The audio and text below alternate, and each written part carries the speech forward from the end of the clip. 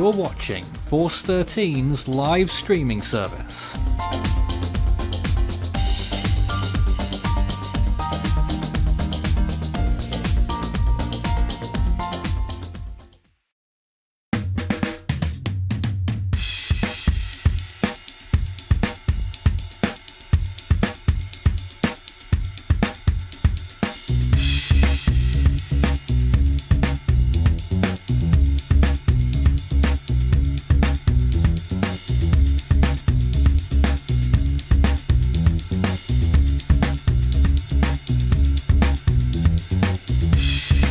Hello and welcome to United States severe weather coverage, something that you're going to be seeing more of on Force 13 main channel. As are other weather events that go on around the world. We're hoping to bring that side of things to you a lot more this year on the Force 13 main channel, and here we are with an enhanced risk today for large parts of the Gulf Coast, extending now from Texas all the way to Florida. That wasn't the case earlier on when it was further east. They expanded the the enhanced risk further towards the west and now includes Houston as well as Galveston. So that's the area that we'll be watching first of all today, and then this line continues to move eastwards. My name's Nathan Foy here in the studio, and it's nice to have you on board with us today. We'll be running for as long as necessary during the waking hours of today to cover this severe weather event. We are concerned for potential tornadic activity, strong tornadoes possible, as well as strong winds for large areas, especially further east. Hail also significant chance, and that's concentrated a little bit further towards the west. I'm joined by a team of people with me in this hour of coverage. Right now we have got Jack, Charlie, Chris and Maury. And as you saw on the outset of the stream, which we'll throw it back to, the live shot of the radar imagery across the central United States, I don't think there's any severe thunderstorm warnings out just yet. I may be wrong, but I imagine they're not far away. Let's first start with Chris, if I can. How are you today? You're joining us from the US East Coast. Yes, I am. Hello, everybody. Nice to be I'm back. doing well. Yeah, it is. It is nice to be back. So, I currently have a radar up that I'm looking at. Looking at the radar that I am looking at, the Dallas-Fort Worth area has a very long line of very strong storms moving through it. This line extends from Sherman all the way down to about Waco. So if you guys are in that area, you guys are under a special weather statement that expires in 41 minutes. At 11:55 a.m. Central Standard Time, Doppler radar was tracking strong thunderstorms along the line, extending from near Hubbard to 6 miles south of Golinda. Movement was at northeast at 55 miles per hour. Your biggest hazard is winds up to 50 miles per hour. Yep. So if you have anything that's unsecured, go ahead, bring it inside. And if you're outside, when you see a storm start approaching, go inside because you don't want to be caught outside, and especially in severe storms, and especially storms where they are calling for potential significant tornado activity. But that's just my piece that I wanted to add on. I will go ahead and I will throw it over to whoever else wants to go.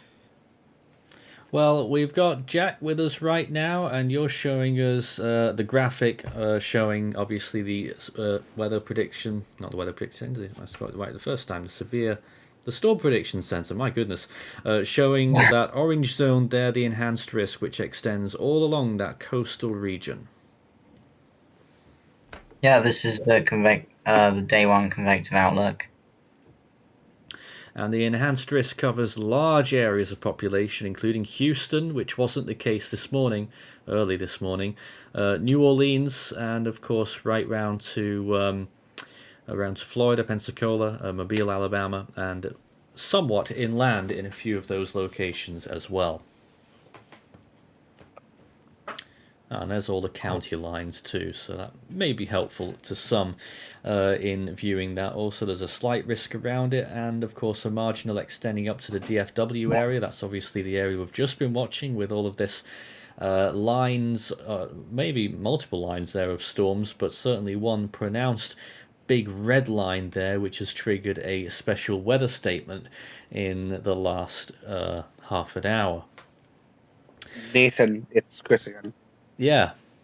Would you like me to screen share the radar that I'm looking at? It's not like up to date, but it's weather radar. We're fully happy to do that, yeah. Let me join on my PC. And I'm just trying to get a few things set up here as well, but in the meantime we'll just keep looking at this this radar imagery. I'm just trying to get, maybe we can get one or two webcams up, but I am not sure if there are any in the direct vicinity. What's that? Maybe I could look for some around Dallas. Oh yeah, I'm sure you'll be able to find some stuff over there. If you've got any comments or questions for us whilst we're on the air today, please send us a message. You can start your message with Force 13 all in text, and it will light up for us over there on the YouTube side of things. That's where we're looking right now, and as this event progresses, I'm sure we'll have a lot more to talk about. Of course, we still don't have any real warnings out yet. We have just, as a matter of fact, there are a couple of severe thunderstorm warnings moving in over Louisiana off the coast now. Look at Lake Charles, and they are under a severe thunderstorm warning. So that's for, I think, potentially 60 mile per hour winds. That's until 12:45. Severe thunderstorm warning. Yeah, I'm still trying to get everything set up here. Jack is looking at something much different though. Oh, this is that's not a tornado emergency right now. That's an old graphic, okay? Just before we get any further with that. Sorry about that. This is a view from Jack right now. What are we looking at? Snow? This is 27 minutes ago in the Dallas skyline, apparently. And look at this. This is 2 hours ago, so look at the visibility. Yeah. That's... Try and look for more, possibly. I was just trying to get everything up here, and it showed that an old tornado emergency graphic. So apologies for that. But there's this current severe thunderstorm warning. Before we go any further with you, Jack, just to point this out: 163,000 in this severe thunderstorm warning. Up to 60 mile per hour winds, quarter-size hail possible. Go ahead. So this is fully live. You can see the cars going along. So this is cool. This is the Dallas skyline, though. I don't know what direction it's looking at the skyline from. And at first glance before, I thought it was snowy. It's not snowy, is it? It's just rainy. Yeah, it's rainy. As you can see, yeah, I was going to be really surprised if we saw these kinds of thunderstorms when it's snow on the ground, but of course not. And you can see the visibility is low, inclement conditions. Do you think there's many thunderstorms, actual lightning shows going on in what this was when it first passed over the city about 20-30 minutes ago? I don't know. I'll have to double check that as well. Maury. Yeah. Now I can... Hold on, when was this? This is now. That looks like an old image of the camera site. Yeah, that's definitely old, but why is it? I have no idea. There we are. but we'll take another look at that webcam in a little bit. I'm just going to check the lightning maps. Oh yeah, there's plenty of lightning going on. As a matter of fact, the lightning near the Dallas cell has petered off quite a bit. As a matter of fact, I can show you. Oh, there's Jack's screen. This screen showing you where all the thunderstorms are right now, the lightning, and as you can see, the real cells are further towards the southeast. And obviously, you look at that one near Lake Charles, huge amounts of lightning in that one, and quite a bit in a few of these cells in Texas as well. Most notably, this one, not far from the border near Marshall, I think that is, not far from Shreveport. And just about to reach the community of Uncertain, which is very apt because we're very uncertain about today's situation. Look off the coast and you can see quite another big storm there over the Gulf of Mexico. That's sort of trailing towards the northeast, eventually reaching maybe Florida. So certainly a lot to look at on those lightning charts. But let's go back to the live look and that severe thunderstorm warning, which remains in effect until 12:45. And if we get any more severe thunderstorm warnings, we'll of course let you know. And if there are any tornado warnings, they come up automatically on here. They'll come up without any delay, and we'll be able to take a look at them live. Nathan. Yeah. I have Attic Radar pulled up on my stream with a picture of the storm that's over the Lake Charles area right now. Just going to get there in 1 second. I'm just trying to figure out why one of the feeds isn't working. But let's go to your radar imagery, I assume it is. Yep. All Yes, right. it's Lake Charles. Yep. So if you guys kind of look, as you see the box with the severe thunderstorm warning, this massive storm has been the one that's been severe warned. So, I mean, I haven't noticed any rotation. If over to the correlation coefficient, that's not that, but it would show with the digital base velocity. Yes. So digital base velocity would show any rotation, and there doesn't look to be any rotation currently. But like we said, we'll keep an eye on the storms, and if any of them goes to tornado warning, we'll let you guys know. All right, you're going to go back to the other one, Nathan. Yeah, I'm just trying to figure out what's going on with some of our breaking news slides because for some reason it's when we switch to it, it's showing something from 2019, and I have no idea why. Absolutely no idea.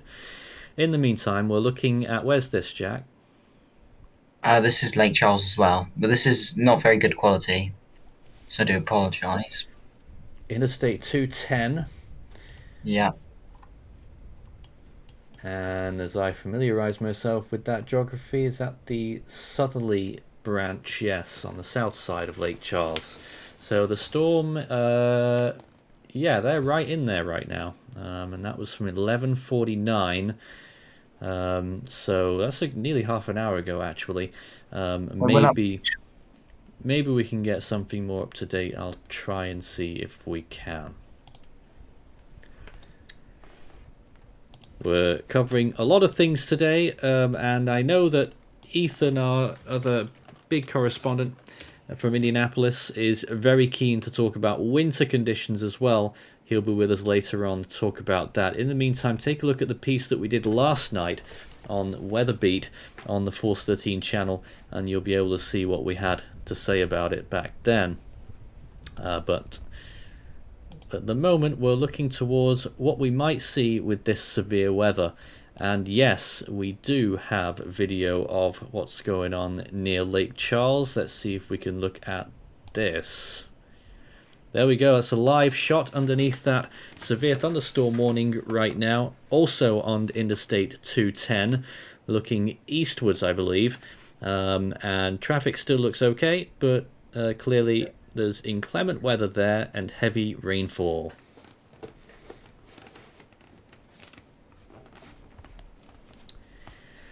Start your message with Force 13. It will light up in the comments section, and we'll be able to have a little chat about things in the quieter periods.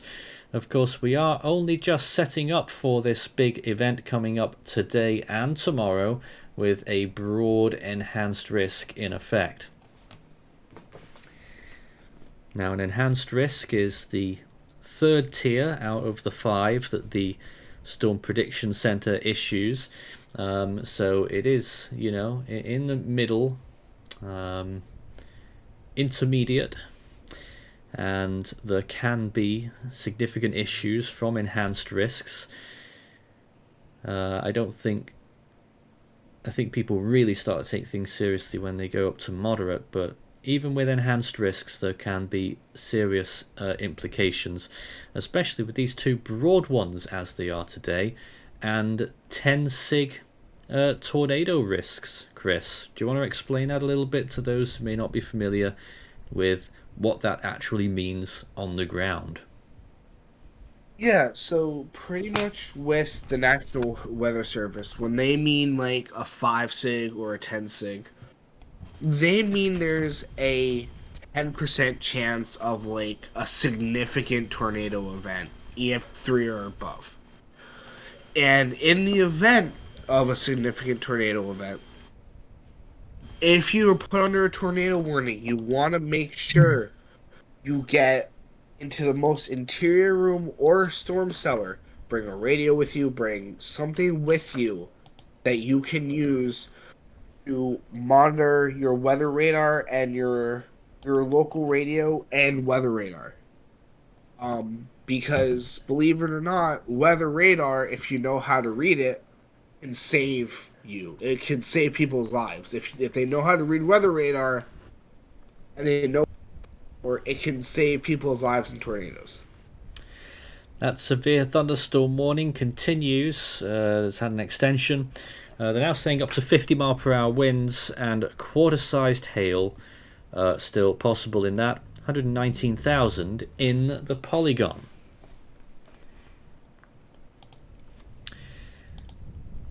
I'm going to see if we can get some more images, but in the meantime, let's take a look at another viewpoint that you can probably hear in the background.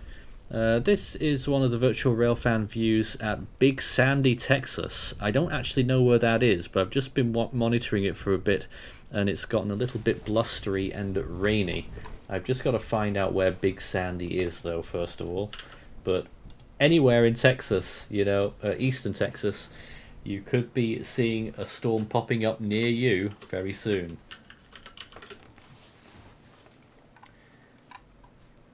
So I believe Big Sandy is in Houston. Unless that's... I've no idea, actually, but that's the view wherever this is right now. And clearly getting some significant rain showers there at this point.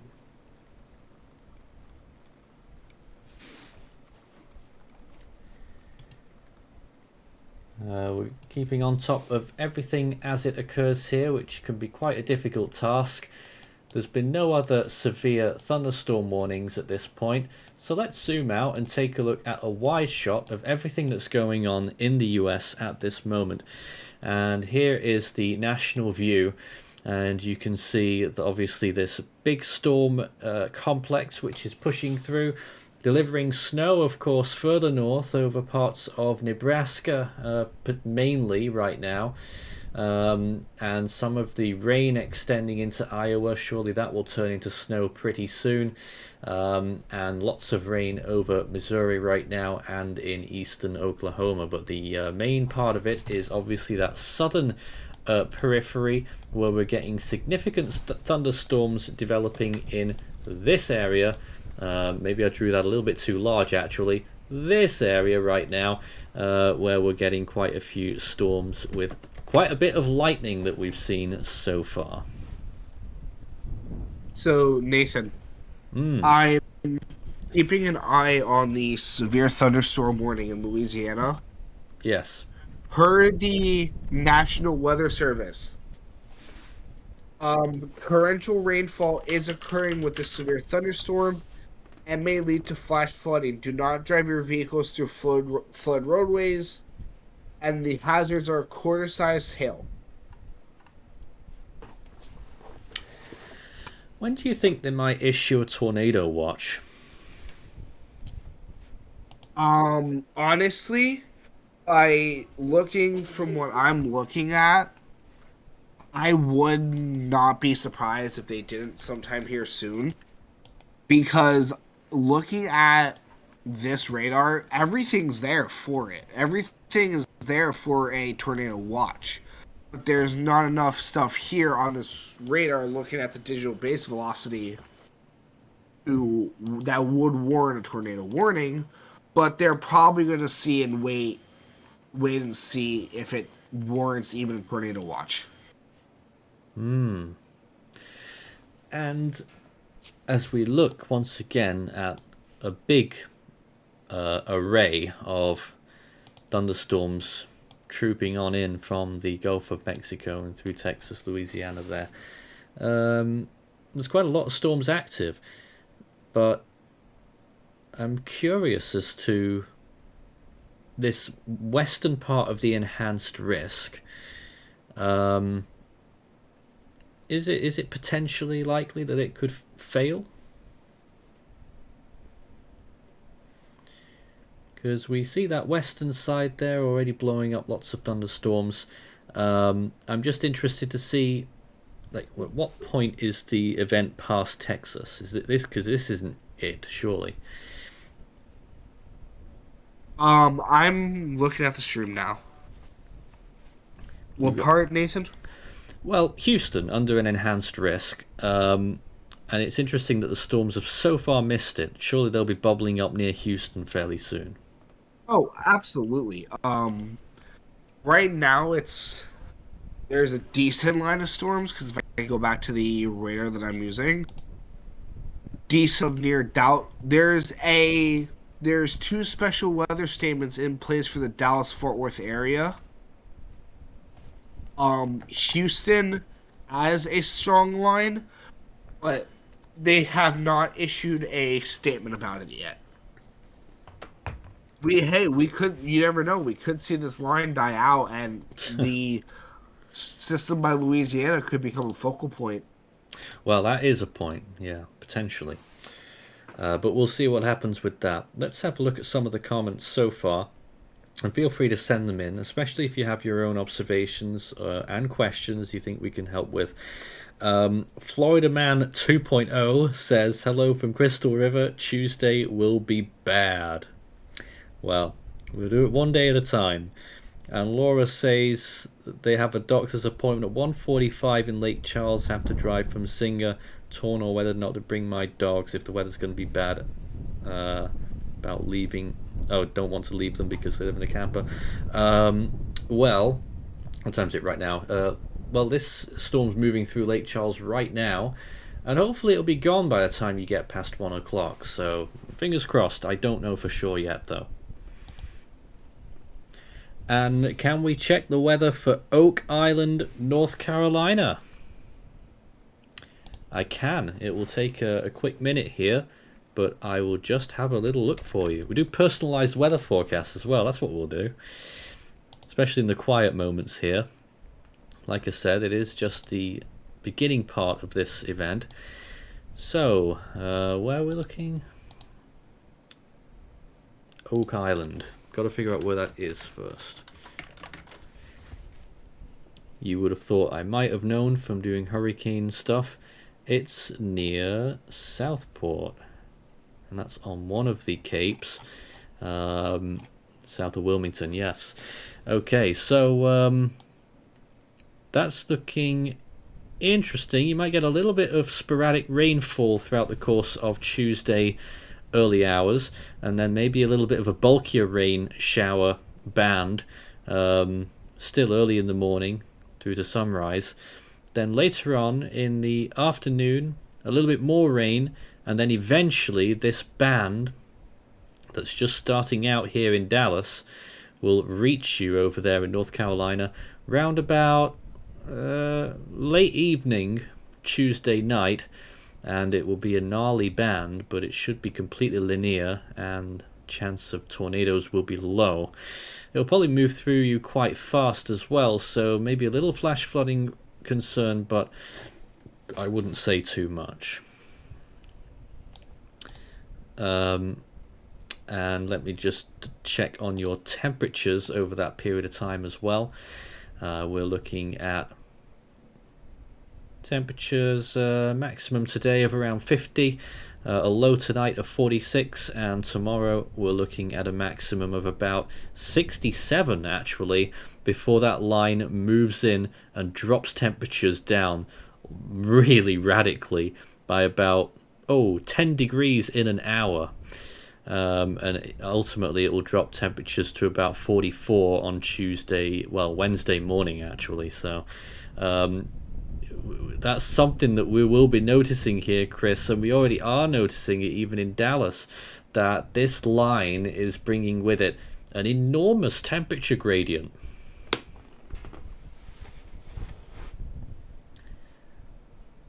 Yeah, I'm noticing that too. I'm noticing the temperature gradient a lot as well. And I know if Ethan was here, we'd be going on to talk about some of the winter stuff, but after this, it opens the door, the floodgates, for a big mass of really cold air. And looking at one of the models, it's suggesting that we've got temperatures below freezing, even as far south as almost at Houston. Houston's at 33 on Wednesday morning. And Houston's got a maximum of 72 today, so 72 to 33 in how long is that? 36 hours. Pretty impressive. Let's check some more comments here. Gaming with Cam says, could we check Callahan, Florida? We will in a moment. Wade says that line by Dallas is almost like a derecho type event. It should hold together for a long time, right? What I'm seeing is that the line will sort of hold on, but it will get smaller at first, is what I'm seeing, and then it will really start to grow as it moves through Louisiana and Mississippi. And by the time it gets to the East Coast, it's huge. It will extend from South Florida. And you're hearing this wind noise right now. Let's go to that. This is from a live camera at Big Sandy, Texas, which I'm still not sure exactly where that is. But here's a live shot of it right now. You could clearly hear some strong wind, and obviously getting some rainfall there as well. Wow. Which I find curious because the trees aren't moving, but we're really hearing that wind noise. Nathan. With that. Yep. PVS reported in the severe thunderstorm warning. Still at Lake Charles. Yeah, there's on the radar that I was looking at for Fort Polk radar, has it in the Lake Charles area, a TVS cell B2 reported at 120 northeast at 68 miles per hour.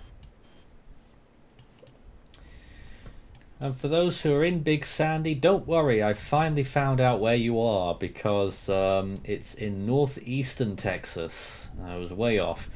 So that's where this camera is right now, in northeastern Texas. So it could even be, let me just check the graphic. No, it's not the line yet, but certainly windy conditions there right now. And you are possibly getting a little bit of storminess here and there in this vicinity. So this will be an interesting camera to watch, though, in about just over an hour. But let's go back to Lake Charles then, and that's where the hot spot is right now. Let's go back and see if we can look at one of the traffic cameras again. And that was me, and here it is. back in Lake Charles. Certainly they've had a big deluge there by the looks of things, but traffic still seems to be moving okay. I'm looking at those trees. I don't seem to see much in terms of wind, but it does look like most of the storm is just about past Lake Charles, especially the southern side. I'll see if I can get another camera further north though. I'll come back to that in just a second.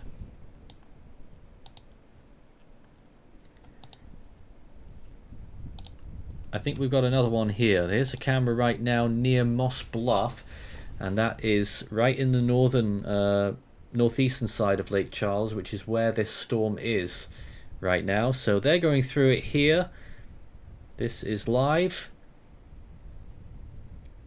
near Lake Charles, Louisiana, site of the first severe thunderstorm warning of this event.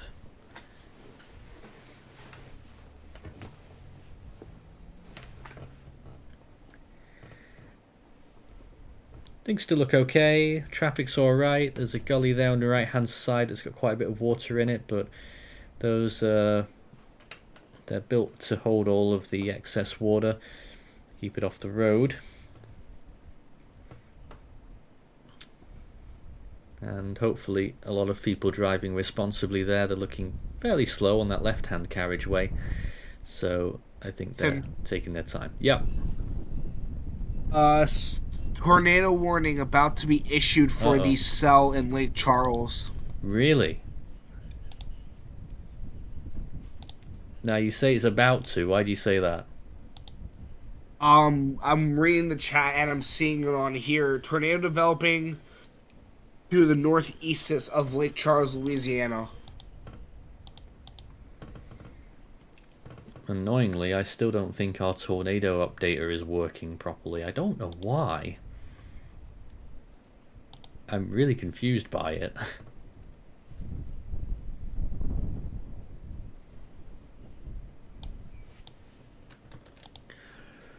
But either way, if and when we get the tornado warning, we will be able to show you live one way or another. But we are waiting for some kind of confirmation on that, but it does look pretty interesting on the... I mean, it really does. Those cells are hooking a little bit on the radar. Have you got radar, Chris? Velocity? Yes. Yeah, I have the digital base velocity. Right where my mouse is right near Iowa, where reports are coming in of the potential tornado. Right where my mouse is at, there's potential rotation like near here. Okay. Not sure if you can see it. I mean, I don't really see where the rotation is. All I know is there's rotation around near here. So where did you hear about a tornado? Oh, bright green right here. I think this bright green is where the rotation. Someone said in chat that there was a tornado warning. The rotation's on the right hand side there. Right hand? Oh, right here.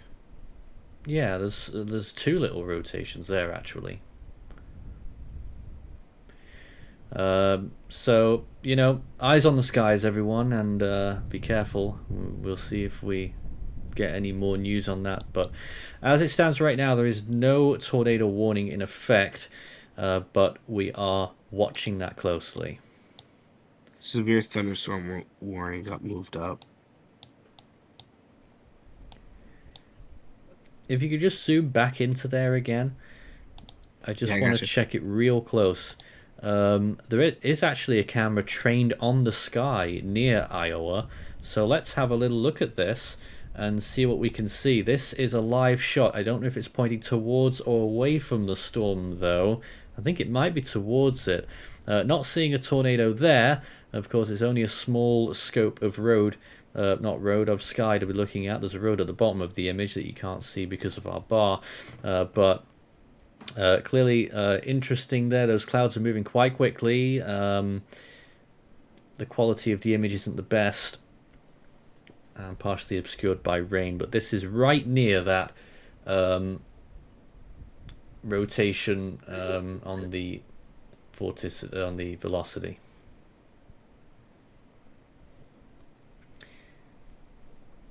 So if there was going to be a tornado, we might see it here.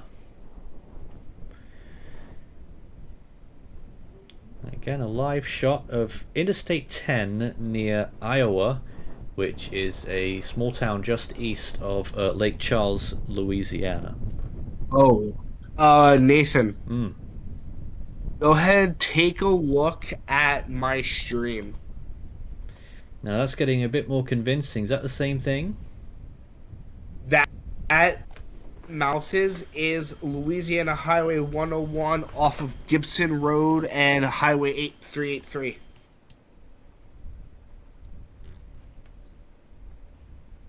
Trying to get that. Where is that? I see 102. It is There's not the 101. same storm. Oh. Yeah, I see where you are. North of exit 48 on Interstate 10. Let's go back to the live shot from Interstate 10 near Iowa. It's certainly getting darker here.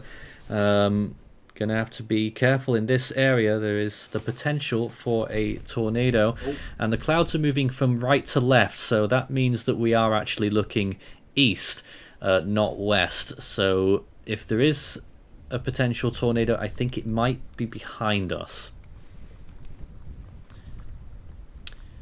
Either way, watch closely and be careful in these areas. Severe thunderstorm warnings in effect. No tornado warnings still at this point, but obviously be well on your guard here. Nathan, are you watching the YouTube chat? I can't whilst we look at this screen. Snoopy and Christopher Vids just said NWS has put out a tornado warning. Doesn't say where, all it says is they put one out. Well, we've no confirmation of that yet.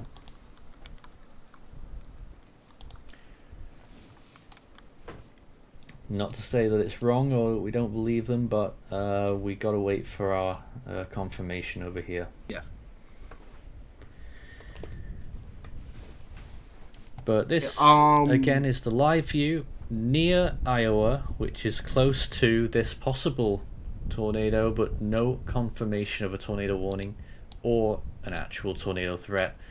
But there are severe thunderstorm warnings in the area. They've just moved north of I-10 now. I'm still not seeing a tornado warning, though.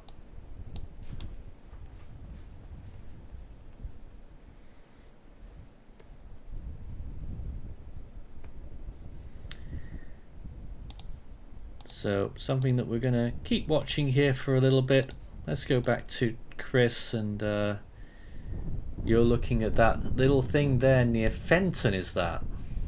Yeah, that's this is a storm track.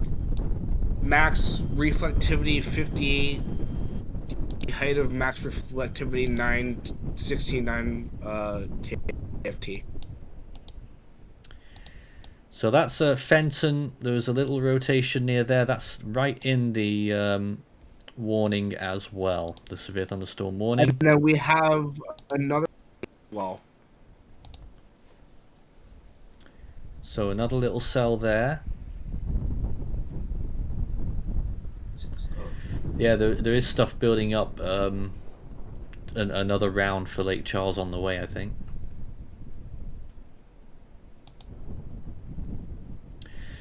But we'll just bring it back to this camera again, showing some pretty mean looking clouds. And this is near Iowa, Louisiana, near Lake Charles. Start your comments and questions with Force 13 all in text, and it will light up for us whilst we cover this event today. We'll be here for pretty much the rest of the day whilst we cover the event, which has promised to be a really significant one, which will span multiple days. Tomorrow potentially being a big hitter as well. No tornado warnings yet. but we aren't necessarily expecting them to come up thick and fast. No tornado watch either, but as soon as anything new comes out, we will have it here.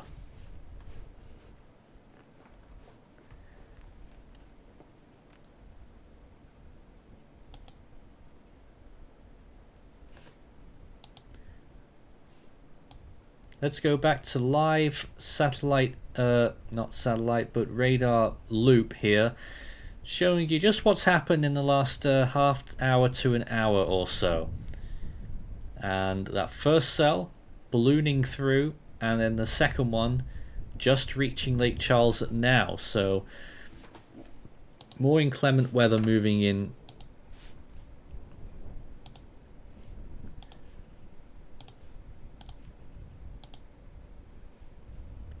I'm just double checking that there were no extra warnings that we've missed, although there was one a little bit earlier, about 10 minutes ago now, that has been issued further north in Texas into Louisiana as well.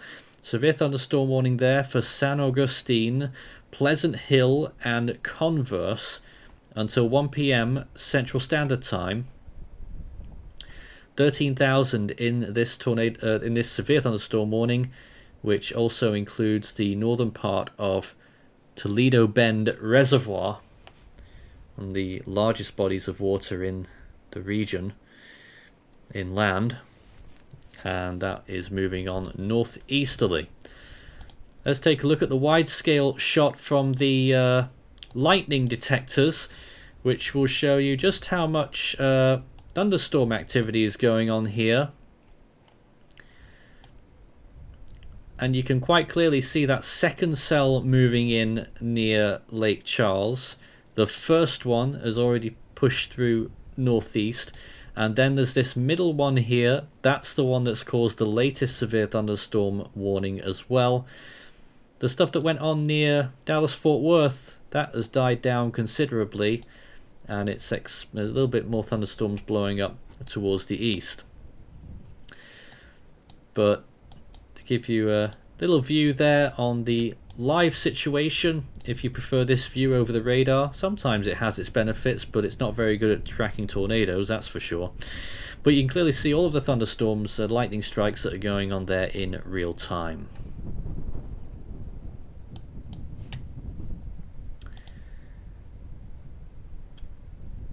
This is Force 13 Live. We'll take your comments and questions whenever we can. Will the Day 2 risk be upgraded to moderate or high risk, says LEK. Chris, what's your take on this? I don't think so. Just because of the way the storm is, I don't think they would upgrade it. But like I said, it's just me thinking. If they decide to upgrade it, then they upgrade it. It's just ultimately what the National Weather Service wants to do with it. And that's for tomorrow, right? For the Day 2, yes. Let's have another look and take a view from Interstate 210 back near Lake Charles. Live shot here, getting quite dark and dismal, clearly a lot of rain. And this is where a second little cell is moving in right now and has sparked a special weather statement there just on the southwestern periphery of Lake Charles. Jakob says, have any of you ever been in a tornado or seen aftermath? I've driven through the wreckage of the El Reno, Piedmont and 2013 more, and it made me want to be so much more weather aware growing up. Well, we don't get tornadoes here really, but Chris, I'm sure you've got some experience. Oh, absolutely. My state had a very large tornado outbreak, and we had multiple tornadoes touch down by me, and I drove and we saw the damage. We had a few EF2s and one EF3 rated. storm come through. At this point, I'm going to... As a matter of fact, it's clearing very quickly here on this webcam. That happened extremely quickly.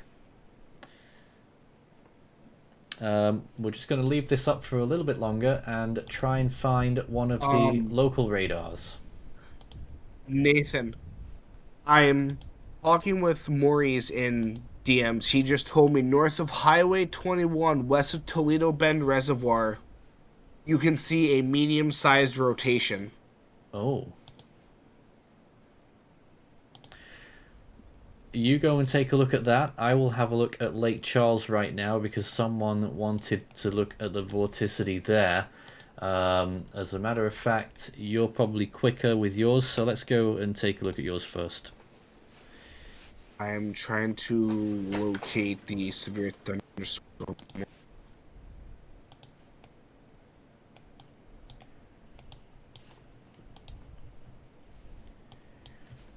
Well, I've got mine ready now. Not that shot, this shot. The velocity, and you can see here storms moving in. It's hard to tell on this one. There may be signs of a rotation. Perhaps this little feature here near Hackberry, but I can't be sure on that one. If we go back to the reflectivity, it gives you an idea of what's happening around Lake Charles right now.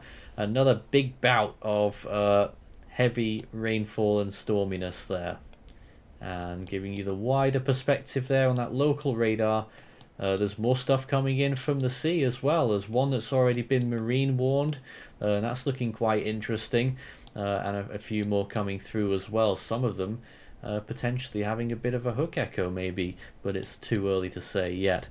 Any progress on whether you found that thing? Maurice just reached out to me. Huge rotation near Zewell, Louisiana, along Highway 171. Okay. I am swapping over to the Lake Charles radar. Well, I'm already there. I'm not sure. Oh, there's 171. I am not... I don't see anything, I don't think, unless it's somewhere further up.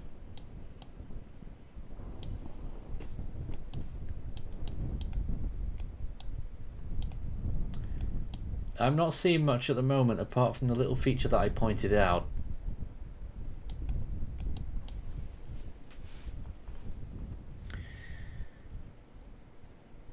Nathan, watch my stream. Alright, we got Maury with us right now, and you are from, I forget now, are you from New Jersey?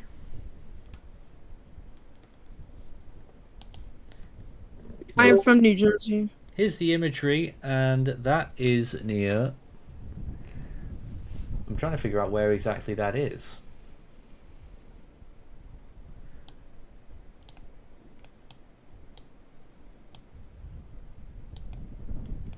See if I can get it up on my imagery as well. I mean, clearly that does show something of note. Oh, that's much further north, isn't it? That's from that cell that was also severe weather warned.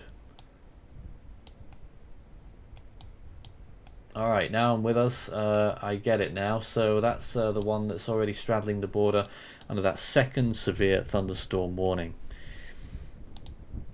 Potential sign of a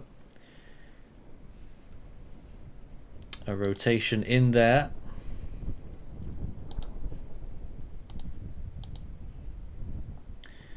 But as it stands right now, we still haven't had a tornado warning yet. We are, of course, very much on standby for one.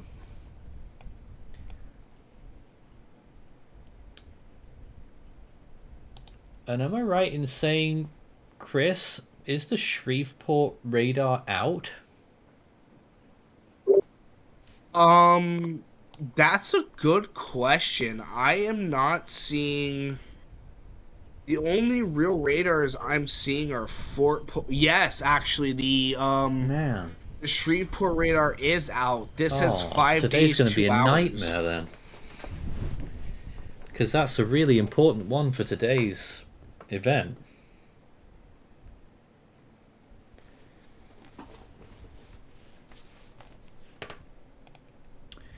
I'm leaving it on Maury's screen at the moment because my graphics have kicked the bucket already. I don't know if you notice it here, but there is a bit of a debris ball. There's some debris here. I don't know if that's from the storm itself. We can't say that yet. We can't, so I'm not going to say it. Let's see if we can take a proper look at that in a little bit. I'm just going to try and get the graphics up here again. Every time I want to try and change radar sight, the software just completely blows up on me. Alright, now I'm with it. Yep, there is definitely a rotation here. Let's have a look. So this is near Zawal, if that's how it's pronounced. I have no idea, really. And there is this little thing that's moving through.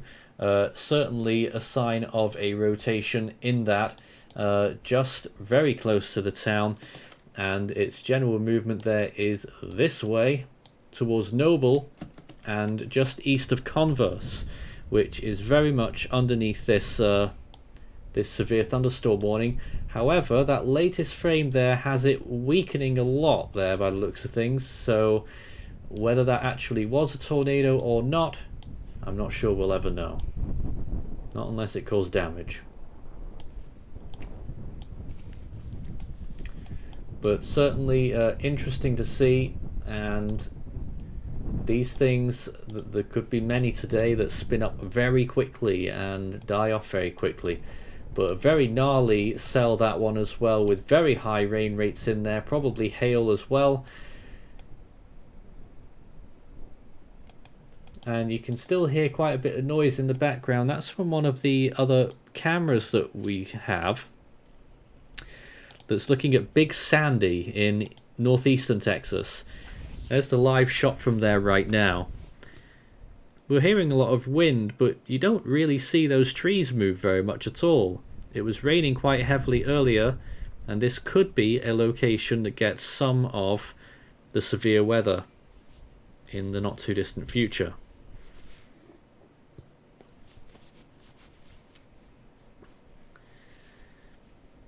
So we'll be watching this viewpoint, as we will many others, as we proceed throughout the course of this afternoon.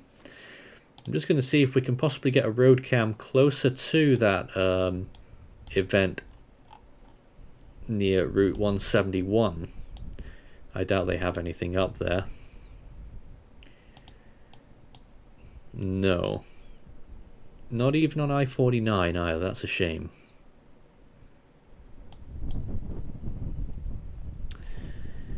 If anything does get to Shreveport, though, you will be able to see that, because they have plenty of traffic cameras there. And of course in Lake Charles. Speaking of which, let's go back down there and see what happened to that cell. Well, it's still moving through, and it has been downgraded now, but what's in its place? Well, if you can't quite tell, that's a flash flood warning that's now been issued for Lake Charles. Obviously they're concerned about multiple storms that have already struck in just an hour, and that's why now they're on a severe a flash flood warning for eastern Calcasieu Parish in southwestern Louisiana. Thunderstorms producing heavy rain across the warned area, flash flooding ongoing or expected to begin shortly in the Lake Charles metro area, including Sulphur, Moss Bluff, and South Lake Charles. They don't mention any numerical estimates, but that's what they say. Turn around, don't drown when encountering flooded roads. Most flood deaths occur in vehicles.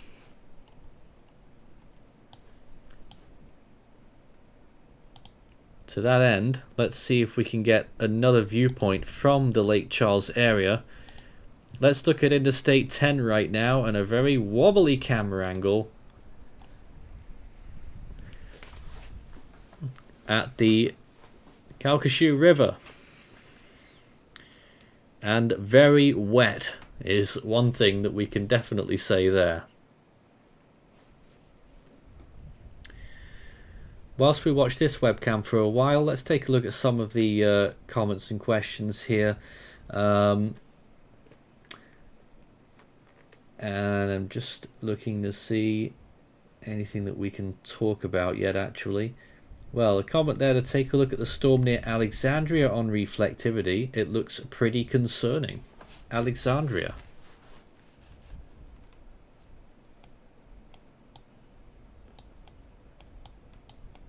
Now that's right near the radar sites that we're looking at, so I will get that for you in just a second. But I'm not seeing much on that, actually.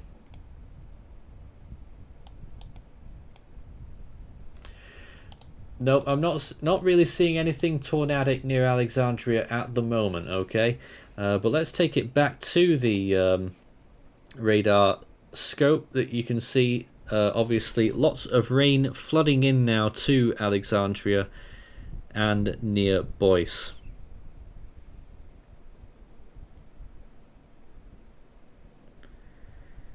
And they are a part of that area, not Alexandria at this point, under a special weather statement.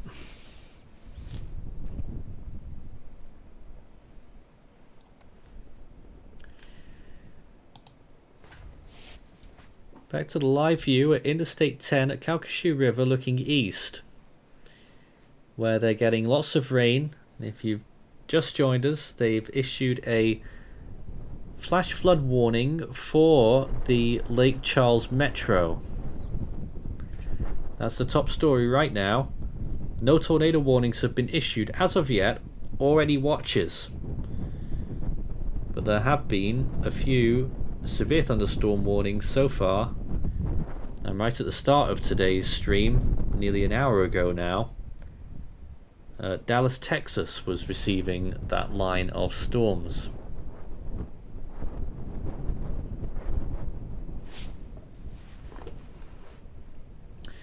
Again, you're hearing a lot of wind in the background. That's not from that camera, that's from another one at Big Sandy, Texas, which is somewhere in the northeastern part of Texas. And this is the view once again from here. There could be storms impacting this area at any time. They had some heavy rain earlier on in the hour too. So we're going to keep watching this as well, keeping tabs on it. You can hear lots of wind, but you can never see it because those trees just don't seem to be swaying. So bit of an enigma, that one, and I'm not sure what to make of it. But they've certainly had some heavy weather at this location in what appears to be rural northeastern Texas. Still haven't figured out exactly where that is, just that it's somewhere northeast. It must be a... oh, there it is, I found it. So if anyone's from Big Sandy, I apologize for taking a whole hour to find out where you are, but northeast of Tyler and west-northwest of Longview, sort of around the midpoint. So that's Big Sandy. And now that I'm armed with that information, I can find out whether that area is getting any storms. I think... have the main storms passed you? Oh no, some of the heavy stuff will be passing this location, but there is that band, that all-important band line is still moving in, and it will probably arrive at this location within... the way it's been going, maybe about 30 minutes, you'll start to see that line pass through here. I'll be watching that with interest to see if there's any strong winds in there, or I doubt it'll have much else. It will really be a cold front.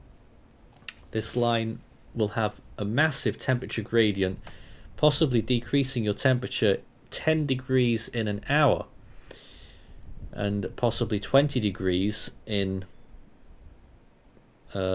from that line moving through to your overnight low, if not more. Back on Maury's screen, who's still with us right now, you can see the view in the Houston area and a few little more like popcorn thunderstorms there, starting to arrive along the coast. And I imagine you're going to move further east there, showing us Lake Charles, that's just been battered, of course, by that second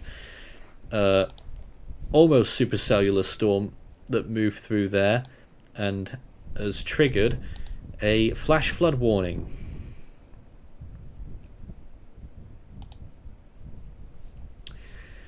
And on the bridge at Calcasieu River, Interstate 10, visibility is way down now. Have a look at this. You saw it not long ago. You could see it a little bit better. Well, a bit dramatic actually. Visibility is down just a little bit more. There's actually rain obscuring some of that, of course. But clearly inclement conditions at this location, as we've just ticked over to 1 p.m. Central Standard Time.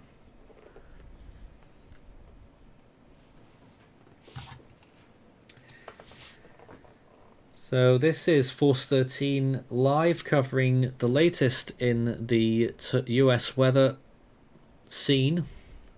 Bit of a Davidism, but I had to say it. We have severe storms and an enhanced risk in effect today, and that will continue all evening. The overnight threat is considerable this time around, and we could see some substantial tornadoes, strong winds, and potentially some hail.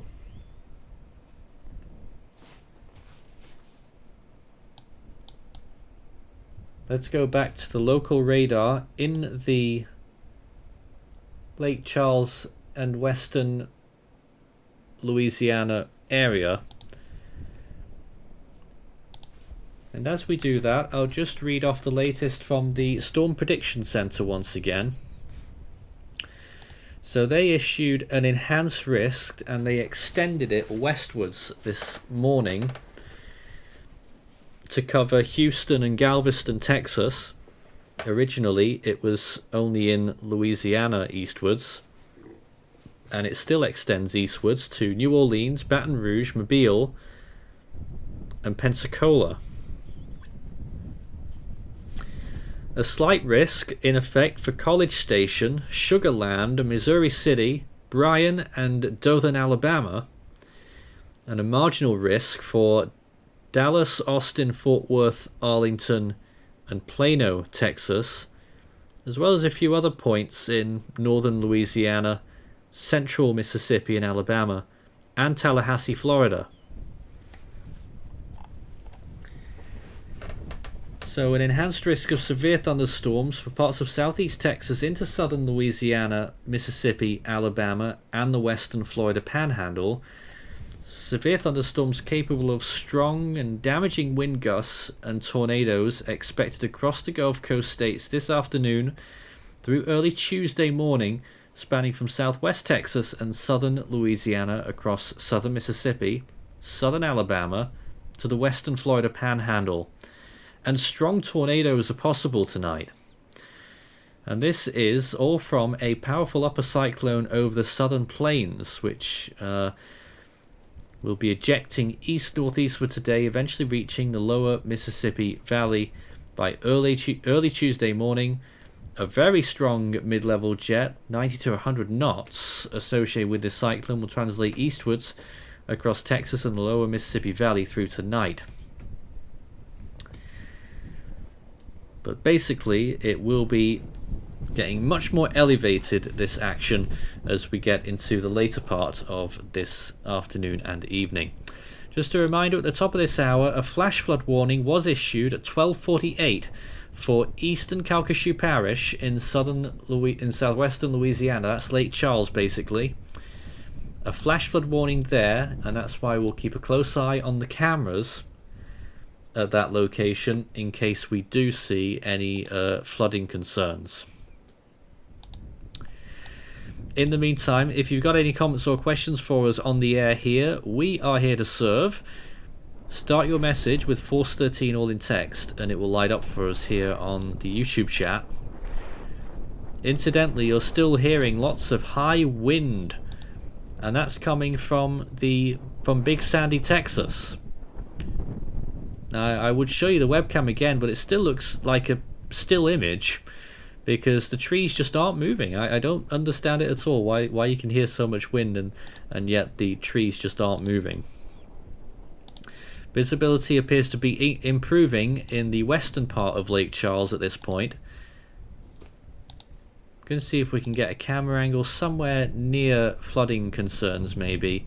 Well, let's see what we can get. This is Interstate 10. And as you can see, there is quite a bit of surface water and some water accumulating there. That's Interstate 10 at 210, the eastern end.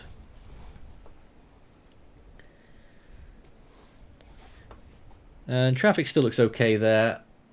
Looks like the storminess is decreasing a little bit more over Lake Charles right now, but they'll still have that flooding concern and potential that more storms will move in fairly shortly.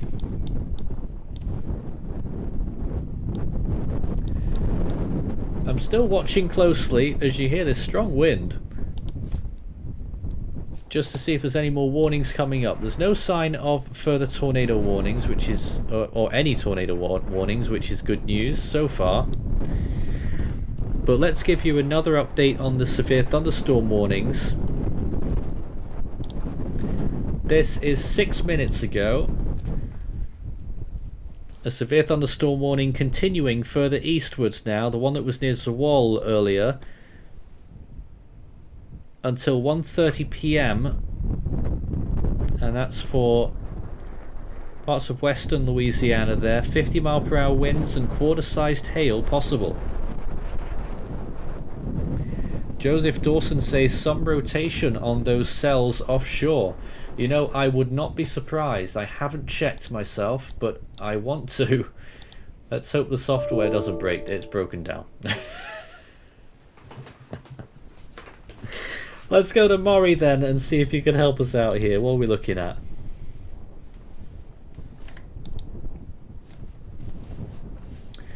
So I think that is that one of those cells just off the coast.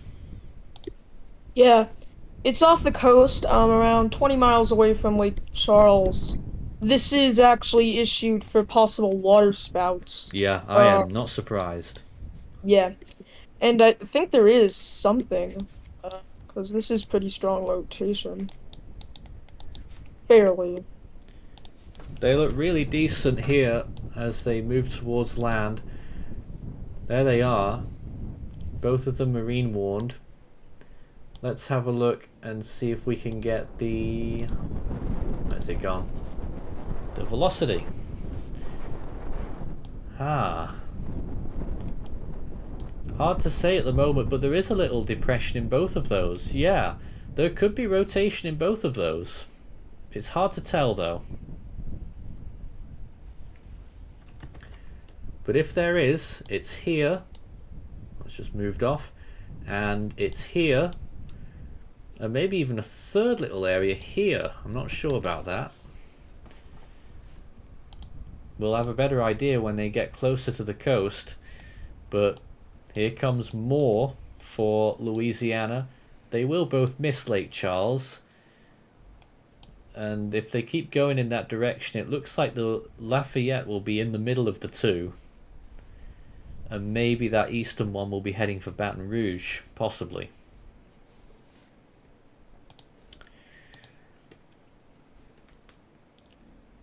So, no tornado warnings yet, and no tornado watches. We've had two distinct storm complexes or cells that have sparked severe thunderstorm warnings so far.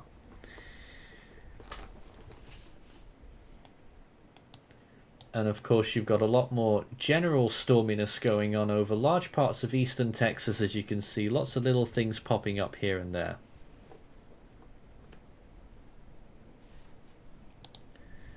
Let's go back to the latest in terms of the lightning detectors to show you just where all the electricity is right now. Most of it is coming from that cell. Is that the same one? Where are we here? I don't think that is the same one. Can we get just the most recent stuff on here or not? No.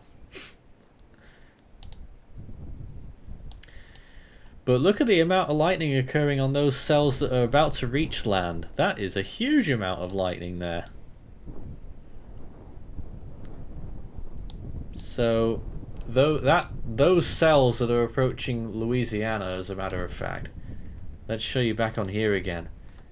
Huge amounts of lightning in this at the moment. And that's moving in shortly.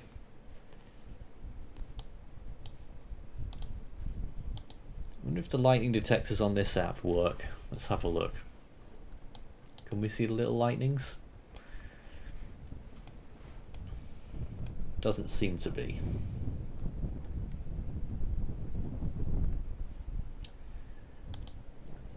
Once again, this is live coverage on today's severe weather event, an enhanced risk and 2 active severe thunderstorm warnings. If you find the stream useful, please subscribe to the channel. We'll be doing more coverage like this as we get towards springtime, and this is where we will be covering a lot more weather at large, as well as our tropical cyclone services, which is what Force 13 does the most, but we want to do as much weather as we can, especially important stuff as this is. Starting to rain again at Big Sandy, Texas. Let's take a look at that webcam. So once again, you can hear lots of wind here, but still you can't see those trees sway. But now we are getting rain at this location. They're going to get that predominant band, that leading edge band that's pushing all of this eastwards, ultimately. The cold front. That will bring probably quite a bit of wind with it. Look at how much it's starting to rain here. The visibility just went down in a second just then. And this line will be moving through very soon, if this isn't it already. I'm not sure it is. And then after that, temperatures will drop by a good 10 degrees. And then maybe another 10 degrees to reach your overnight low.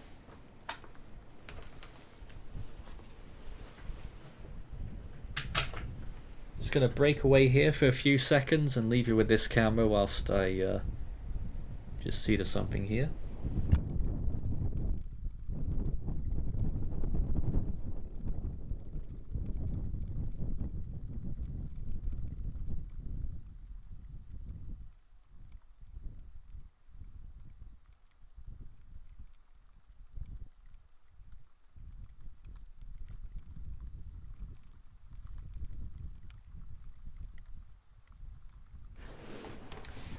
Okay, let's see if we have some more comments then. Brandon says that they just got on the stream and needs to know if Houston is going to fine. Going to be fine. Well, Houston is under that enhanced risk right now. So certainly a threat there for you in Houston. As of right now though, you will be wondering a little bit because there haven't been any storms in your area, although we are just starting to get 1 or 2 little spatterings of lightning northwest of Houston from a little, I think Maury's showing us now, a little bit of things moving up there. Houston on the bottom right, bit of lightning in that, a few strikes.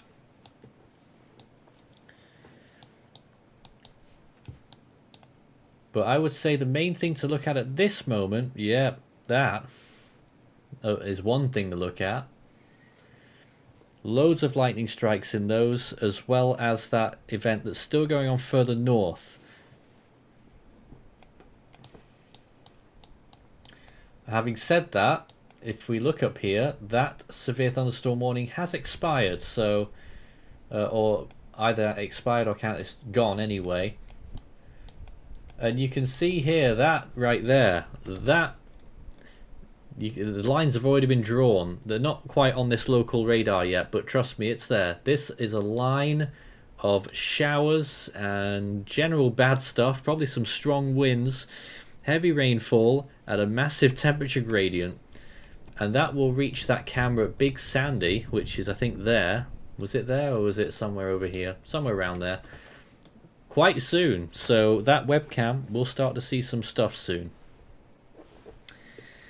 Let's get some more. I think there's some more questions here.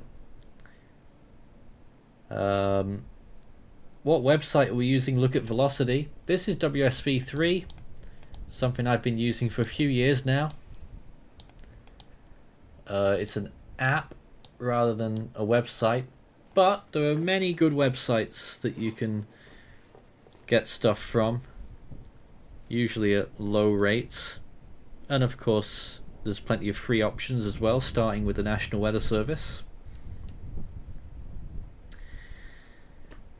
And what else do we have here? Does anything go to Kaufman, 30 miles from Dallas, because it's really dark outside?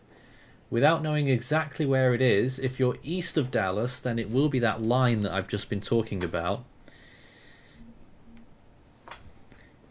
And MD says these tornado outbreaks are their very least favorite thing, and my location is dead center for the worst of it on my birthday. Ha ha. Yeah. I'm not a fan of tornado outbreaks either. But if you do have any further comments and questions for us whilst we're live on the air here, my name is Nathan Foy, live in the studio. And at the moment, it's relatively quiet. I mean, there's not a huge amount going on. We're not bombarded with tornado warnings. Hopefully it stays that way, but no doubt we will see some. And we will, I imagine that there will be at least some people that will be rudely awakened overnight tonight as we get some more warnings pouring in, as this storm line and complex of storms will continue, not just this evening, not just overnight, but tomorrow, and possibly get even more bold tomorrow as it moves eastwards towards the southeast United States and the East Coast. Massive enhanced risk in effect tomorrow. Let's see if we've got any more warnings out. I don't think there are just this moment, but just checking here. Nope. No new warnings. So we only have... So yeah, really, the only thing we're looking out for are these two cells offshore. But I think this could change quickly. This stuff is starting to come on shore, and that might get pretty hectic shortly for some of these land areas. Now, regrettably, I think a lot of those land areas won't have webcams.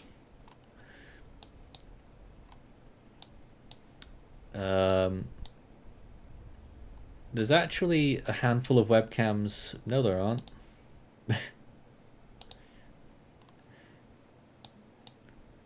No, yeah, the closest webcams there are on I-10 near Lafayette, so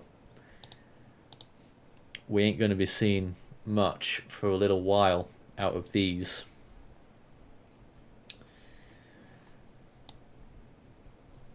But as you can see, marine warnings in effect for both of these areas right now. Now, as we've started 2024, Force 13 has really taken the initiative in doing more normal weather coverage, if I could say that. What I mean is not tropical cyclones, although we're still doing those in full flow. And we're joined by someone who is part of that movement right now, David Tones, leader of Force 13 Australia. Welcome aboard. And I'm here. Good to be here. And there are free marine warnings, and anyone along the warning area, especially the coast, better keep it close. Well, avoid the coastal region because water spouts are possible. Yeah, and the latest let's go back to velocity again and see if we can see any of those rotation signatures. We saw them earlier. Let's see. The one nearest to land, I'm not convinced. The one further south, though, that certainly does. That looks like a pretty... that's a pretty impressive... I mean, this here, that could have been a water spout at that moment in time. Hard to tell, but there's certainly potential in this for some significant rotation and possible touchdown. And even this one up here as well. Actually, no, look at that. That is a clear change there. Look at that. That's a massive change in the last few minutes on that one, and that looks like a significant rotation there, which could cause, if that was over land, that could well be a tornado warning. It's hard to tell still, but there's nothing on CC, and reflectivity isn't supposed to look like that. Okay. But that looks really impressive on velocity, if that is indeed a rotation there.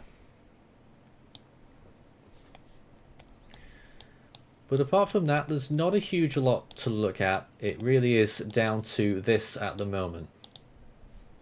And there's the reflectivity looking better again. They have issued a special weather statement just northeast of Lake Charles again. Big pulse of storminess up there now. And a reminder once again that a large area surrounding Lake Charles and including it is now under a flash flood warning caused by 2 storms in the last hour or two. You can start to hear rain in the background. That's coming from our Texas camera, which we'll get to in just a moment. First of all, though, let's see if we can get another shot from Lake Charles, Interstate 10 once again. A live viewpoint here. I can't quite tell what that is down there. Oh, it's a railway yard, but on the near side of it there's a little bit of surface water. I'm not sure what that's covering, if it's grass, mud, but looking quite waterlogged in this area here. So, and still raining, by the way, as well. That's Interstate 10 at Froude Street. And this is, it's only got a slight buffer, about 30 seconds or so. And you can see traffic is still decent. Road conditions wet, but not unusual.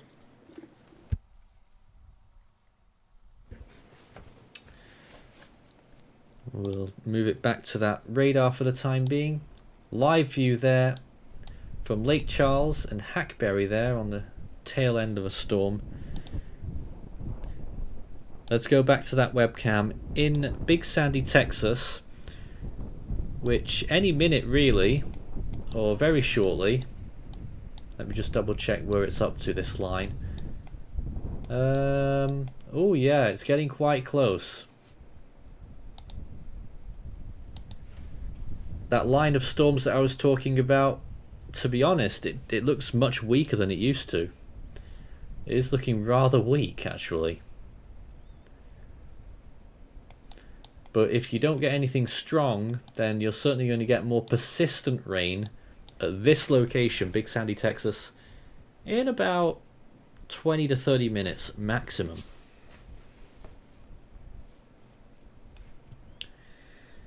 I'm hearing in the comments National Weather Service saying a 90% chance of a tornado watch. That does not surprise anyone, I don't think. I'm just reading some of the information that the service has out, and of concern is this massive cyclonic condition.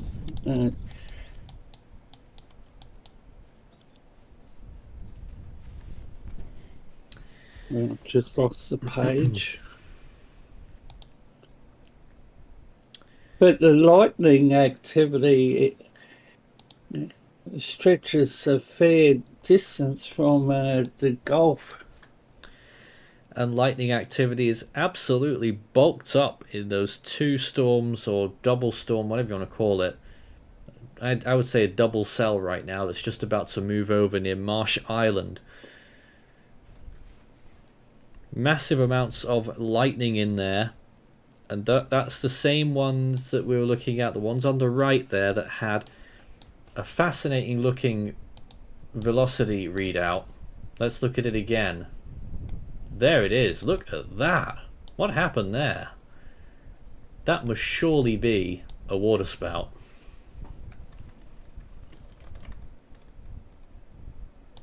Boom. Out of nowhere. To become what I would say would looks like a very strong signature.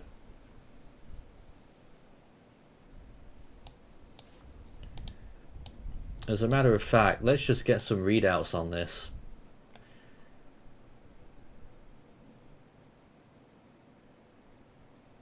Outgoing 70 miles per hour, right next to 74 miles per hour incoming.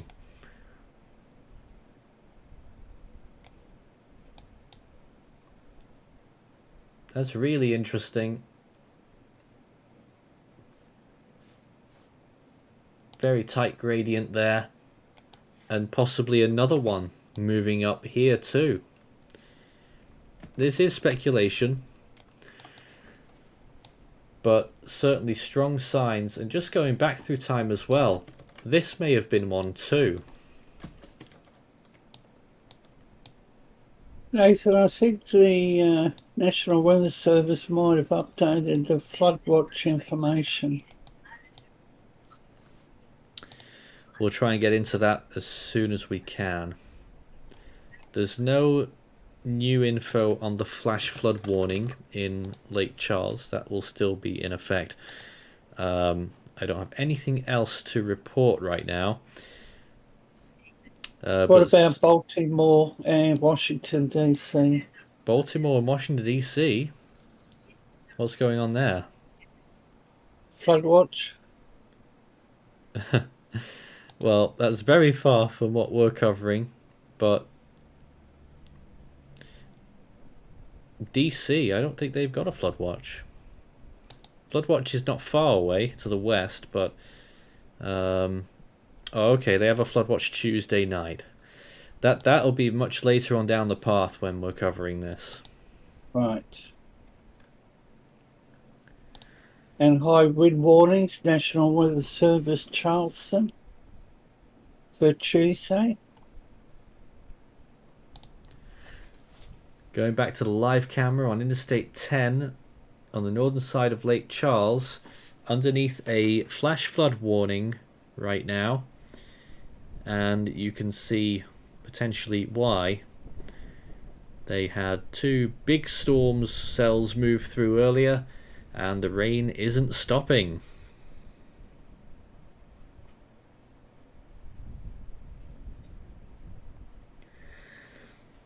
Snoopy and Christopher Vids says, do you think the storm with the marine warning will possibly go tornado warned when it approaches land? If it were me, I would. If it still looks like that, thankfully it's still a good, it must be at least 20 miles from land, if not more. So there's time for it to shrivel back up again and die out.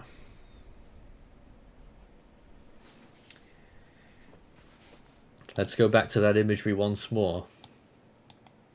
Showing this very interesting looking signature proceeding northeastwards.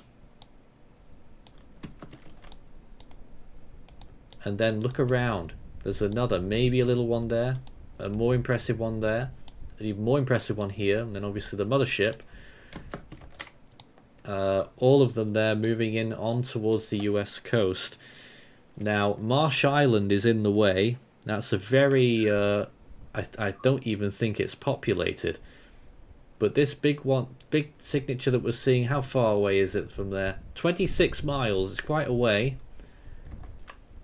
And I was just lauding how all those other signatures look, they've all closed in actually on that latest frame. So this is how quick things can change when we don't have direct measurements. Obviously, we're just inferring from radar, and there can be inaccuracies when that happens. But still a very interesting thing that we're seeing with that, although not much of a CC drop if anything. Reflectivity looks a little bit ambiguous, but you could make an argument. That other cell that's just about to move inland, it's small, it's shriveled up quite a bit, but still warranting that marine weather warning, and whether that will transpose into a severe thunderstorm warning remains to be seen, or whether they might just go for a special weather statement. This is the whole, well, not the whole picture, but the regional picture right now, based out of the Lake Charles radar.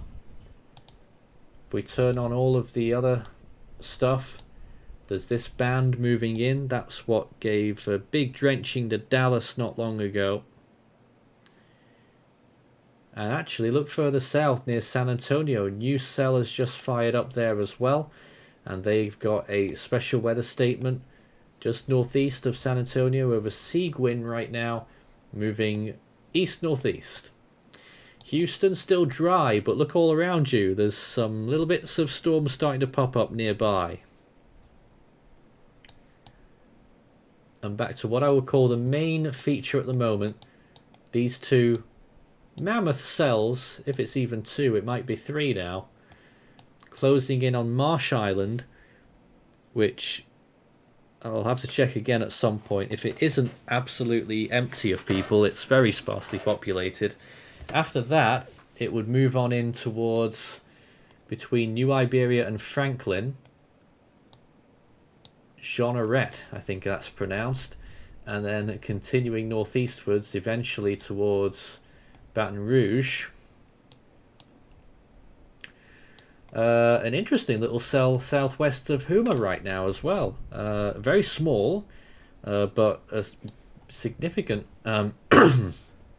amount in that. Might just be the radar distance. But keep watching this closely. We might start to see some significant impact soon. It looks like we've got a new thunderstorm warning for Louisiana.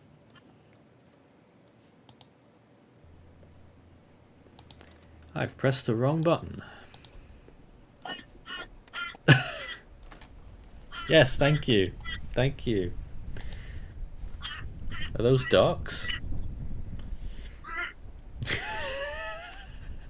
There is a crow outside my window. They do get. I'm not going to close the window because it's 97% humidity here, and it's hot. New severe thunderstorm warning then, here it is. 60 mile per hour winds possible, quarter-sized hail, 27,000 in that. So this is for Kinder, Oakdale, and Oberlin, Louisiana, until 2:15 p.m. So that's the third cell of the day to receive a severe thunderstorm warning. And that actually is the extension of the one that was near Lake Charles. So that was the very large special weather statement that's now been upgraded here to a severe thunderstorm warning, and there it is. And quite significant weather in that, near the center of it. I don't think we've got any cameras in that area though. Let's have a little look on velocity there. Ooh. I don't know if they're artifacts. I mean, this looks very staticked up. I don't know what to make of all that, but maybe this little feature here, I don't know. I can't tell on that. But certainly an interesting look there on the velocity. But regardless, the reflectivity will show that there's a lot going on in there. Oh yeah.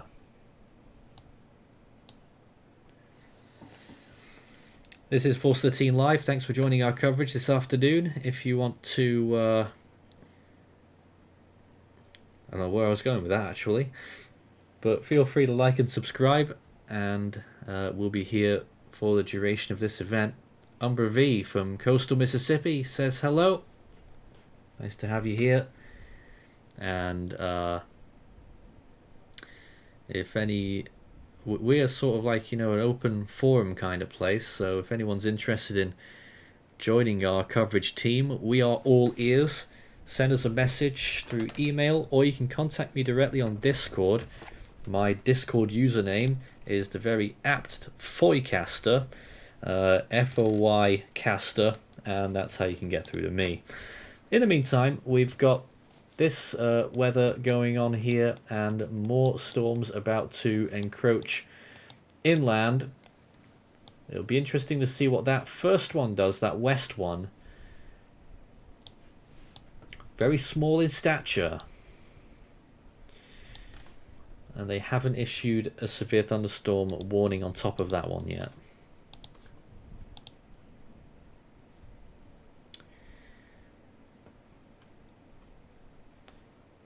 LEK says massive rotation under Lafayette in the ocean.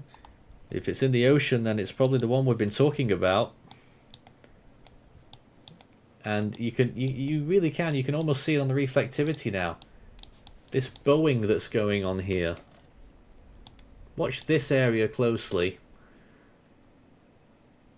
And what leads up to that area. Back to velocity. And you'll see this big open wide there. That looks like a water spout to me.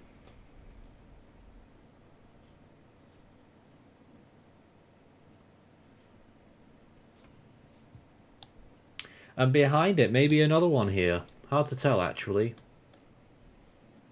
I'm not sure on that one yet. But this one here, the one further east.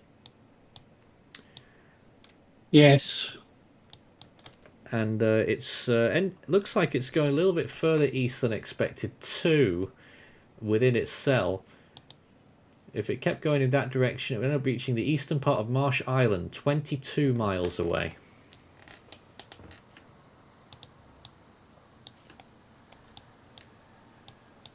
And let's just zoom in quickly on this one that's reaching land as well. Not much going on there, I don't think. Could be famous last words though.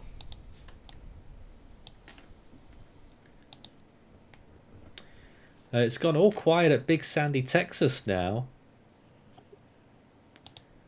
But if you were to look at the camera there, in the distance, that could well be that line of... I don't even know if it's going to be storms anymore, but that cold front will be moving in, bringing with it precipitation and definitely a big markdown in the temperature. Angie says, "What? Hello from coastal Alabama. You're going to get it overnight, I think, into early tomorrow. Be on watch, absolutely. Enhanced risk." And Joseph Dawson says, "Tornado watch issued, apparently." I don't have any news on that yet. But if there is, we will let you know pronto.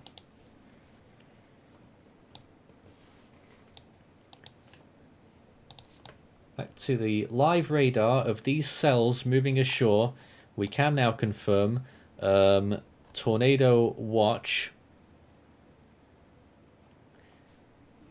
Yep, sorry, I thought there were two for a second there, but nope, just the one, of course. Tornado watch in effect and has been issued for these areas.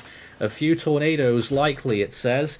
Scattered hail up to 2-inch size possible, and scattered wind gusts of up to 70 miles per hour possible as well. This is for Galveston, Houston, Texas City, Conroe, Huntsville, Lake Charles, DeRidder, Lafayette, and Franklin. This is until 9 p.m. Central Standard Time this evening.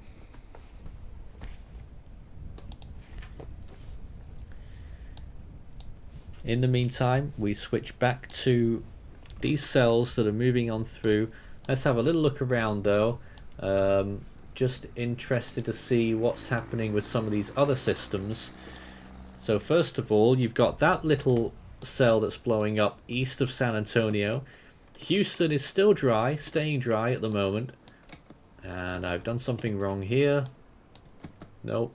Stop typing. Stop that thing. God damn it. Nope, it still won't stop. There we go, done it. On to the current storms that are starting to move inland a little bit now.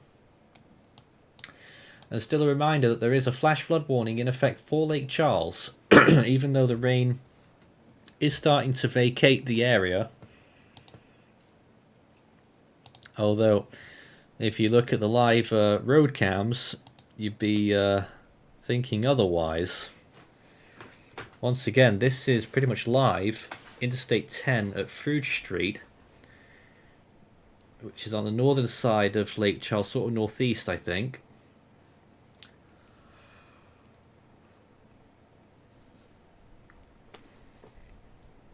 And certainly getting still quite a bit of heavy weather.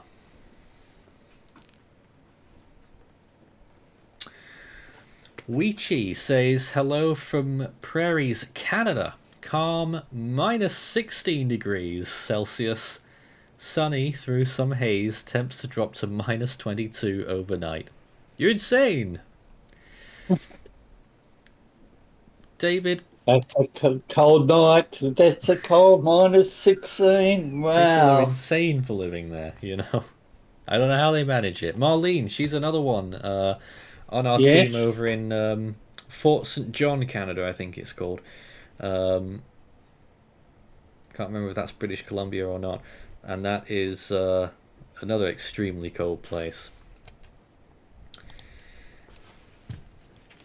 Let's see if we can take a look at what some of the, whilst we're still a little bit calm and quiet, what the local offices from the National Weather Service might be saying about some of these things. Don't think I've got any yet, actually. Oh yes, there's one. Okay.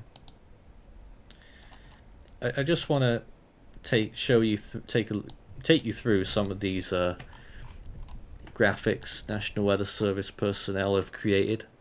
Makes things easier sometimes. So this is for Texas. Monday, slight to enhanced risk of severe storms. Not everyone will experience severe weather. However, there's a possibility of some strong to severe cells. A few supercells capable of producing an isolated strong tornado cannot be ruled out. More favourable location for this to occur would be in the orange area. They say on the graphic to the left, but it's clearly on the right. Rainfall chances increased this morning. That was obviously earlier today. Severe weather threat trends upward. Peaks in the 1 to 8 p.m. time frame as the front moves into the region and off the coast. Brief redevelopment possible of some showers and isolated storms behind the front in the 8 to 3 a.m. time frame late tonight, but severe weather chances will be quite low. So they're worried about strong wind and hail.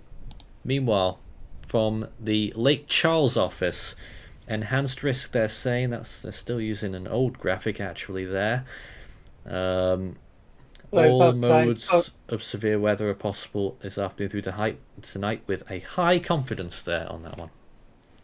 Nathan, the office is updated as severe thunderstorm warning. Alright, let's go and take a look at that if we can. And after that, we'll remind you of that tornado warning, tornado watch again. Yes, there are actually three new severe thunderstorm warnings. So things are getting a little bit busier now. And we have, first of all, this warning, which covers Alexandria, Louisiana, until 2:15 p.m. 50-mile-per-hour winds, quarter-sized hail possible, and a population of nearly 115,000. Meanwhile, this second severe thunderstorm warning, this is the Texas one.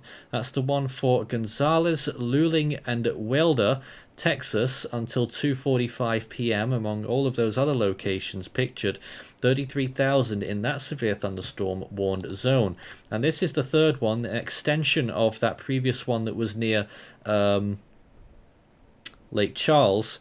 And that is a severe thunderstorm warning continuing for Oakdale, Oberlin, and Pine Prairie until 2:15 p.m. That's 20,000 in that zone. I'll leave you back with this at the moment, just so that you can take a look at that. In fact, let's throw it onto velocity, and I'm going to try and see if I can get some more vantage points that we can have a look at.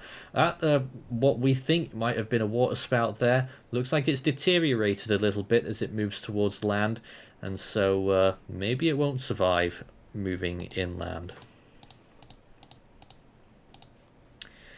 Just want to check to see if there's any cameras that we can look at in the Alexandria area, and there are.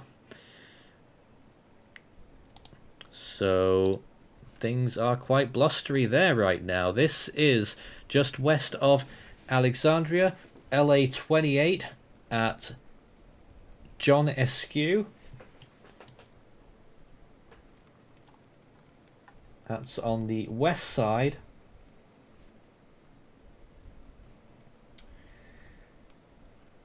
Not sure exactly where, but I think it's quite close to the middle of Alexandria. We've also got an updated special marine warning for National Weather Service Lake Charleston. However, just back to the Texas warning, the Civil Emergency National Weather Service Amarillo has requested a emergency message at the request of the Cimarron County Emergency Management. Apparently, they're under a blizzard warning, and all major roads in and out of Cimarron County are now closed, and multiple reports of motorists being trapped over the county. And they're saying emergency vehicles may not be able to reach the stranded motorists. So that's in the Texas region, but the Special Marine Warning Lake Charleston National Weather Service has been updated. And that's the other side of this event that you're talking about. The northern side of this storm complex will be producing blizzard conditions for some areas. And as we were talking last night on Weatherbeat, me and Ethan, we were talking more that the snow amounts weren't that high.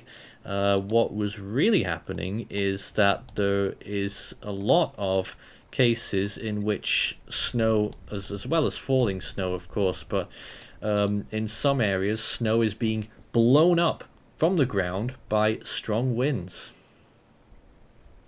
Just reading the National Weather Service advisory, a deep and dynamic mid-latitude cyclone will organise over the central southern plains, and snow will develop in the plains, advancing into the Midwest tonight and Tuesday.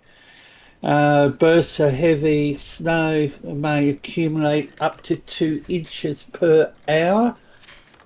And then we've got the heavy wet snow also developing in the interior northeast Tuesday afternoon and night.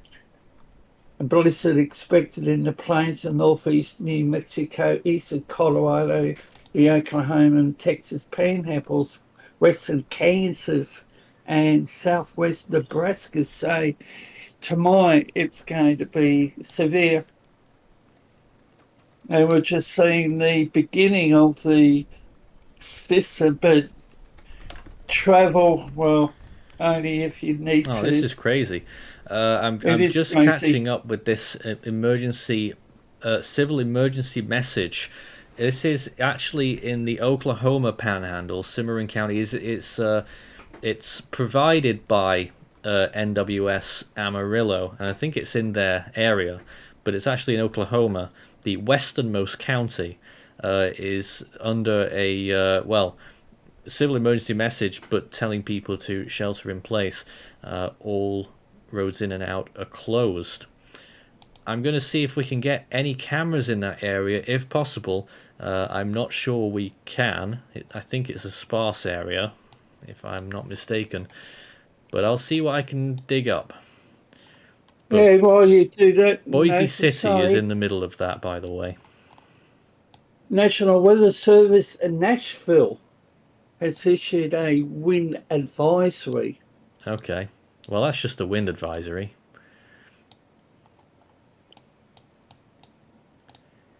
Yeah, I can't get any imagery out of Boise City.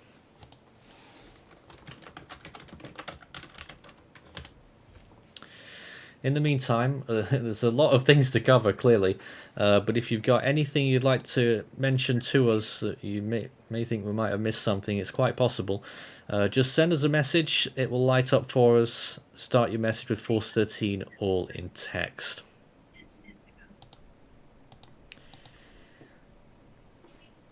And public notices the Tallahassee Community College is suspending all classes. The Florida Public Safety Institute will be open for limited operations Tuesday. Severe thunderstorm warning continues for Alexandria, Pineville, LA, and Ball, Louisiana until 2:15 p.m. Okay.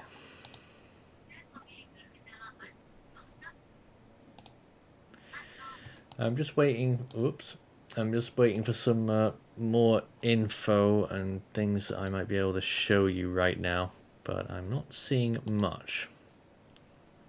Severe thunderstorm warning continues for Gonzales, Luling, and Wylder down there in Texas.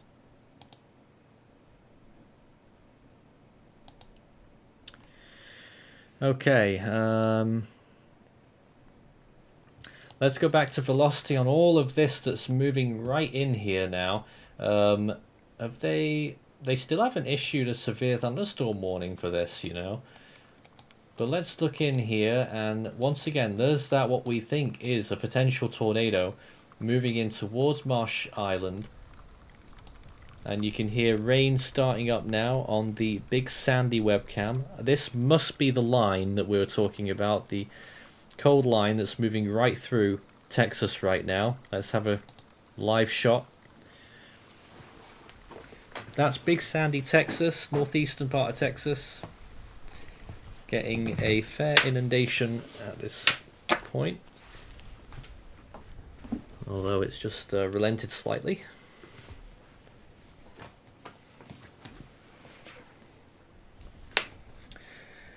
Noah says, does Beaumont, Texas look bad? Well, you are in a enhanced risk today. So be on the lookout until around 9 p.m. You're in a tornado watch as well, I believe. So look out for potential tornadic activity. And of course things this time of year, we've got short days. So there's a very fair chance that some or a lot of the activity could happen after dark. And the Texas Department of Transport has put out a posting relating to the I-40. Apparently the roads are being closed due to the impact from the weather system. So the Department of Transport are now putting out road closures, both directions to US 54 from the New Mexico state line to the Oklahoma state line closed. And they're advising people to stay off the roads. Mm-hmm. looking back at this near real-time view of these cells that are about to move over southern Louisiana. Could they be tornadic? Still a question mark at this point, but they haven't issued any warnings to that effect.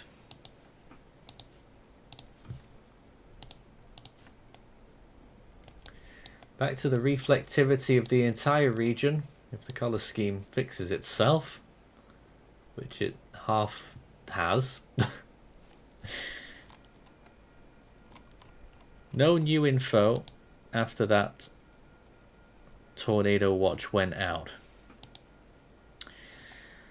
But the severe thunderstorm warning has been they've issued a continuation of that. Let's get the advisory. This is the one in Texas, 2:45 p.m. Gonzales, Luling, and Welder. Ping pong sized hail possible, up to 60 mile per hour winds.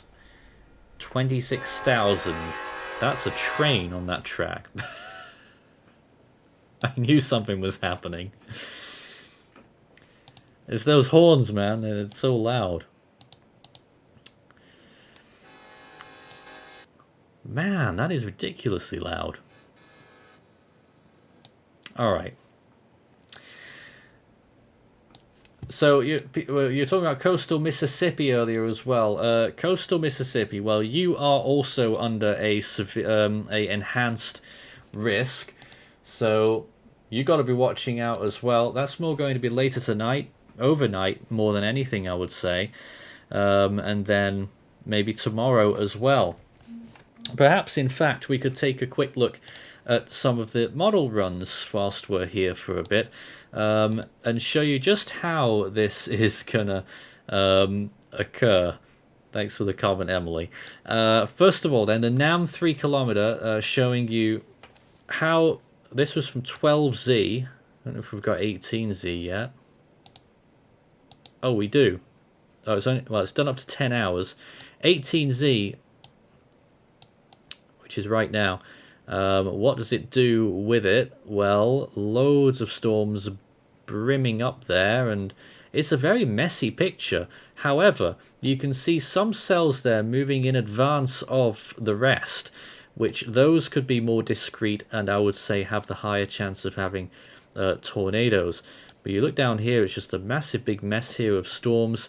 I don't know how productive that would be for tornado activity, and this is by the time we get to 11 p.m. 10 p.m. actually Central Time, and by that point this band has really started to expand again. Look at where it is initially. It's very disjointed right now. It all comes together somehow. I don't really know how it does it, but eventually by that point Lake Charles will be getting it again.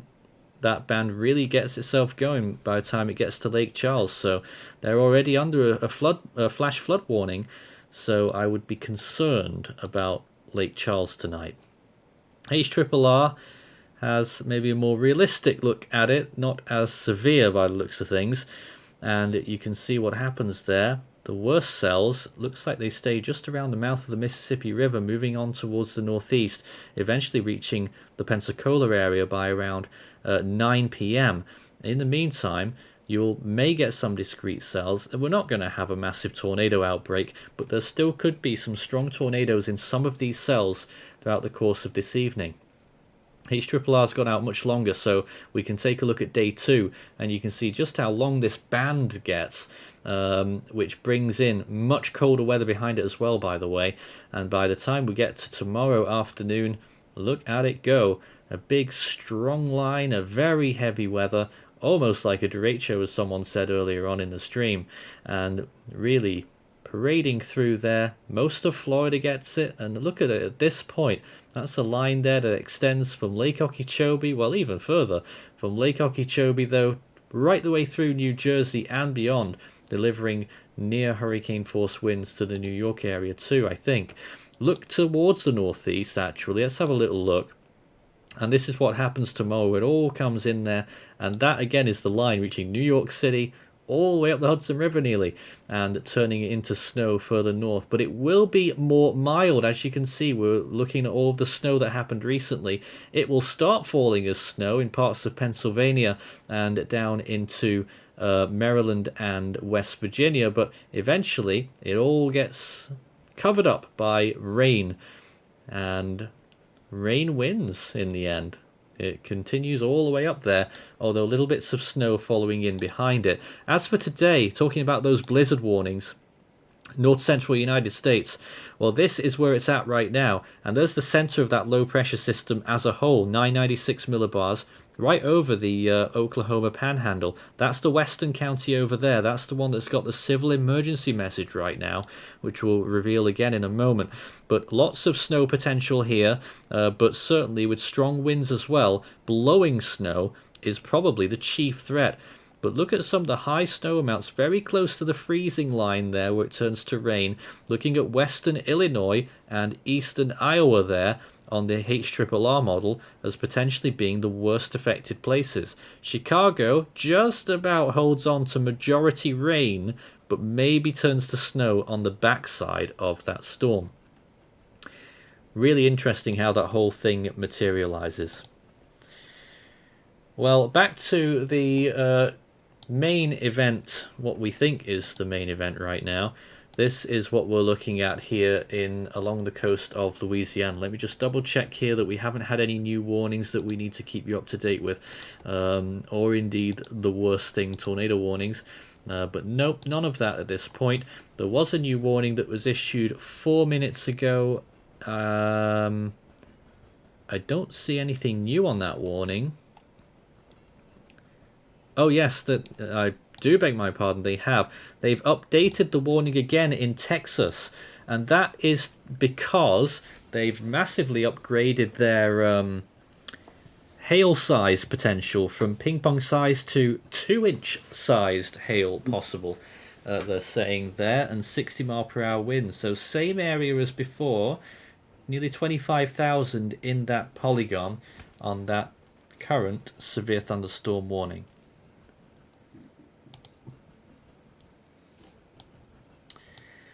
Joseph Dawson in the chat, thanks for the heads up, informing us that there's a new day 1 SPC outlook.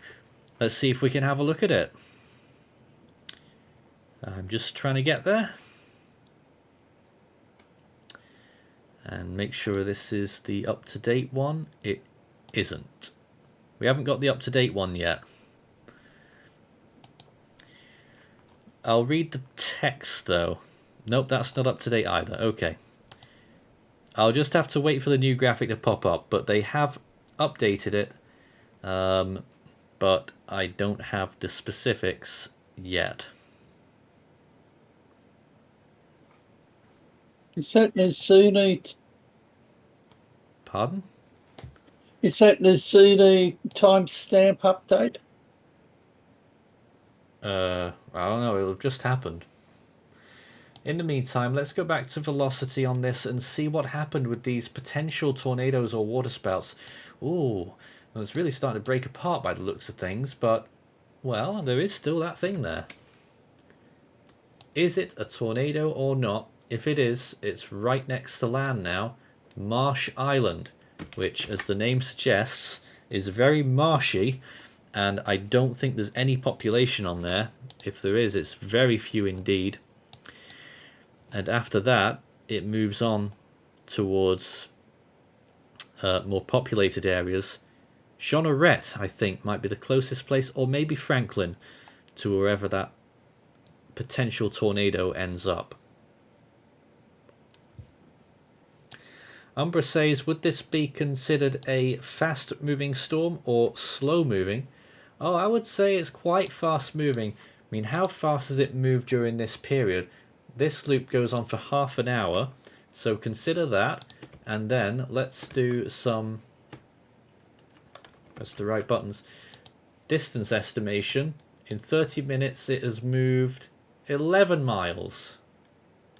So, well, okay, not that fast actually. Oh no, that wasn't the full loop. Hold on, let's try that again.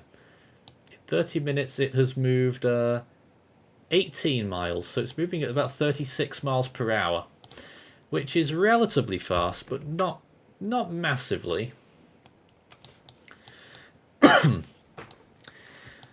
Let's look further north again and see what happened in Alexandria. Well, they got a massive amount of rainfall by the looks of things. Look at that. And then it moved on through. They're getting another round now, it would seem. Let's try and take a look at another webcam in the Alexandria area. Hard to come by the looks of things.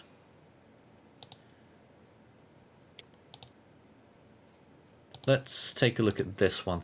This is Alexandria, Louisiana right now. So the first storm has vacated. There's a little second one moving right in there now. That severe weather, the severe thunderstorm warning that was issued earlier for Oberlin and Oakdale has expired, or ceased to be. But really intriguing how they haven't issued any further severe thunderstorm warnings for those cells moving onshore now.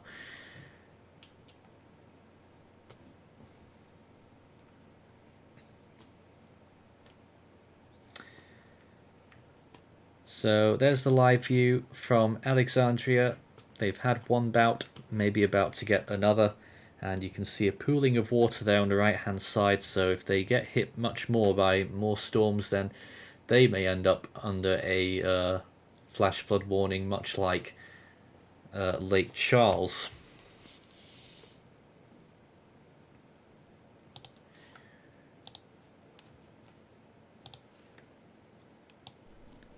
Well, I think the bad weather is pretty much over in Big Sandy, Texas, or maybe not, I'm not sure. Let's have a look. There's the live view, and certainly a lot more rain has fallen. Those puddles getting bigger. And I imagine the cold line is moving through there anytime round about now. But the thing is, that line has decomposed quite a lot since it moved through Dallas, to the point where they've no longer got a special weather statement on it. So, well, I don't think it's going to be much of an event at this location now. But we'll still listen to its audio in the background, provided no big train blasts its horn at us. Let's see if there's any new warnings out there. Of course, we know about Texas as well. There's been another update. As you hear some strong winds. And they've updated the hail parameters again on the Texas storm. They're now expecting tennis ball sized hail possible. And at 60 mile per hour winds until 2:45 p.m.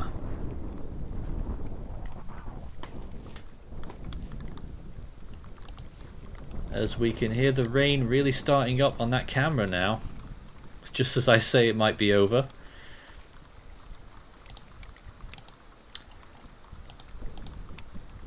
And we also have our first tornado warning of the day.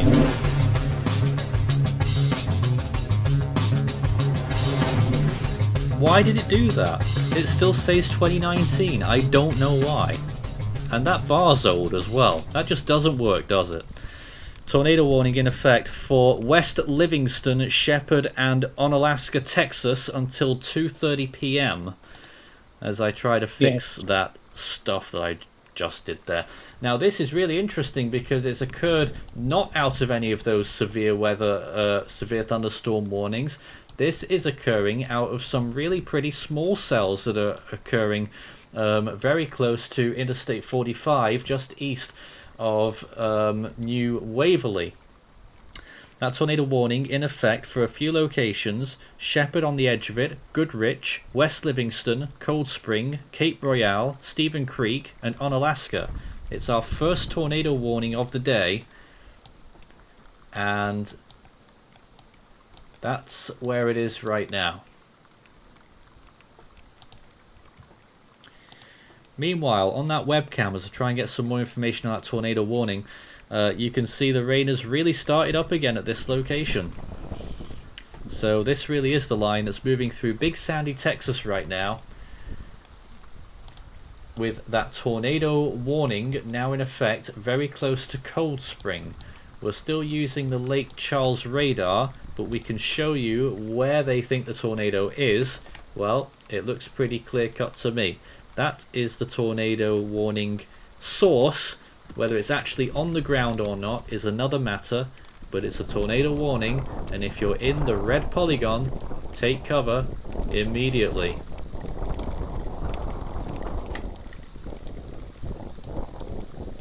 Looks even better on that latest frame as well. Shepherd, Goodrich, Livingston, Onalaska, Cold Spring. Tornado warning.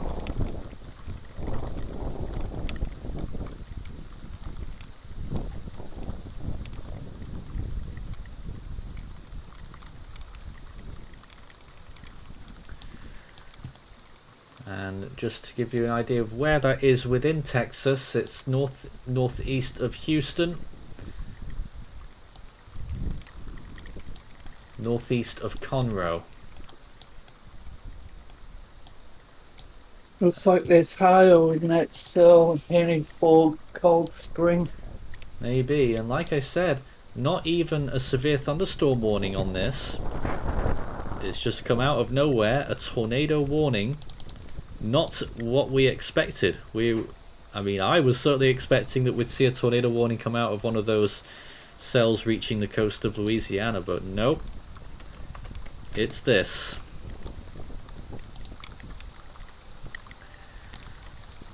We'll keep that on the screen for a little bit. Send your comments and questions in. Start your message with Force 13 all in text. If you're enjoying our coverage or finding it useful, please consider sharing across social media. And we're doing our best here. I'm just going to see if we can find any webcams in the area. I doubt it.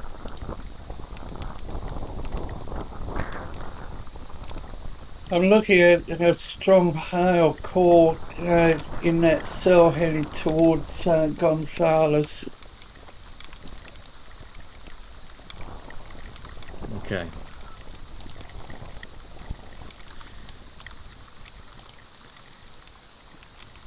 Small cells. Hopefully a tornado might be easy to see as a result. And that noise is the sound of what must be the microphone going underwater by the sounds of things on the camera in Big Sandy. Oh dear. Clearly getting very wet at that location. Let's turn that down, it's a bit annoying. But clearly they're getting a lot of rain. That's not where the tornado warning is, but an idea of what's going on elsewhere in the state.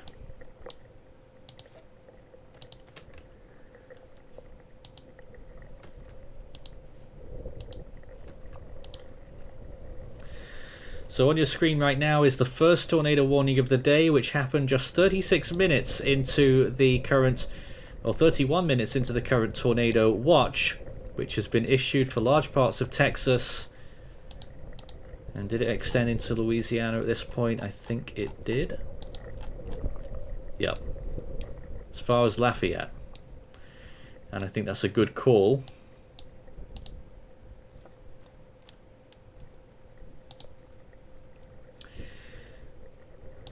In the meantime, I'm just looking, just double checking that they don't have any webcams in the area.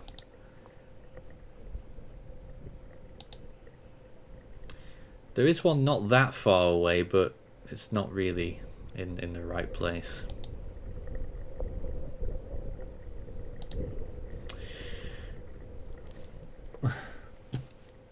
It looks like there's a new thunderstorm outlook of SPC.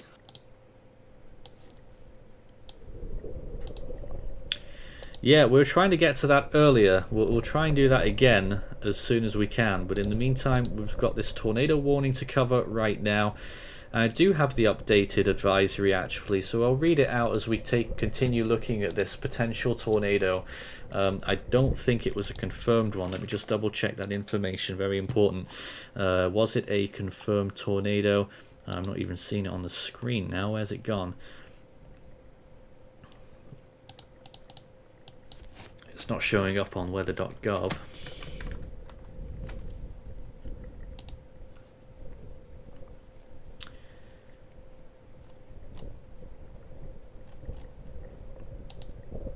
Bear with me here. No, I'm not seeing it. Where's it gone? Anyway, you can see it obviously on the graphic here. Oh, here we go. Tornado warning. Severe thunderstorm capable of producing a tornado 9 miles southwest of Cold Spring or 12 miles northwest of Cleveland, moving northeast at 50 miles per hour. So it's not a confirmed tornado at this point. It is a radar indicated rotation. This dangerous storm will be near Cold Spring at around 2:10. That's just past us. Shepherd, Lake Livingston State Park, and West Livingston around 2:15. That's right now. And Livingston and Goodrich around 2:20. I'm not sure all of that is true, by the way. Hello, Nathan. Livingston's way up there, but the signature still shows that the tornado, if there is one, is right next to Cold Spring.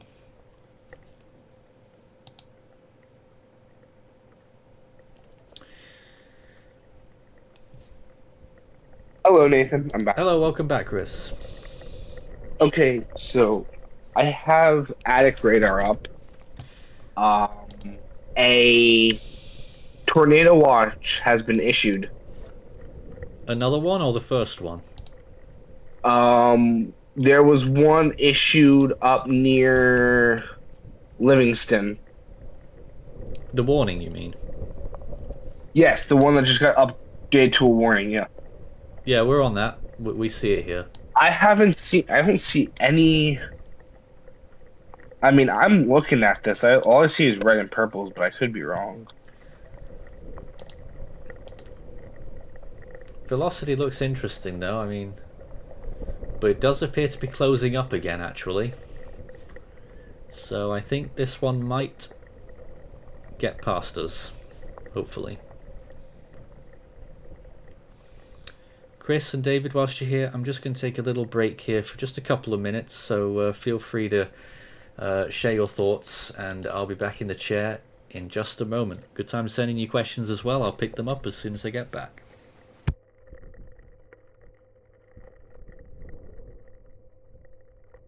So we have in place the tornado watch for portions of the southwest Louisiana, southeast Texas coastal waters. Few tornadoes likely, with a couple intense tornadoes remains possible. Scattered large hail, and clearly from viewing the radar, I operate radar scope. Large hail, isolated very large hail events to 2 inches in diameter. Scale of damaging wind gusts to 70 miles per hour. Thunderstorms will continue to strengthen, and the threat for tornadoes.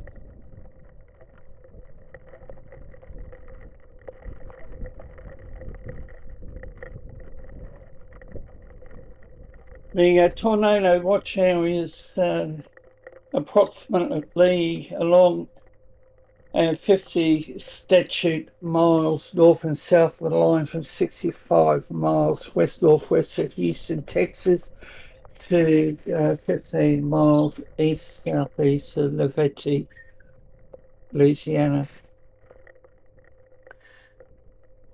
The number of warnings is a bit, I think there's only a couple,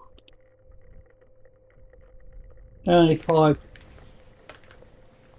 The flash flood warning remains, still got another 2.5 hours.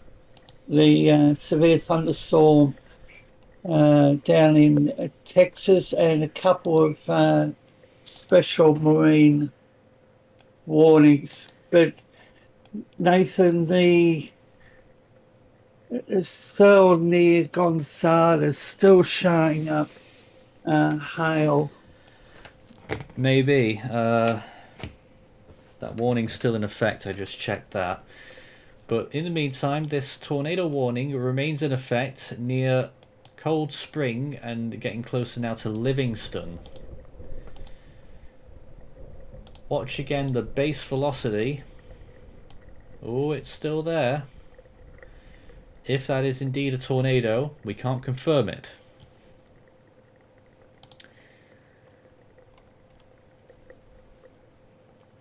Whilst we still keep looking at this, let's bring to you the latest discussion from the Storm Prediction Center, who updated their graphic at 2 p.m. Central Time. Very little had changed on it, except that the very southwestern, actually the western edge of the marginal risk has been cut off. The slight and the enhanced risks remain pretty much the same. So, severe thunderstorms capable of strong and damaging wind gusts and tornadoes are expected across the Gulf Coast states this afternoon through early Tuesday morning, spanning from southeast Texas and southern Louisiana across southern Mississippi, southern Alabama to the western Florida panhandle. Strong tornadoes are possible. So, the update, the primary changes to the outlook was trim probabilities from the northwest to reflect the cold front passage, obviously, and expand probabilities southward along the cold front into central Texas, where recent storm development has been noted within a favorable environment. Otherwise, the previous outlook reasoning remains valid. Parts of southeast Texas are being monitored for supercell maturation, with potential for all severe hazards. An extensive QLCS is still expected to develop this evening and move eastwards along the Gulf Coast, with recent HRRR runs suggesting some potential for prefrontal supercell development. Any mature prefrontal supercells could pose a strong tornado threat late tonight across parts of the central Gulf Coast, with damaging wind and line-embedded tornadoes also possible with the primary QLCS. They even say that a moderate risk upgrade remains possible with the 1 Zulu update, depending on observational and short-term guidance trends regarding northward advance of the warm front and potential for mature prefrontal supercells overnight. I don't know. Chance for a moderate risk. I don't see it personally, but let's just take it minute by minute and see what happens. We still have that tornado warning that was issued, and it's really 50-50 on whether it's got a tornado attached to it or not. Still, no severe thunderstorm warnings have been issued from those cells, which admittedly aren't looking as good as they used to as they now move over land. Let's just check the velocity on those again, though. This is Louisiana now. Franklin, no doubt getting a drenching. And I see... Nathan? Yep. Just citing a report on Treader tornado reported near Cold Spring and Goodrich. Well, that is the one that we are monitoring. Whether there was a tornado on the ground or not, I don't know. That's been reported by Vortex, VORTIX. Right. Near Cold Spring, heading towards Goodrich. You're wondering why I've circled that area, by the way. That's because I don't think a tornado's been... Oh, unless they update it to say confirmed tornado. Oh, it is. Yes, you're right. So that is a confirmed tornado, guys, not the one I've circled. That's what I was looking at in Louisiana just there. But this one here is a confirmed tornado near Cold Spring, and that's why you have got to respond to tornado warnings when you first see them. You never know when they'll get confirmed. And the severe thunderstorm warning continues for Texas.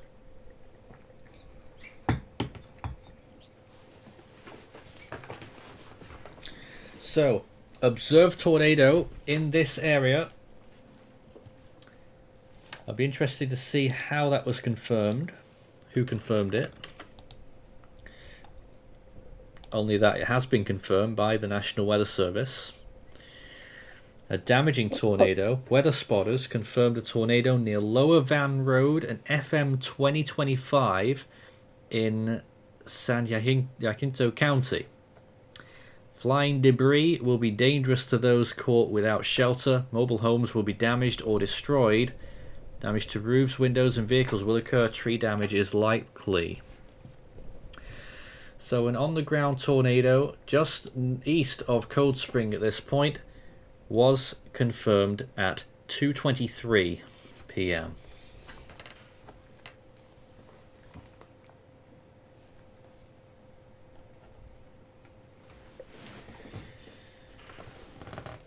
And that will be near Livingston and northeastern West Livingston around 2:30 p.m. Central Standard Time. No other tornado warnings in effect at this point, which is a little bit of good news at the moment, although maybe not so much. There's still a lot of the evening to go, and they've just issued another continuation of that warning. They've got it till 2:30. Looks like it might expire shortly. We'll see.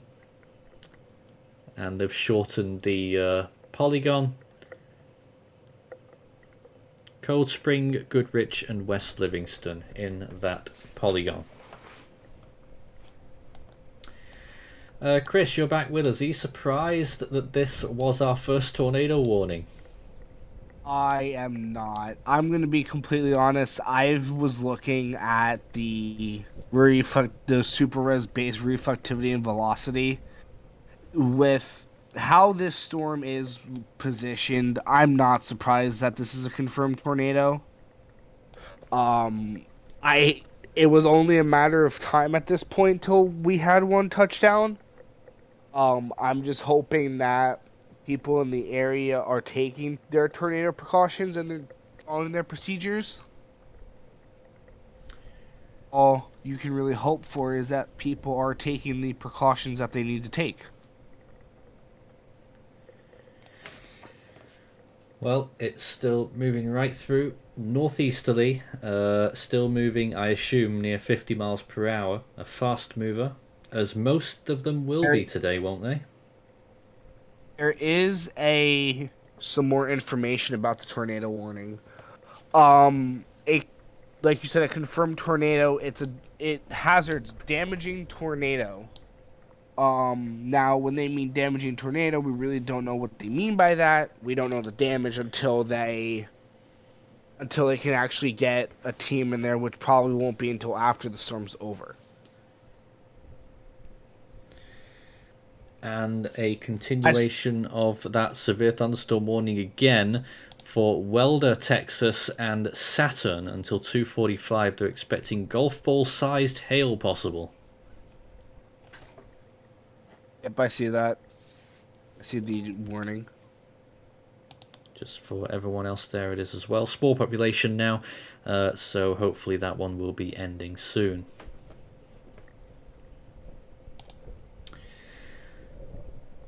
This is Force 13 live. A lot of people watching, I think, from Louisiana. I know we had a lot going on there. The main reasoning for my question just before was, and what's happened to that?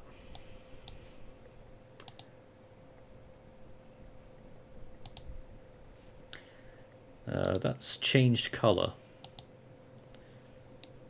I think that's just for observe and not PDS, I think. I hope so. I think that's just observed, it changes colour. But I was more, the scope of my question earlier was more about, were you surprised that this was the first tornado and not one that may have happened in Louisiana around Lake Charles area earlier? Wait a second. Pardon? No, I'm actually not. I am a little bit surprised because I honestly thought the severe thunderstorm warning at Lake Charles was gonna kick off. I was not expecting the Texas storm to tornado warn. There is another update on that tornado warning. It's continuing again. At least it looks that way. Yep, 2:28. League City issues a tornado warning for central San Jacinto County in southeastern Texas and southwestern Polk County. Thunderstorm with a history of producing a spotter-confirmed tornado was located near Lake Livingston State Park, moving northeast at 50 miles per hour. It's quite ambiguous whether they say it's on the ground or not, but I think they are still saying it is. And Yep. Yep. It is. Yep. I just saw both tornado warnings come up. Looks like it's a new one. Yep, so that's over Livingston there. That's this tornado warning that's active right now. Confirmed tornado, ongoing here. Take cover now if you're in these areas. It will be near Livingston and northeastern West Livingston at about 2:35. That's 5 minutes off. Moving at 50 miles per hour. That's pretty fast.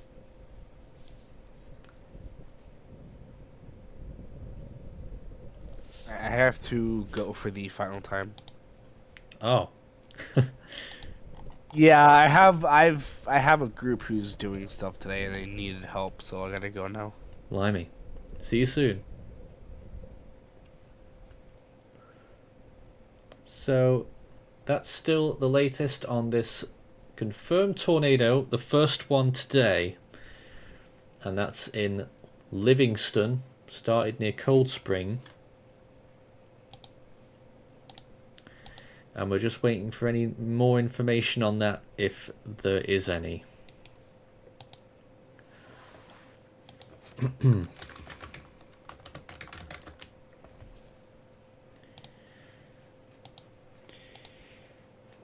Start your questions, your messages with Force 13 all in text, and it will load up for us.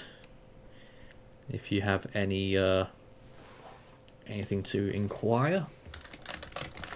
I'm just looking into this latest tornado and see if there's any imagery, but diddly squat at the moment, nothing at all. This is Force 13 Live. We have an enhanced risk of severe weather today, and just to round off what we were talking about earlier when we were looking at the SPC map, is that it looks like this, the enhanced risk covering a large swathe of the Gulf Coast. Tornado threat is 10% hatched, mostly hatched. In the hatched area, there's a more considerable risk of strong tornadoes and a 10% chance of a tornado occurring within 25 miles of a given location. In terms of wind, 30% in that red zone and hatched as well. Could have some significant wind impacts in southeastern Louisiana, coastal Mississippi and Alabama, and western Florida today. Hail is at 15%, not significant hatched. And some people talk about tomorrow as well. Well, let me just show you, because this is still important as well. There's tomorrow's outlook. That probably will be worse than today. 12 million in an enhanced zone compared to nearly 10 million today.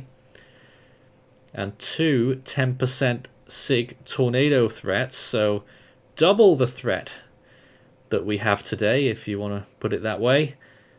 And a very large 30% SIG wind tomorrow, which is going to make for a very significant day. Hail, not so much, just a little 5% area there. It's wind and tornadoes tomorrow.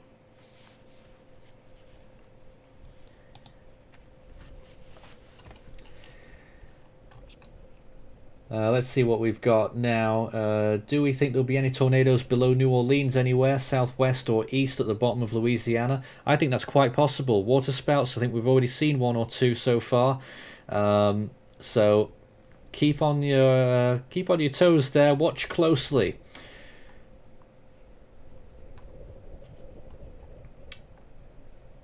Christopher says Ascension Parish has closed all offices and schools at 1 p.m. Central Standard Time.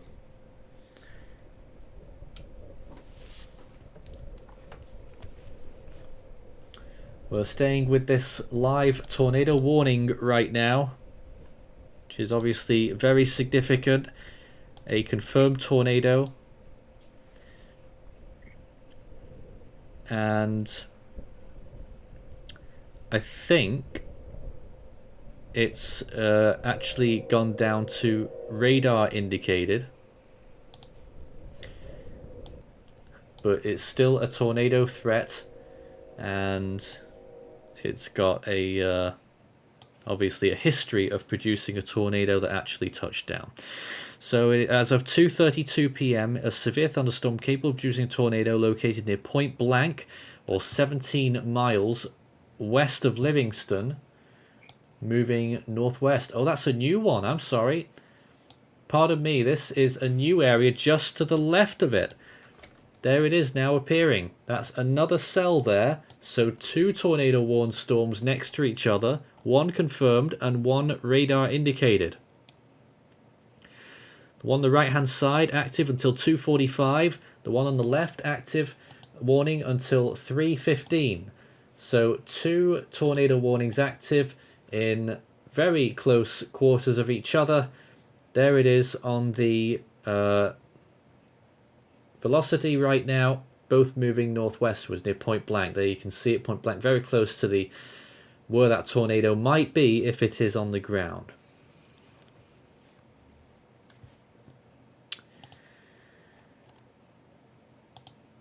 So turning out to be a fairly dangerous day potentially for some of these areas, and this is just Texas so far. Zoom out to show you the whole picture. Just want to show you what's going on here as well. Lots of interesting weather moving into Louisiana, over Franklin particularly, but still no severe thunderstorm warning has been issued for those areas yet. Look further east and you'll see a few little special weather statements there over Raceland and New Sarpy, and on towards Lake Pontchartrain west of New Orleans. Let's see, just have a quick look elsewhere. The system north of Alexandria still producing some special weather statements, also west of Monroe and west of Vicksburg as well. Just see if there's anything else active in the US. Not really. Nathan, I thought they might have extended the tornado watch zone, looking at those 2 tornado warned areas. Some of it's outside the watch area. Is it?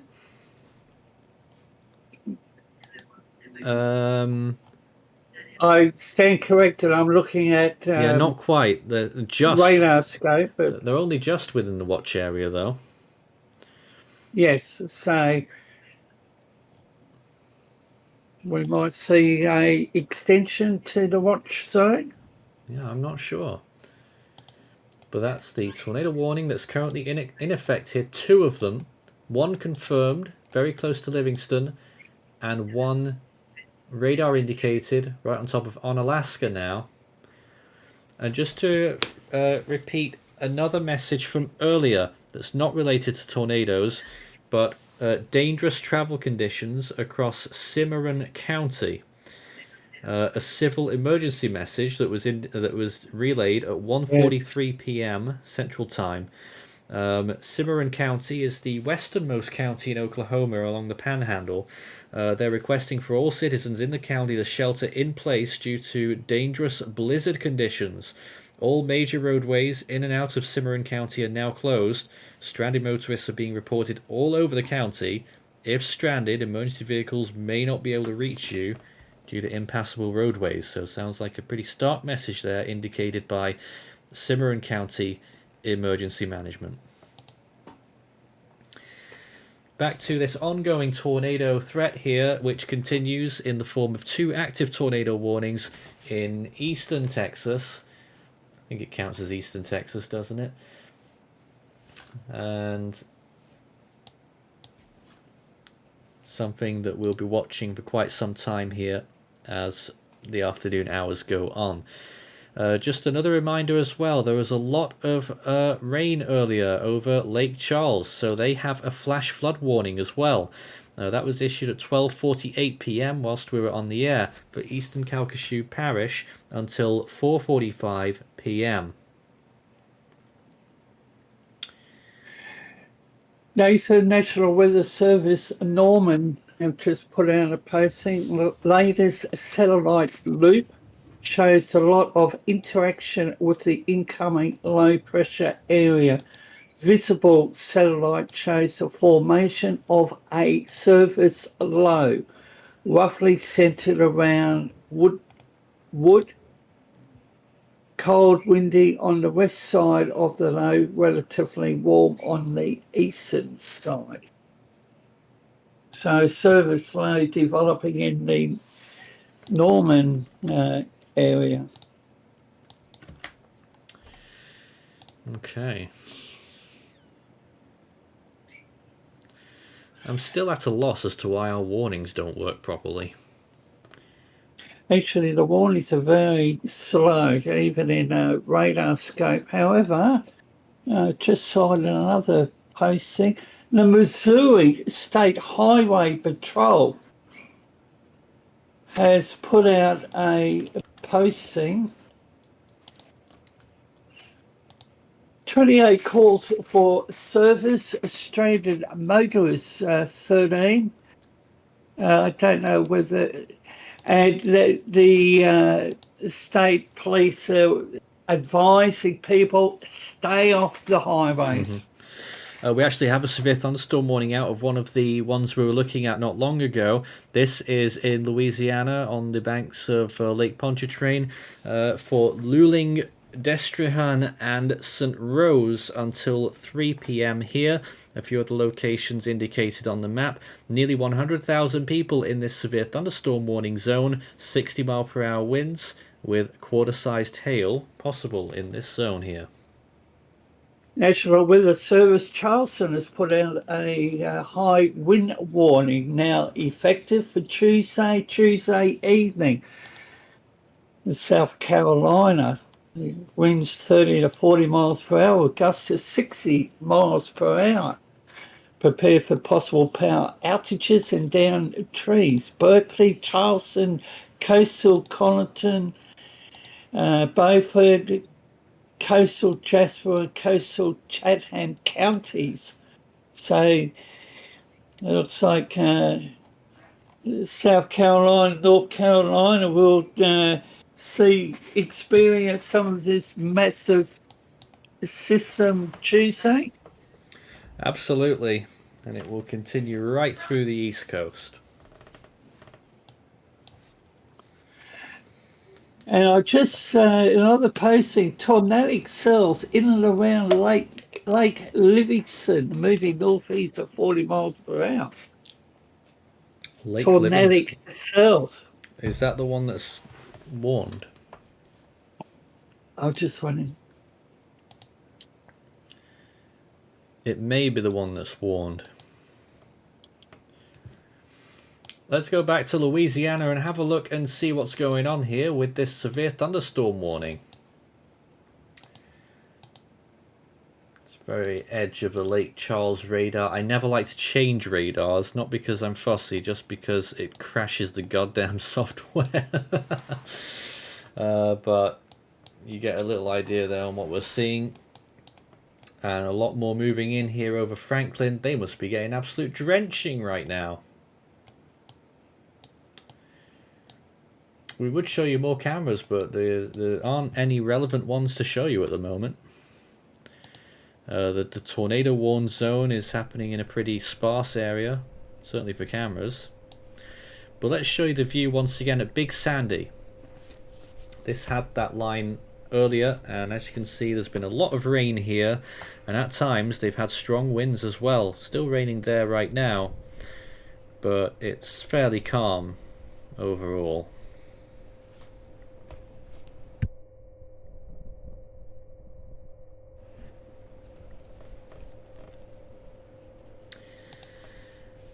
So that's the view in Big Sandy, Texas, in the northeast.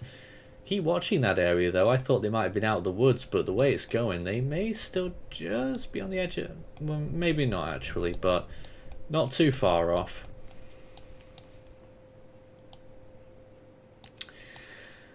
We're still waiting for any more information on these tornado warnings. We don't have any media to show, nothing. It's all quiet on the waves at the moment, but if there's anything we can bring to you, then obviously we will. If you've got any comments or questions for us live on the air here, start your message with Force 13, all in text, and it will light up for us.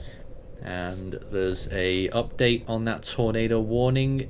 If it's not a completely new one, I can't quite tell. Let's just show you the graphic. This is a tornado warning. It's a new one for Livingston again, Camden and Leggett until 3:15. I'm not sure that is a new one. It is an extension. It's an extension of the first one that we were looking at. Still an observed tornado. So it's been like that for some time now. Pea-sized hail possible. Population nearly 11,000 in this. And you can see some of the places involved. Livingston, New Willard, Camden. And 11,000, just under 11,000. There's 6 schools, 1 hospital. So that would be a extension of that warning. Yeah, and you can clearly see why when you look at this imagery. Still got that rotation signature quite clearly on both of those cells. They look quite similar actually. So who knows, there might be a confirmed tornado on that second one before you know it. Nathan, is that a new warning? Because I'm just reading something else. Polk County, Texas, until 3:15. I'm not tornado warning for I'm not Polk seeing any County. different ones, so no, it's just these two. Polk County must be in there. I don't have a list of counties here. But those are the 2 tornado warnings that are currently active. 1 confirmed, 1 indicated. And aside from that, there is only, I think there's only 1. Yeah, there's only 1 severe thunderstorm warning active right now as well. So yes, it's hardly super active right now. But we have 2 tornado warnings. And if we, well, 2 tornado warnings here. And the 1 severe thunderstorm warning right next to New Orleans there. You can't even see it, it's so far along the screen. Over here. And that's the extent of this event right now. Those are the main talking points. Alexandria has had a lot of rain as well. They're getting some more now too. Wouldn't surprise me if they were put under a flash flood warning, just as Lake Charles has. As we started streaming earlier on, we were looking at Lake Charles quite a bit because they were getting ravaged by severe weather. Thankfully, there were no tornadic indications, although it came pretty close, I feel, during that time. National Weather Service has issued a severe thunderstorm warning for Franklin, Baldwin, and Charenton, Louisiana, until 3:30 p.m. And that's a new location there. That is from, finally, those big cells that we've been watching move towards the coast the last hour or two. Finally, we've got a severe thunderstorm warning for that whole zone there. There's been huge amounts of rain over that area. Franklin especially in the middle of it all there. Quarter-sized hail possible, 60-mile-per-hour winds, over 16,000 people involved. Gaming with Cam says there are multiple large hail reports across Texas and Louisiana with hail over 2 inches.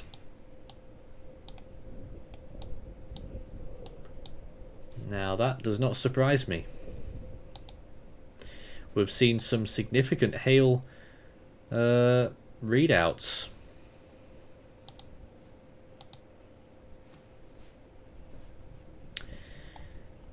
looks like there's been an update to that other tornado warning, the one that was Yes. near on Alaska, and that is still in effect there until 3:15. Radar indicated here, pea-sized hail possible, population of 7,000 in there, so a bit of a concern on that tornado warning. 2 active, 1 is confirmed, and 1 is still radar indicated here.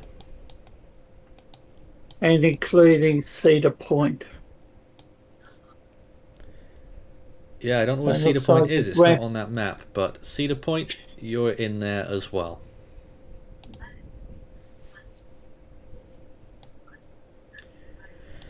Once again, a live view of both of these cells.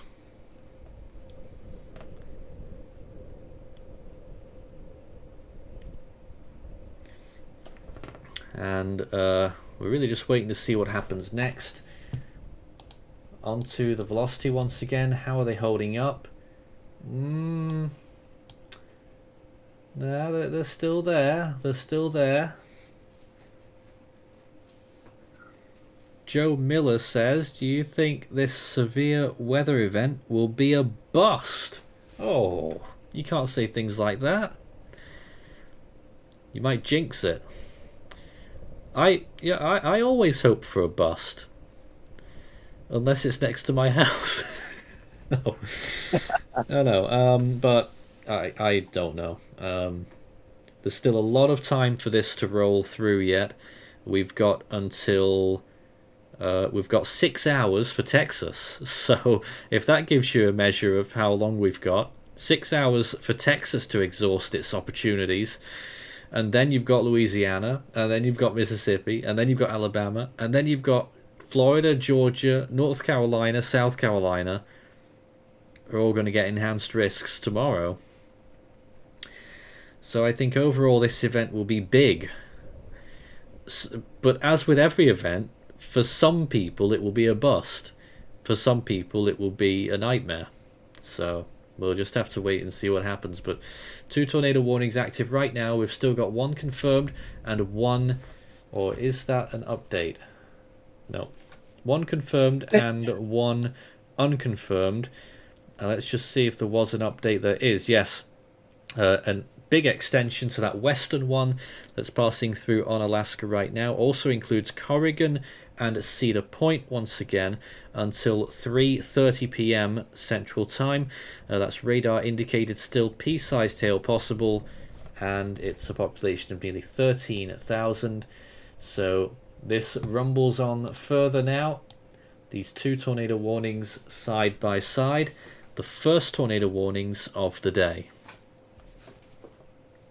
National Weather Service, Norman's put out a new mesoscale. And what does it say? Thought you'd ask me that. Just give me a minute. I'll just... Okay.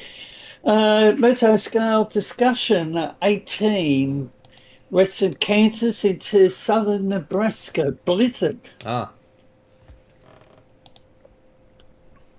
Continues into the evening. Winds continue to strengthen across western Kansas with sustained winds as high as 44 knots at Coles, KULS, with numerous locations reporting blizzard conditions. Winds may strengthen further over the next few hours as the northerly low-level jet continues to strengthen, broaden over the western periphery of the 850 millibar low.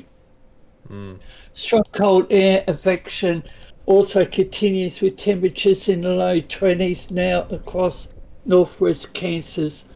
Moderate to heavy snowfall within the deformation band will slowly drift east through the evening as the surface low advances eastward and into southern Nebraska through this period, with only slow improvement from west to east. Still, these tornado warnings are quite far away from from cameras, I'm afraid, and they're not even ideal radar spots as well, I think. What about transport webcams? Yeah, I'm onto some of those, but there's not much. I don't even think Lufkin has a camera network, and that would possibly be somewhere to watch shortly. No, it doesn't. So we're really stuck with what we see on our screen in front of us, unless we find stuff on social media, which so far it's been pretty dead. Very dead. Yes. I am monitoring. Super dead. Super dead. It's not super dead over here. In Australia? Yes, I'm just on the outside of a severe storm warning. Goodness me. So, yes, it's major activity over in the States and major activity over here on the East Coast. Absolutely. With a possible couple of tropical cyclones, so... That's true. Tropical weather fans, yeah, we might have some... I know we've not done tropical weather bulletins lately, but we might have some stuff Australia way next week. It might be creeping up on us because we've just been watching the Southwest Indian Ocean fail the whole time, haven't we, David? And the Southwest has failed. Australia seems to be creeping up out of nowhere again with a possible system on the north coast. But we'll talk about that at another time. Maybe if we get a lull here, but with active tornado warnings, we really gotta stay on that, and they are still active, both of them, and both in their last reported status. A confirmed tornado warning is creeping along. It's well past Livingston now, getting quite close to Chester, and on the left hand side the radar indicated tornado warning reaching Corrigan, not far from. Let's go back to velocity and see how it's looking now. And the signatures are still there. And the eastern one still looks fine. So I think we're going to see we're going to see a continuation of that eastern warning for sure at some point, very shortly. And Chester will be underneath the warning next. So Chester, start watching out for this. Nathan, when we look at what's developing in the various states,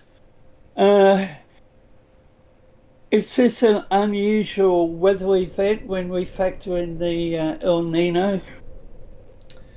Oh goodness me! I've no idea where it relates to the El Nino. If I'm being completely honest, it's not really my zone. Severe weather compared to tropics, Yeah. but Well, I'll put events like this can happen in December and January. I think it would be if it ever gets to a moderate risk today or tomorrow. I think at that point you can say it's becoming quite an anomaly compared to what you would normally expect. And just adding to the mix of what we are seeing and providing the latest, National Weather Service has got in place high surf advisories, coastal flood warnings, and a rip current down, I think, the Puerto Rico area. Puerto Rico? Or the southern tip of Florida, so rip current, high surf advisories. Well, that's all from this storm, yeah. I mean, let's look at it. This is the National Weather Service map right now. Just zoom out a little bit so you can see all of it. And it's crazy. It's one of those days, you could say.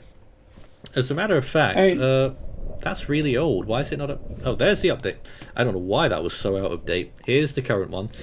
And look at that right now. You've got, of course, the tornado watch and the warnings in the south, and the flash flood warning, and you've got some storm warnings along marine areas of Louisiana, Mississippi, Alabama, and Florida. And then you've got more storm warnings all off the east coast, and a few storm watches as well. Winter storm watches in Maine and in northern New Hampshire.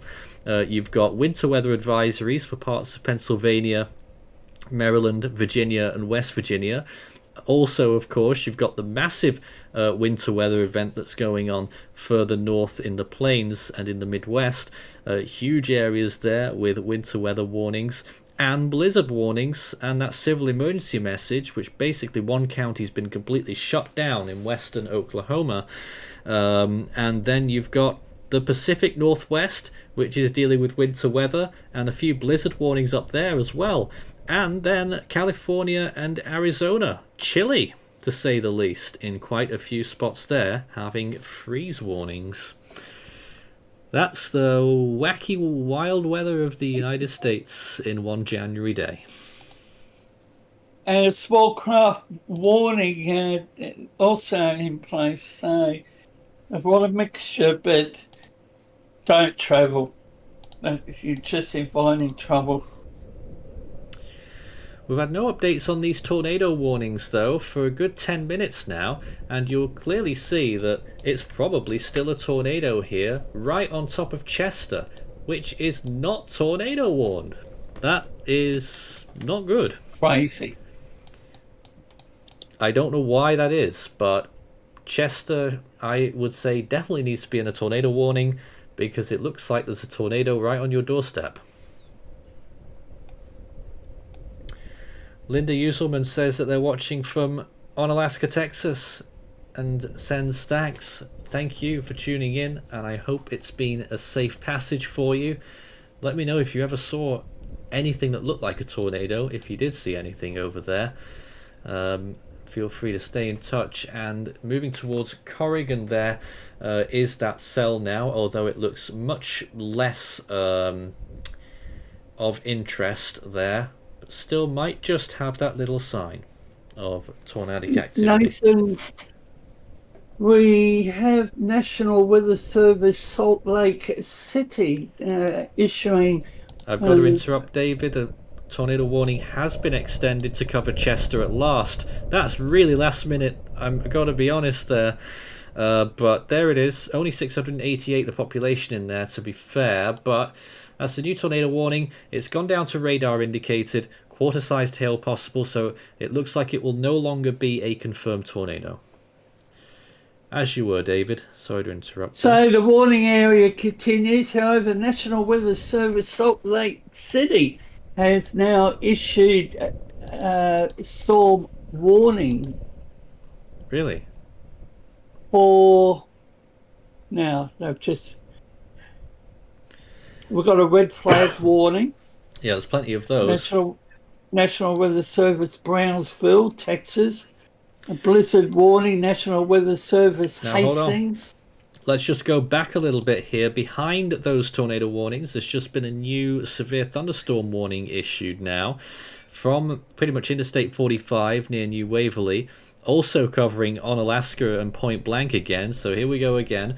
Watch out, guys, there. That could be another potential tornado on the way. There's no indications that there is one yet, but that's a severe thunderstorm warning for another cell that's following in behind those tornadic ones that we've just seen.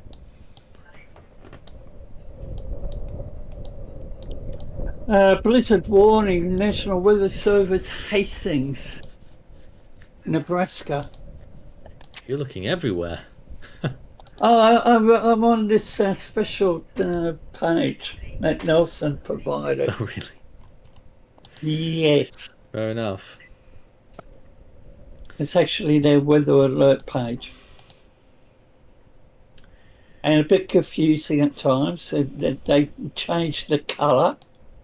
But the blizzard warning, National Weather Service, Hastings, portions of north central Kansas, south central Nebraska until 9 a.m. Tuesday. So that area is under a blizzard warning.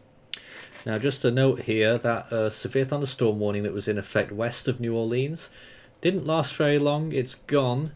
But we still have lots of severe weather moving in here near Franklin. Now remember, earlier on when they were over water, they were producing quite a few rotations. I'm convinced there was at least one water spout. Now what's happening here? Not as much, except at the end. When you look at this here, that could be a rotation spot, or maybe even this.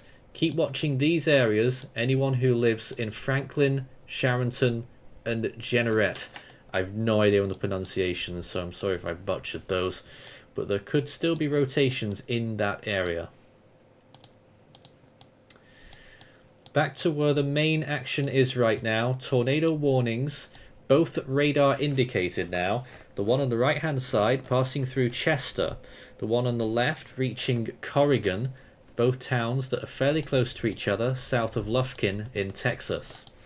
Let's look back at the base velocity, and it still looks quite clear cut that there is a tornadic rotation near Chester, and the one on the left hand side there, maybe not anymore. It's difficult.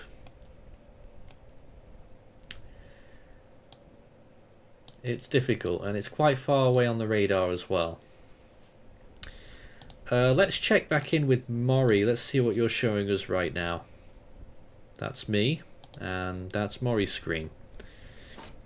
We're looking at the same area there. This is the tornado warned zone, the eastern cell.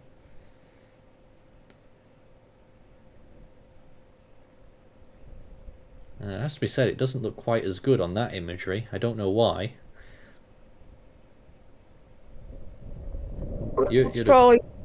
It's the Alexandria radar. Oh, it's a bit further away. Is Lake Charles actually the closest radar site? Surely not.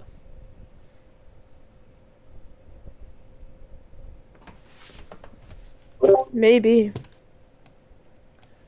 No, the TIAH, if you want to have a look at that one, might have some more info.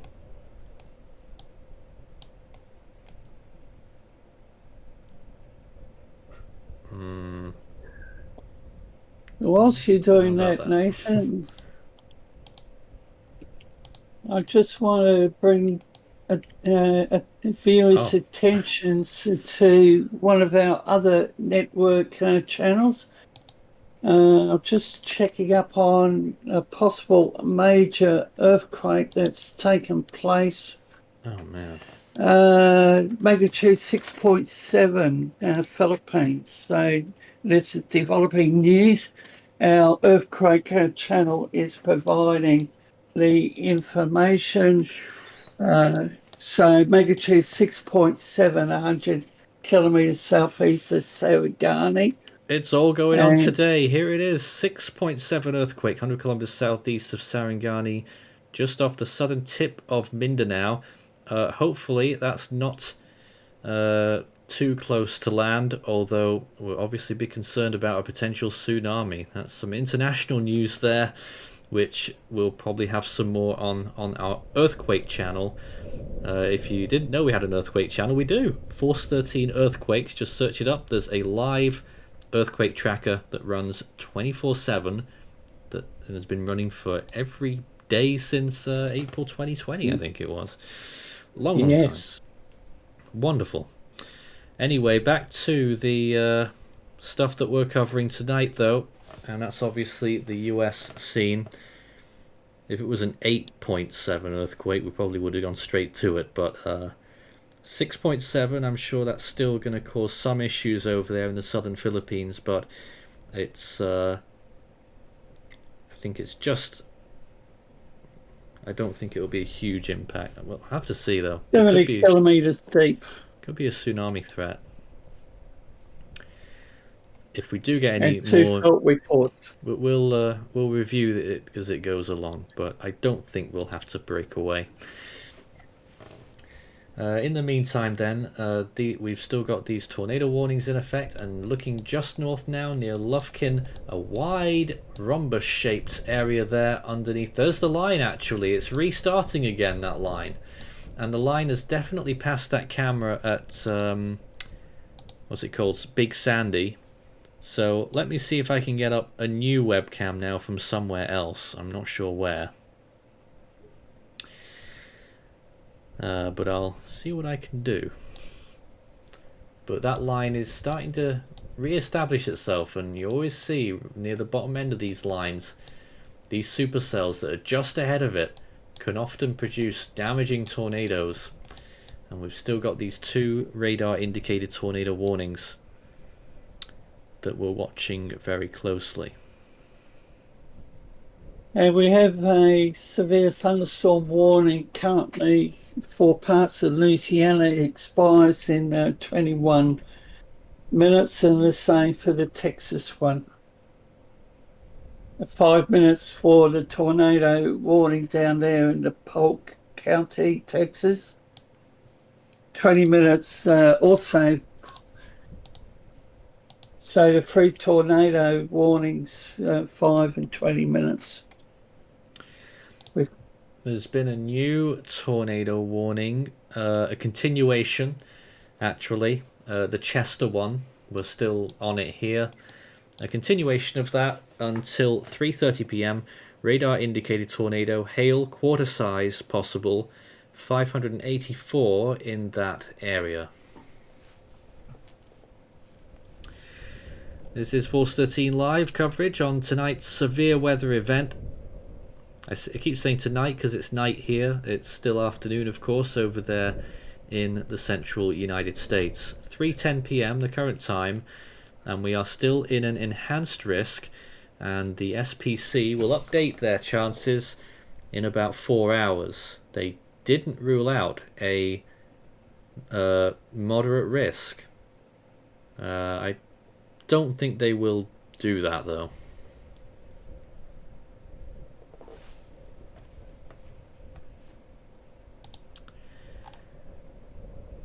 Just looking to see what else we've got. The other one I think was continued as well, yes, until 3:30 p.m. But no new information on those tornado warnings. And we've got, I think, just the one severe thunderstorm warning, and that's right behind them, just over here, that orange shape. There it is. And that's for up to 60 mile per hour winds and penny-sized hail possible. And the tornado watch area hasn't changed? No, and the way we see it right now, I don't think there's much reason for it to. Not yet.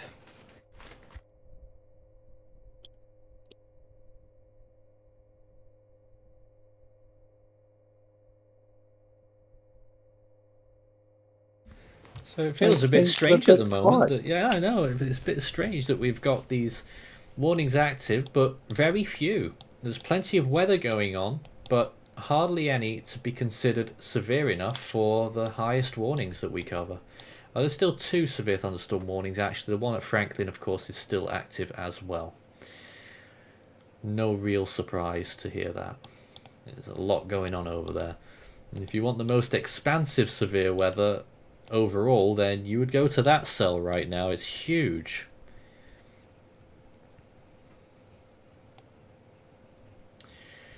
John reckons probably later tonight things will pick up fast. But the key question is where? Yes. Interesting to see if Houston gets away scot-free. They've got some significant weather right on the edge of town, but Houston itself probably hasn't had a drop yet. But there is a line coming in behind that. You can see this line really starting to materialize. I think Maury might have a better view of that, actually. Oh yeah. There you go. Big line. None of it is severe thunderstorm warned. Some of the line does have special weather statements issued. There's also a special weather statement that's been issued near Interstate 59 in Mississippi. Not far from the coast. That's the furthest east severe related warning or watch or whatever we've had so far. But basically, folks, anything that's ahead of that line, the line I'm talking about is this one, that big line that's reaching Lufkin right now. Anything that forms in front of that, you are in potential tornadic danger and severe weather in general. Behind that line, temperatures plummet, and most of your day will be over once that line passes over you. But it really is forming quite nicely, it has to be said. Despite that, only 2 tornado-warned cells so far today. Might that be a little bit low so far? Maybe not. I think that's just about what we might have expected at this point. And they're right next to each other, and they are still active. Both radar indicated. One of them was observed for a time. Let's see if we got some more information.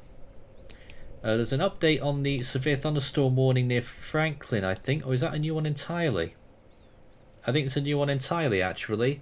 Or at least an eastward extension. A severe thunderstorm warning now in effect for Morgan City and Patterson and Berwick until 3:45 p.m. 60-mile-an-hour winds, quarter-sized hail possible. 32,000 nearly in that polygon.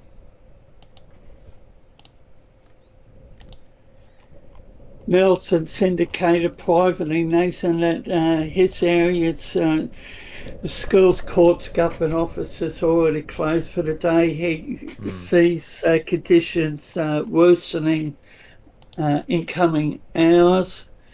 And Tim, things are closing up in his area too, especially Tuesday. Wow. And Nelson is on the very centre of the 10% risk for today.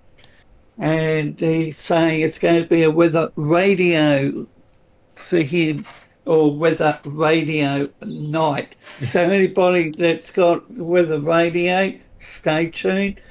And we'll be continuing with the coverage. And this is just the start of things. One confirmed tornado. And how many tornado warnings have we seen so far? Well, I tend to put them into groups, where you have one cell. We've had 2 different cells with warnings. There's probably about 10 warnings so far, but part of that is due to the NWS, how it works. So we've had 2 tornado-warned cells, but before some of those storms moved ashore, we were pretty convinced that there was probably a waterspout or 3 off the coast of Louisiana earlier.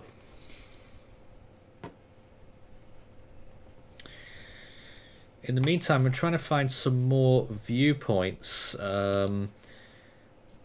Pretty soon we'll probably be switching some of our cameras towards Baton Rouge because they're quite close to some significant weather right now. And just in general, the New Orleans area actually is getting quite a bit right now. But we're not going to switch away just yet. But obviously we've got still these tornado warnings that are in effect. Are they on their way out? Let's check. Let's take a look at the velocity once more. It's stretching out, widening out. It may be about to subside. The western one's still there as well, just hanging on. I don't know whether they'll keep that running in a warning though. The one on the right though, I think that might still get an extension. I'm still watching the wires as well in case we see any media posts about any of these tornadoes. But so far, nothing, really nothing that I can see regarding the confirmed tornado. Lol said, what about Dallas? Well, that line, that cooling line went straight through you earlier when we started streaming at about midday, was it? Or was it 11? Midday. It was moving through there, and it's already past you now, so your severe weather threat is pretty much over for the day. It's certainly much lower. But in the meantime, we're still on these 2 tornado warnings, which are in eastern Texas. One of them is getting very close to Zavala, and that would be the logical place to have a warning next, and I think they should do it. Once again, it looks like they're being reactive rather than proactive here, with this tornadic cell already exiting the tornado warning. They've just updated that warning zone as well to cover just a tiny area now. It must be switching to a different office area, but I think that warning needs to be extended. a little bit slow in updating.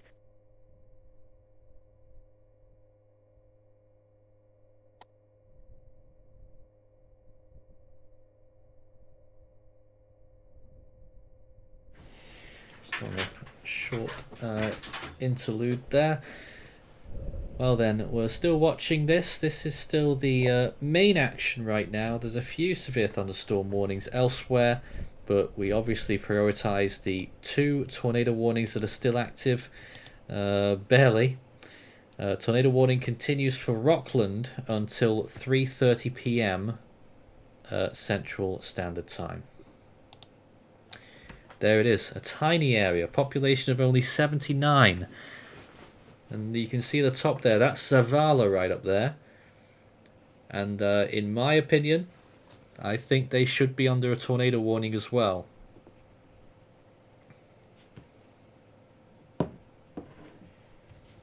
So the tornado watch area really hasn't changed. I'm just looking at Radarscape and Yep. so I think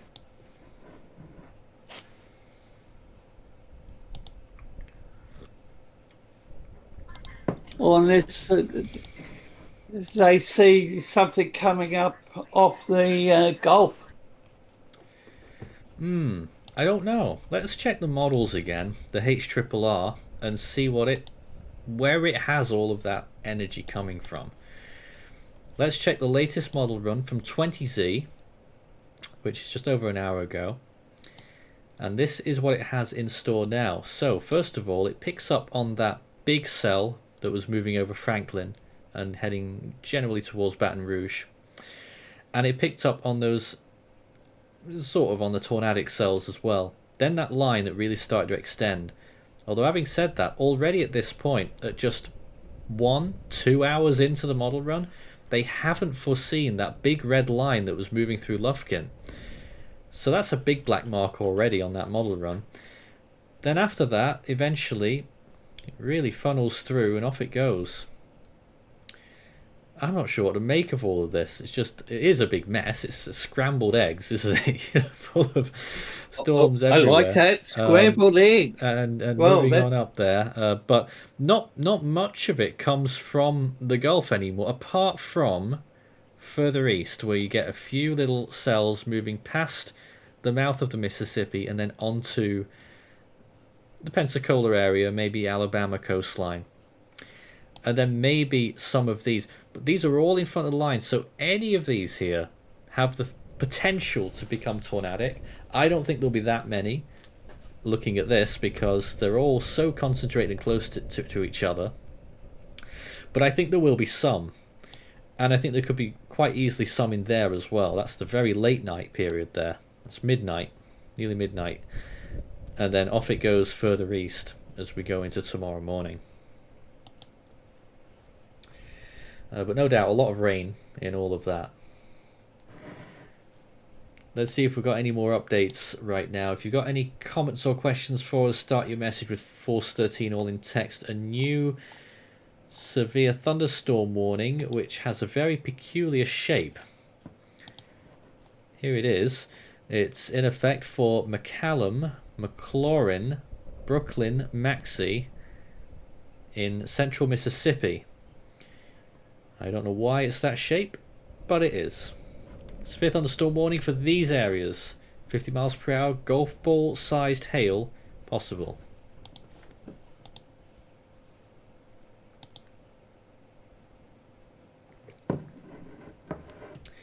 And a tornado warning. Is this a new one? Just need to get my bearings here. Oh, nope, they've extended the one that we were talking about, and it's really moved eastwards. Just double checking this. Yep. So Zavala actually isn't in that tornado. I'm really confused. When you look at that, I'll draw a line. That tornado's been moving this way. Drawing my little line here. There it is at the update time. It looks like it ought to be going this way. And they've drawn the polygon here, something like that. I don't know what they're up to. What are they up to? They've made it very small and wide. Small and narrow. The new warning covers Brookland, just about, on the very far side of that warning zone. And of course, a large part of Esther Lake is under that tornado warning, which continues until 3:45.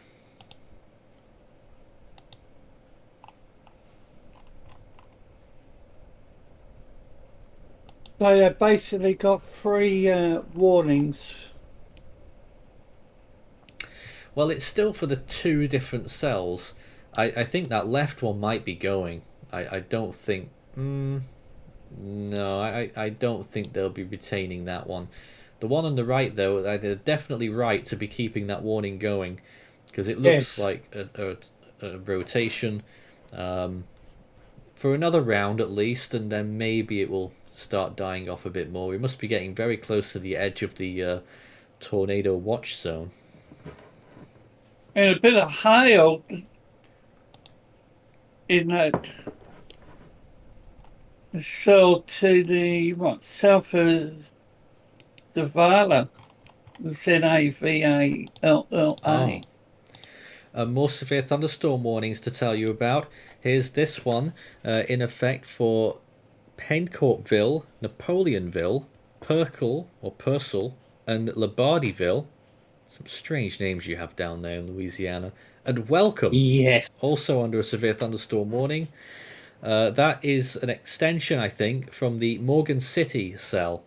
So, and they've got a tornado possible tag on that as well. Tornado possible tag on that one. Go ahead. Mississippi, severe thunderstorm warning. Yep. We got this here as well. Actually, 2. Yep, for Runnelstown, Richton, New Augusta, 50-mile-an-hour winds, quarter-sized hail possible. Just going back, was there an extra one? I know I reported on one before. Yep, I've already got all of those. Okay, good. So we're still watching that, of course, in Texas. But now we have news of, like I just said, this zone here. Napoleonville involved. This area here under a severe thunderstorm warning with a tornado possible tag on it. So watch out in this area of Louisiana. And we'll see if we might be able to get some cameras in that area. I'm not sure. Not sure we can. Not sure there are any. But if there are, I'm sure you'll see them. The closest one is near... The cameras are unavailable.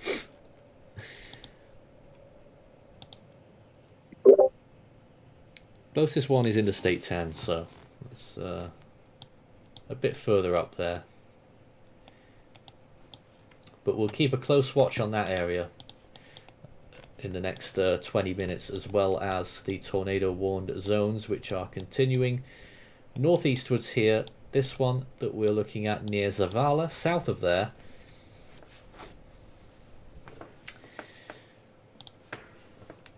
But so far, only 2 tornado warned cells. And quite a few severe thunderstorm warnings, but not as many as you normally see in these severe weather outbreaks. Probably the time of year. National Weather Service Charleston has put out a graphic, Nathan, on what is going on in their region. I've posted the image in live output. See if we can get to that. Yeah, well, it's just about strong winds, especially along the coast. Georgia as well as South Carolina.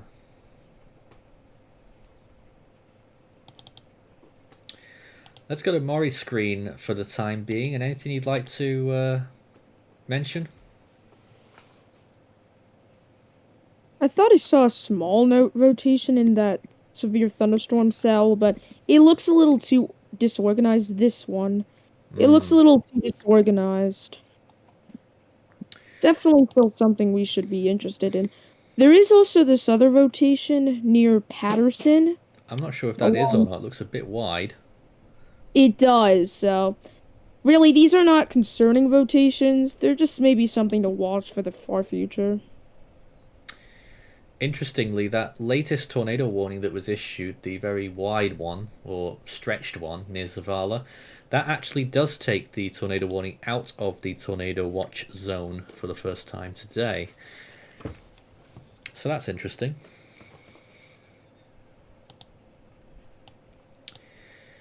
In the meantime, let's see if we can have a look and try and get a traffic camera up near this storm in Louisiana, since we may as well. Oh yeah, it's looking dark. Now bear in mind, it's only, what, 3:29 p.m? Yes, it's early January, but it's dark out there. This is Louisiana. This is LA 22 at LA 70, which is very close to Interstate 10. And where at exactly? Near Sorrento, I think. Yep, Sorrento. As you can see, they're getting quite a bit of precipitation there at this point.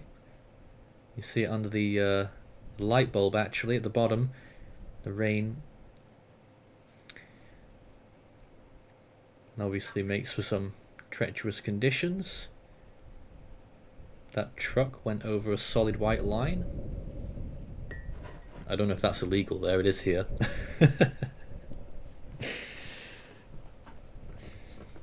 But clearly a very clement picture there in Louisiana, not too far from Baton Rouge.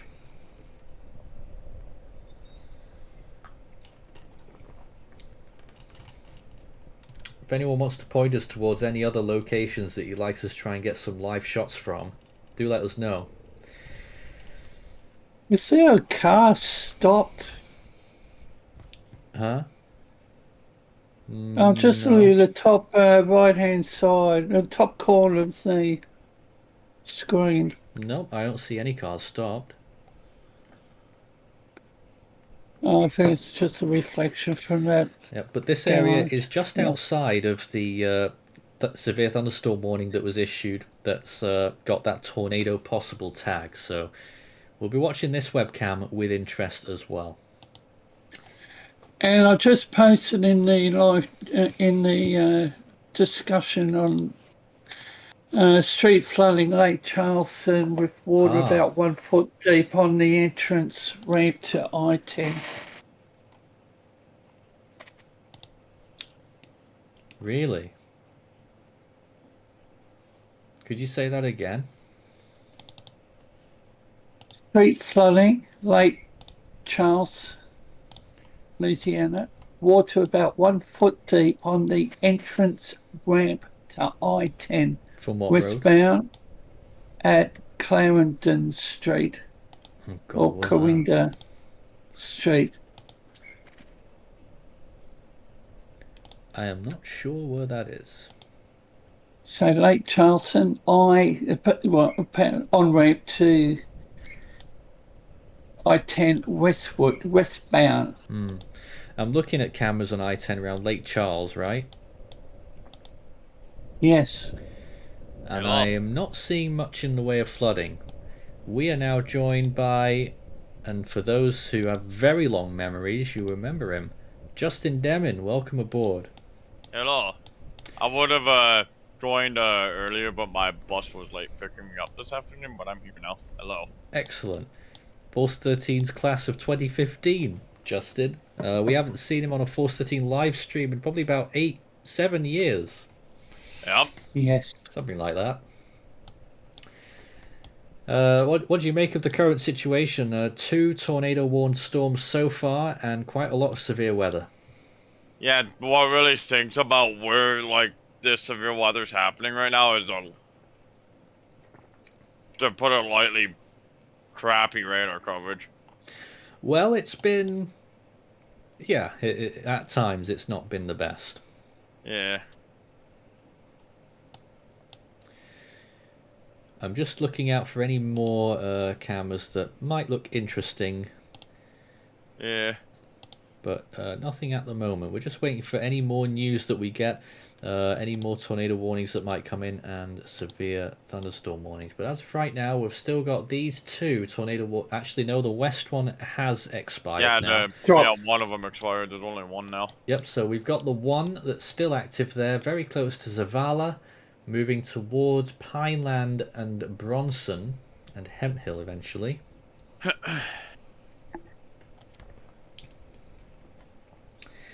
Let's get some more comments then. Surprise Galaxy just says Indiana ? Nope. Are they? You're gonna this. I will say this. So for Indiana, this system is going to bring, like this fairy swarm system that's producing the severe weather today and tomorrow, gonna bring you a lot of wind. So be prepared for strong winds tomorrow.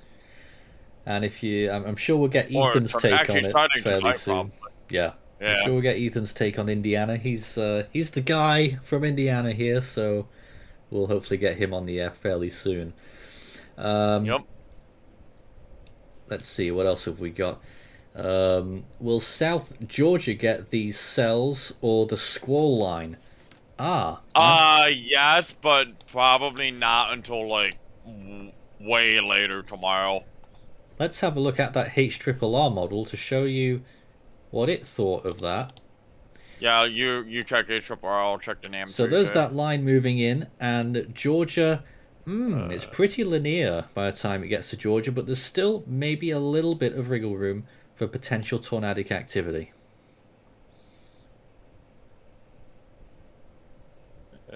Up if I looked at the list. That's within 18 hours, though. Beyond that, maybe a little bit more besides. But we're just looking for really short range at the moment. Actually, turns out it looks like the line, NAM 3K has that line moving into a crossing from Alabama into Georgia around 10 a.m. tomorrow. 10 a.m. So pretty much about an hour after I get up, basically. If anything, though, for like Alabama or Georgia, it's going to be a quasi-linear tornado threat. That's it, yeah. Now, Nof24 says, is there any chance of tornado activity within Central Florida tomorrow? Yes, but not till like very late. Yeah, not till like after nightfall almost. If anything, it's very minimal. Keep your questions coming in. Like tornado threat for Florida is there, but low. I will say that for like Central Florida. If anything, it's going to be more of a wind and a hail threat with maybe an isolated tornado or so. Tornado or two, rather. I cannot English. Bear with me. It's Monday. My brain's fried. Send home. Oh my goodness. For those who were wondering or wanted a little update on it before, I don't have much. But just to remind everyone, in international news, there has been a 6.7 earthquake near the Philippines, just south of Mindanao, that southern island. That was about nearly an hour ago, 68 kilometers deep. It could be. It could produce. Not that deep. It could produce a tsunami, probably a minor one, and the threat to life is, I would say, fairly low. Yeah. So it doesn't look like it's going to be a major quake, but certainly one that many will have felt there. 6.7, 100 kilometers southeast of Sarangani. Back to the storms then, and this is the latest on that tornado-warned storm, which, as I expected, is still moving north of the polygon. And I don't know why they made the polygon so far south. Yeah, it is. It's moving straight northeast. Wow. It's on the edge of it already, near Broadus. And we'll probably make a beeline for Bronson, perhaps. Yeah, real quick off topic briefly. Interesting thing with earthquakes. I actually experienced one on February 6th last year. Really? The magnitude 3.8 occurred in Lackawanna, and I actually felt the shaking. albeit it was 6:15 a.m. in the morning, and for everyone who was asleep, they were more than likely wide awake afterward. Wow. Okay. My mom ran up the stairs when it happened. She's like, first thing she asked me, she's like, Justin, what the hell was that? I looked at her dead straight. I'm like, Mom, I honestly don't know. Sure enough, 20 minutes later, USGS confirmed as a magnitude 3.8 earthquake. It was also the strongest earthquake Western New York has seen in 40 years. Really? Wow. Yeah. There's a new severe rare they thunderstorm are. warning, though, that we got to point out in Texas once again. Probably a continuation of that one that we had much earlier, maybe. But here it is anyway, in effect for Sheridan, Rock Island, Altair, Eagle Lake, Lissy, Matthews, Garwood, and Nada. 6,000 in that severe thunderstorm warning, 60-mile-per-hour winds possible, and quarter-size hail. So that's a new severe thunderstorm warning. Let's go to Maury's screen right now. What is this? Still the velocity for that tornado? Oh, that's the current. That's the severe thunderstorm warning we're looking at, and that I was. Well, I just said it there. It looks like a velocity for a possible tornado. Yeah, it looks fairly interesting just to the west of Rock Island, Texas. There could be a little bit of something. It's not the strongest signature, but there's a bit of a couplet on that, so. Looks interesting. We'll want to watch that one closely. It's a new mesoscale, and looks like the watch area is going to be extended southeast Louisiana. Oh, yes. I'm not surprised at all to hear that, though. Severe storms will eventually spread into southeast Louisiana, but the short-term risk is uncertain. Latest surface analysis, as verified by visible imagery, shows the surface warm front extending from Jefferson Davis Parish southeastward and off the coast of southeast Louisiana. The boundary is being lifted northward in the next few hours. However, radar satellite imagery suggests very little robust convection to the south of the warm front. And recent HRRR solutions also lend doubt regarding thunderstorm coverage in the next few hours. Oh, by the way, new mesoscale discussion just issued actually. You just for said areas that. in there. Oh, okay. Number 20. And nevertheless, very strong brain shear lagged. profiles in place and increasing low level moisture instability. This area will continue to be closely monitored for increasing thunderstorms south of the warm front. Now you saw a flash of lightning, I think, on this shot. This is US 61 at LA 22. That once again is at Sorrento, I believe. Yep, Sorrento, southeast of Baton Rouge. If that severe thunderstorm warning gets extended, as you see another big lightning flash there, then that would cover this area. As it stands right now, I don't think they're under one. Nope. But the one that was issued nearby did have a tornado possible tag. And once again, you can see just how dark it is there at 3:42 p.m. Seems pretty early for it to be so dark there, but that's Louisiana right now under a big shadow of this, what looks like pretty massive burst, really, of heavy weather on radar.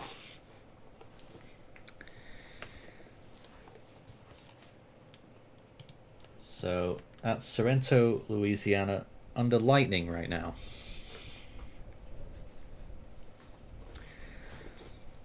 Pulse 13 live coverage of this severe weather event continues.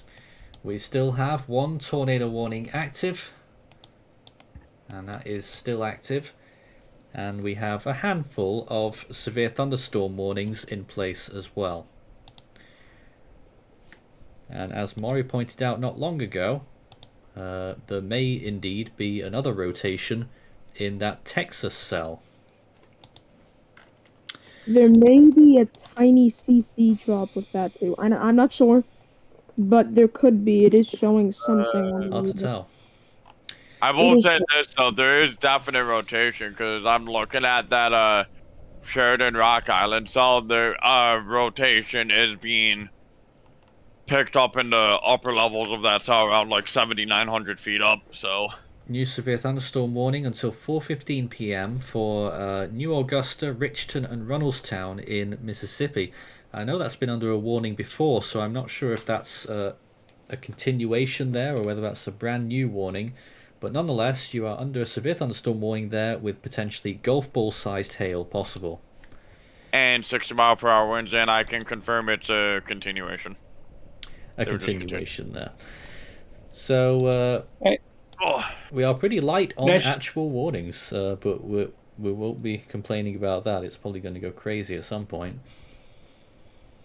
NASA National Weather Service Miami has put out a posting, heads up, a strong frontal boundary will push through the area tomorrow evening into early Wednesday morning. Biggest threats include strong wind gusts, isolated tornadoes. So National Weather Service Miami.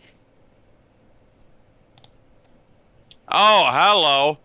Hello? Potential strong area rotation due west of New Orleans right now. Near Thibodeau and Supreme. You'd have to use the New Orleans airport radar though, because their actual radar site was currently being moved and is down until further notice. That? Yeah. Up near just northeast of Supreme. There's a strong rotation there. Pretty decent Herc signature too. We'll investigate. Just want to show you this short video though of Lake Livingston, I think it is, near Livingston, which is where that tornado warning was, I think. And those were the conditions during that storm. New severe thunderstorm warning including Malam, Hemp Hill, and Pineland, Texas until 4:30 Central Time. 60-mile-per-hour winds with a tornado possible tag. All right, let's just get abreast of that. Hold on a minute. Tornado possible tag on. Is that, I think, a continuation of one of those tornado warnings, perhaps? I'm not sure. Or is it behind it? No, but it's a continuation of the tornado warning from earlier. Yes, the tornado warning is gone, and it's been replaced with this severe thunderstorm warning with a possible tornado. Of course, it could start up again. And that's in effect for all of these locations, from Goober Hill to Florian to Milam, Bronson, Hemp Hill, and Pineland, along the border between Texas and Louisiana. So, tornado possible. That was the earlier confirmed tornado, but thankfully there are now 0 tornado warnings in effect. Depends on how long that lasts, though, because that cell northeast of Supreme is really starting to ramp up. I'm keeping a very close eye on it. Only thing that stinks about airport radar is you can't get correlation coefficient on them on GR2, which is stupid. Do you have a screen share, Justin? I tried screen sharing, but it lagged so bad I just shut it down. I wasn't even gonna attempt it. I wanted to screen share GR2 and Discord was like, nope. Unfortunate. Severe thunderstorm warning continues for Eagle Lake, Texas, Altair, and Garwood until 4 p.m. Central Time. That was a continuation of that last warning, the one that we thought we might have seen a rotation on.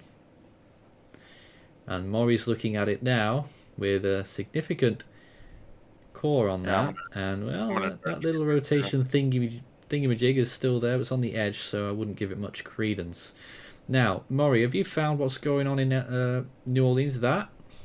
Yes, that is what I consider. It is southeast of Napoleonville.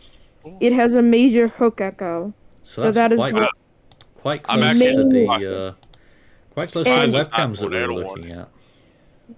And very intense velocity. Yeah, I'm actually kind of surprised they haven't tornado warned it yet. Well, here are the conditions at the closest road cam, which is probably about 20 miles away.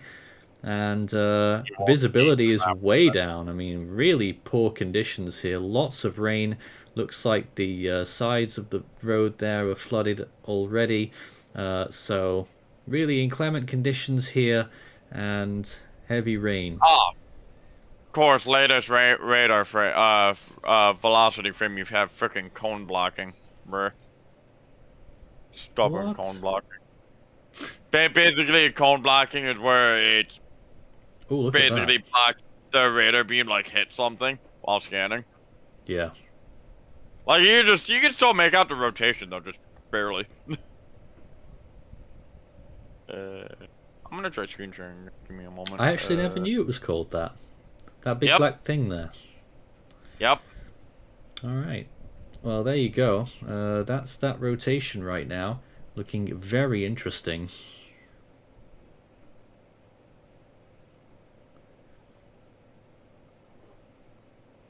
Hello? Yeah. Okay, we're good. My screen share's good. I'm not lagging anymore. Let's go. Oh, really? Yeah. Oh, cool. Let's have a look. I haven't pulled up. But yeah, this right here. Oh, never mind. Whoa. Okay. What? You okay? Yeah. That needs to get tornado warned soon. Yeah, I think That I would is agree with that. High rotation now. Definitely should be warned. You're still quite glitchy on your screen, I think. Yeah, unfortunately, nothing I can do about it. Oh well. You guys can see it though, right? We saw it, yes. Okay, that's all that matters then. Let's go back to that live camera over there. Not far from that place. That's near Sorrento, which is... must only be about... Ooh. Trying to see how far it is from that potential tornado. Yeah, only... I am actually quite surprised that's not warned yet. Wow. About 25 miles away is where this camera is, and it's pretty much heading for it. So, be interesting to see what happens here if we see anything. But, as you can see, very poor conditions here, and the odd lightning strike as well.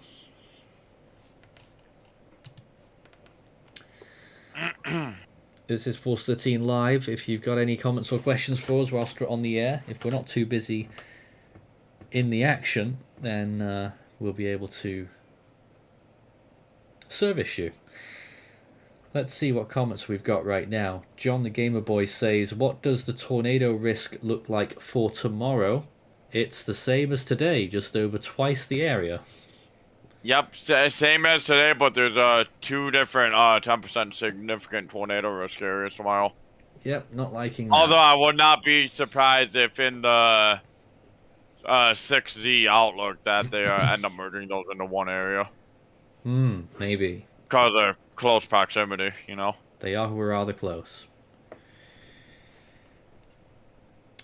You can see vehicles there. Maybe having a bit of a tough time with it. Lightning flash. How bad is the risk for South Carolina tomorrow?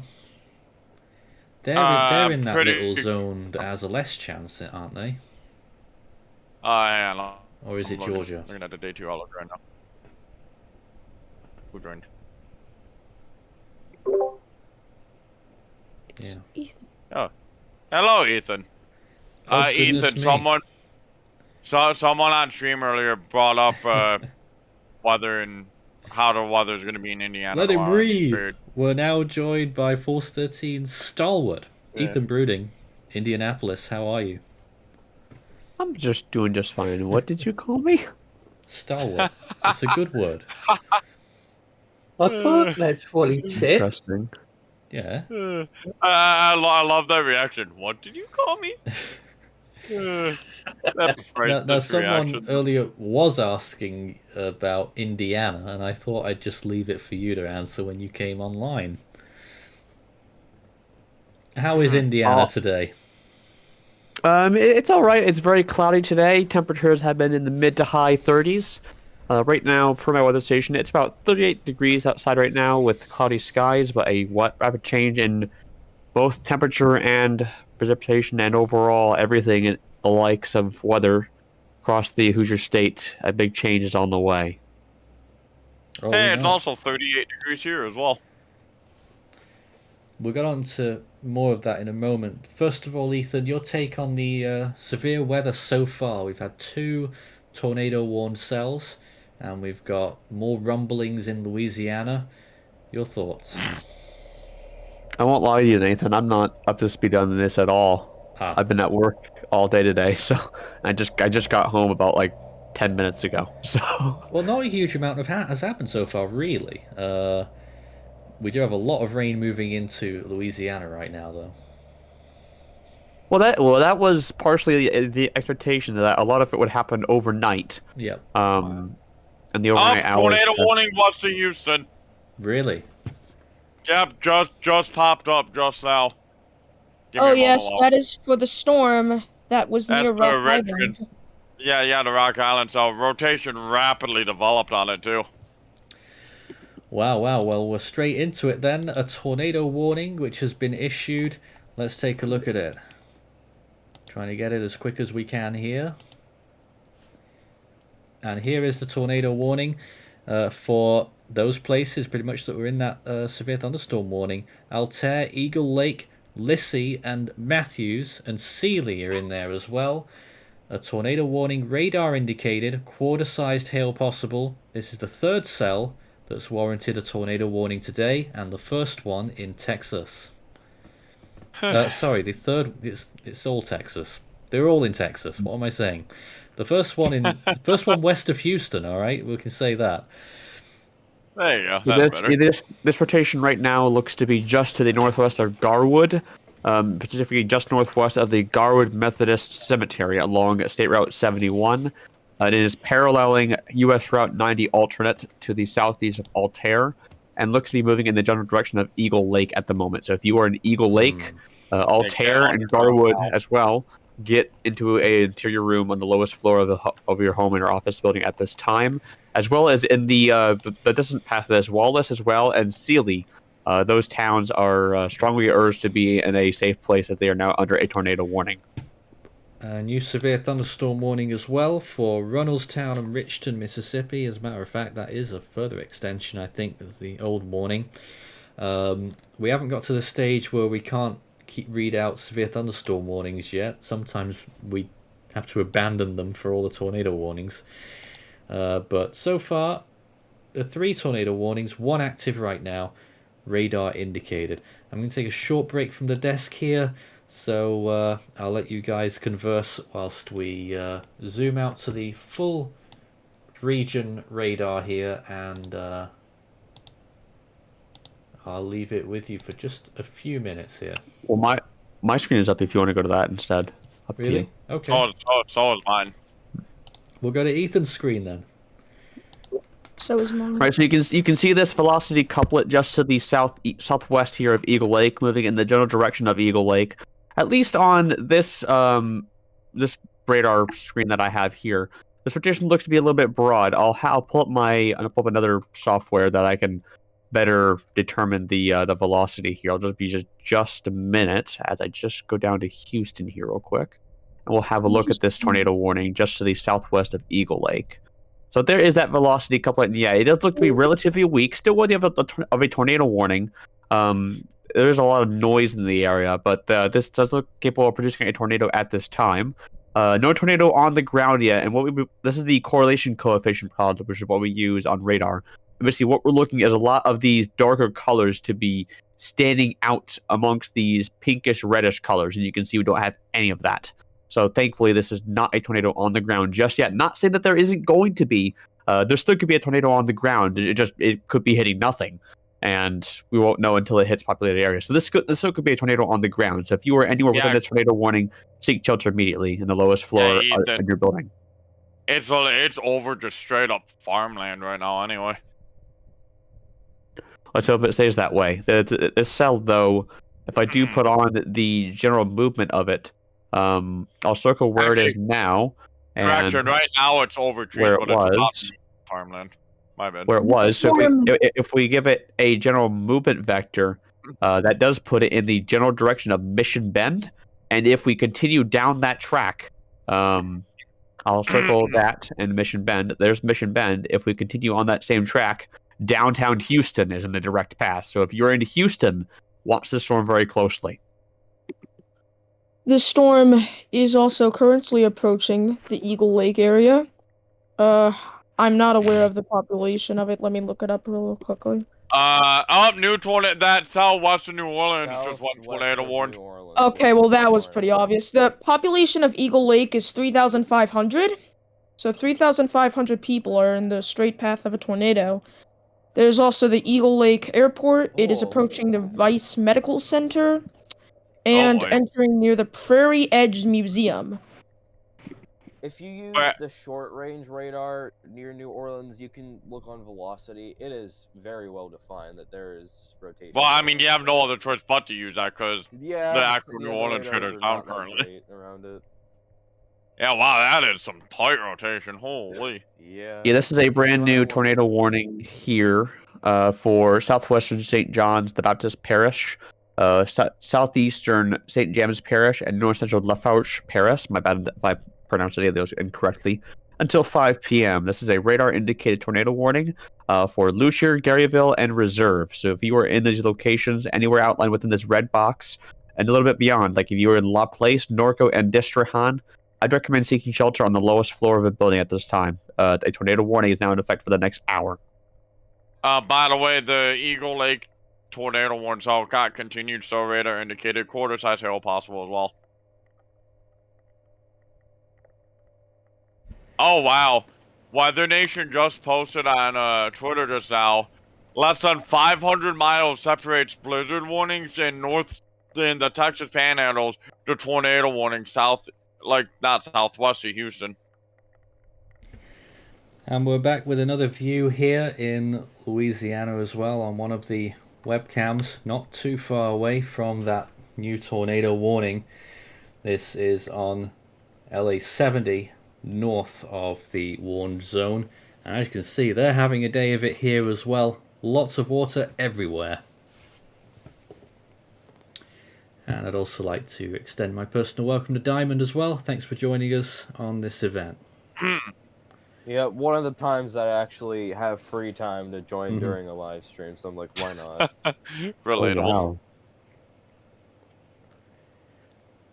Ethan, what's that? I'm just having a look at the whole wintry side of this storm system. Have you covered this at all, Nathan? A little bit. Well, this is actually brand new, actually. This is the 6 to 10 day graphic from the Climate Prediction Center. I'll pull up a better version, I guess you could say, that the Climate Prediction Center does offer, and this is quite alarming here, Nathan. So yeah, a giant area of 90 to 100% chance of below average temps. There's actually the 8 to 14 day hazards outlook from them actually has a high risk of hazardous cold temperatures for a majority of the central U.S. We'll get to that here in a minute, but you can see here that in the scale here in the bottom right, Nathan, there's only 7 categories or 7 color scales. And if you were to count that from the near normal, this is actually maxed out now for these regions across the Ohio Valley. And we're going to be seeing temperatures probably well below normal here. We're talking temperatures probably close to potentially 5 to 10 degrees below zero. And that's not even factoring in the wind chill with these systems. That are going to be pushing on through. 40 easily. This actually reminds me of that cold front that passed through the United States in December 2022. Yep, which I ended up That's getting. what everyone says. This isn't really anything like that, though, guys. This isn't anything like that. It isn't. I understand it isn't. Just the temperature. And here's that 8 to 14 day outlook, and you can see it does have the temperatures. The outlook does have it with a little bit of a lower probabilities. That doesn't mean that there's still going to be hazardous cold temperatures. Those are still going to probably extend through days 8 and 14. So if I had to guess, this is probably going to continue to increase in probability. But this shows that hazardous temperatures, especially well below temperatures, are going to remain over a large part of the eastern U.S. Throughout probably the next 2 to 3 weeks into February, which is quite extreme, given that these kind of temperatures, whenever we have them here in the U.S., they typically don't stay around for very long. Wade Smith says that verifies it with the biggest cold spell in years, maybe 2 years. Now we're looking back at this tornado warning in Louisiana, and that is looking pretty concerning. But I don't have the best imagery here. Who's got radar for us right now? I'll pull it up, man. I got you. I also Of course have he radar. does. Everyone's got the radar. Everyone's got radar, yeah. Yeah, Everyone we does actually it. have to keep an eye on that cell because if it keeps its current track, it's gonna pass extremely close to downtown New Orleans. Yeah, it is making an aim right down towards Lutcher, Louisiana, a town of 3,000. Justin called this first, by the way. You saw that coming. Yep. Ugh. Yep. I know I mentioned earlier I was surprised it wasn't tornado warning. I ended up getting tornado warning about 10 minutes later. And I see your big logo at the top, Western New York Weather. Is that actually you? Yeah, that actually Oh, good. So we have that's, permission to use it. yeah. Yeah. Excellent. Yeah, I actually had a friend, another like Discord friend of mine, make that banner for me, by the way. All right. We've got a new severe thunderstorm warning in Texas. Okay, let's try and get there. For southeastern Tyler County and southeastern Texas, Hardin County and southeastern Texas, and southeastern Jasper County and southeastern Texas until 4:45 p.m. Central Standard Time. 60-mile-per-hour wind gusts and $50 size hail. What you can expect for that thunderstorm. And there it By is, the way, 55,000 looks like- in that zone. Looks like the rotation near Eagle Lake just absolutely fell apart. Oh. Although, going Here's back a radar couple for scans, this. it looks like it may have produced a quick, brief spin-up tornado, but that has since gone away. Don't know. Because there was like a brief, like shallow CC drop at one point, as you can see right here. There's a very shallow CC drop, so it might have produced something brief. But that rotation looks to be gone, absolutely just gone now.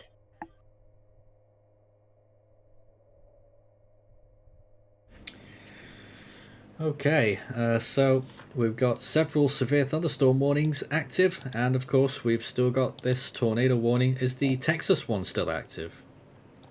Oh. Yeah, sorry. It was called. I exited out of my stream. It was called That's okay. Discord to log on my head. That was so unnecessarily loud.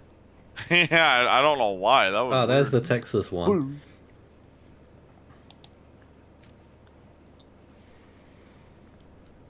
I do want to point out there actually is another rotation behind the current one cell in Louisiana.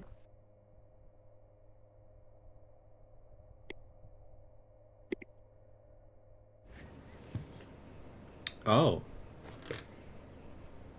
And that is in the same vicinity as well. And moving on very quickly.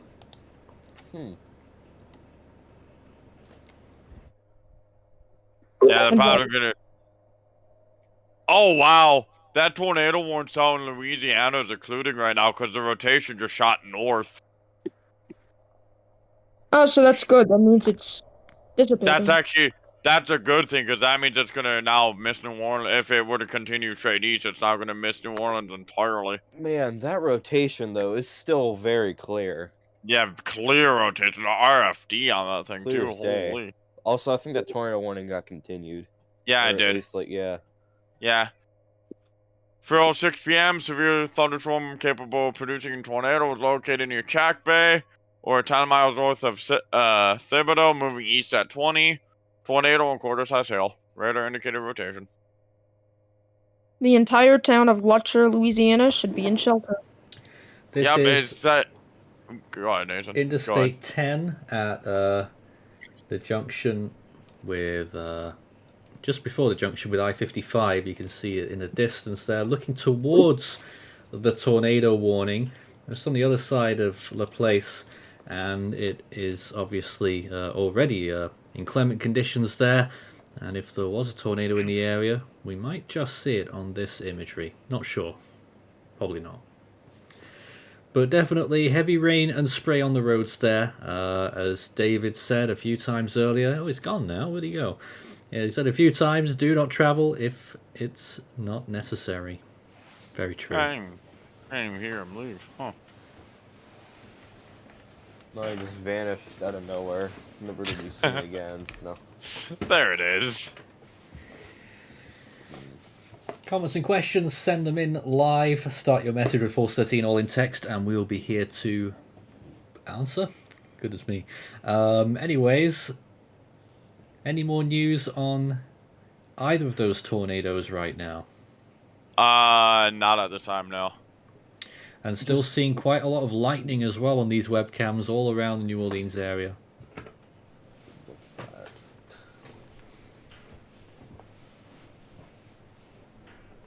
Yeah, the rotation on the Eagle Lake cell's pretty much dead.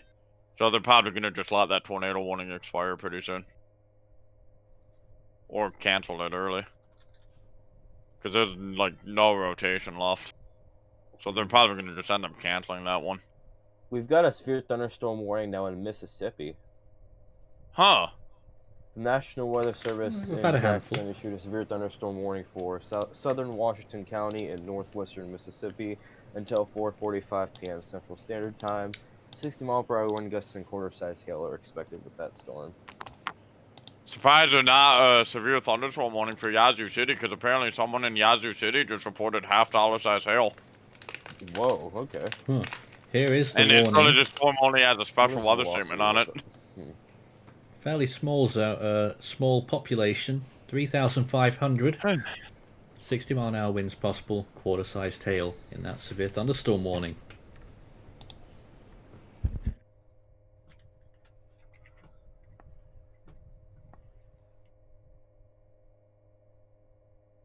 Yazoo City has a special weather statement. They don't have an actual warning. They're just a statement. Yeah, I know. That's why I said I'm surprised And there's it no says for warning on that. penny-sized hail, too. And yet someone reported $half. Interesting. That is Yeah. interesting. Yazoo City is actually only around 10 miles to the west of Rolling Fork. East, I meant. Ooh. Yup.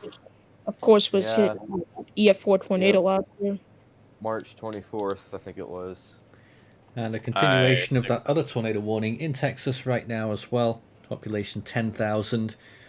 Still radar indicated there. Quarter-size hail possible. And some lightning in there by the looks of things, Maury. There is lightning. Was it gone though? Was the tornado gone?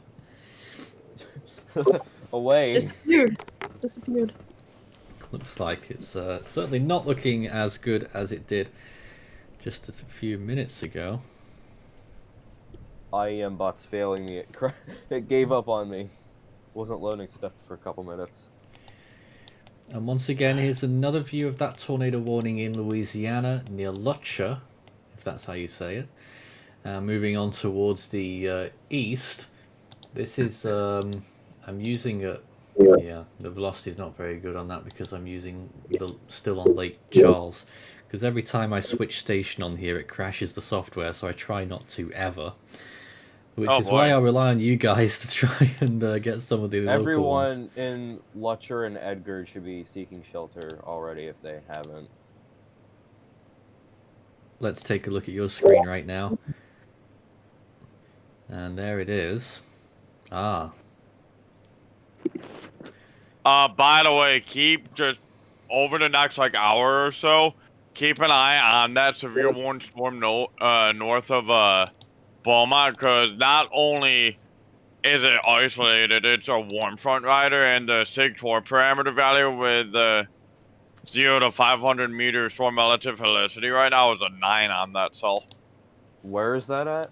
That's the Beaumont cell. The Beaumont Sour Lake cell. Completely all alone. Keep an eye on that for at least the next hour. It's west of Lumberton. Yeah. Oh, it's all by itself, too. Isolated. That's not good.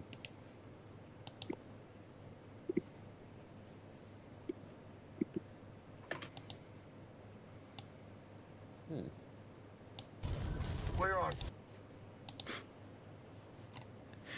And still, I mean, storms everywhere right now, actually. When we look at the lightning map, you can see lightning occurring everywhere, from as far east as, Florida. Trying to find a place name near there. Near Defuniak Springs. As far north Springs. as northwest of Memphis in Springs. Arkansas. Obviously, the main stuff that's going on is in Louisiana, of course, that main one. And then there's that significant cell with lots of lightning northwest of Beaumont. Is that the one you mentioned? The one to watch? Yeah. That's the one to watch. Yeah. That one right there. Yeah, because it's not only isolated and riding the warm front, the sig4 parameter value on that cell with the current 0 to 500 meter helicity is a 9. So if that does start getting its act together, it could produce a potential big-time tornado. Oh, and something I also would like to mention, and this just got a statement, but in central Mississippi, we have a strong line of rain moving and thunderstorms moving northeast, which has pretty strong winds, so I would keep an eye on that as well. Wow. That just seems like a completely... that it doesn't belong there. Oh, Yeah. there it is. That's how it happened. Caught me off guard looking at that. Off topic real quick, but I'm really keeping an eye on that weekend system. It could potentially bring blizzard conditions to my area. Oh, it's a busy week, isn't it? Oh yeah. Next 2 weeks is going to be very busy in the U.S. in terms of severe and winter weather. Next To the point, the latest 18Z GFS has a 973 millibar low passing to my north. Oh, that's fun. And it actually has the pressure here getting down to about 975. I know you want to speak, Maury, but I've got to interrupt for a severe thunderstorm warning, a new one, I think, but certainly one for Milam, Hemphill, Negrete, and Fisher along the border between Texas and Louisiana. Here it is. That's a continuation. Yep, that's a continuation. And that still has a possible tornado mark on that as well. Tornado possible. So that was worth the repeat. We only have one tornado warning now in effect, and that's the one near New Orleans. Yep. And here it is on the map. And it's shrinking, that warning is. Wonder if they're going to issue a new one. Let me look. Probably not. Rotation's really broad now. Yeah. Well, that's it. The one they just reissued it, and it's gotten very small, the polygon. Here it is. For 13,000 people still, nonetheless. For Paulina, Gramercy, Garyville, and Edgard. Radar indicated. Quarter-sized hail possible there. That's that tornado warning. So how are we feeling so far? Is this what we expected? Yeah, I do probably expect activity to ramp up in the next couple hours, though. What he said. All right. Do you think it's going to be a very late night threat, which is much scarier for people because they won't see the tornado coming? In fact, they might hear it first.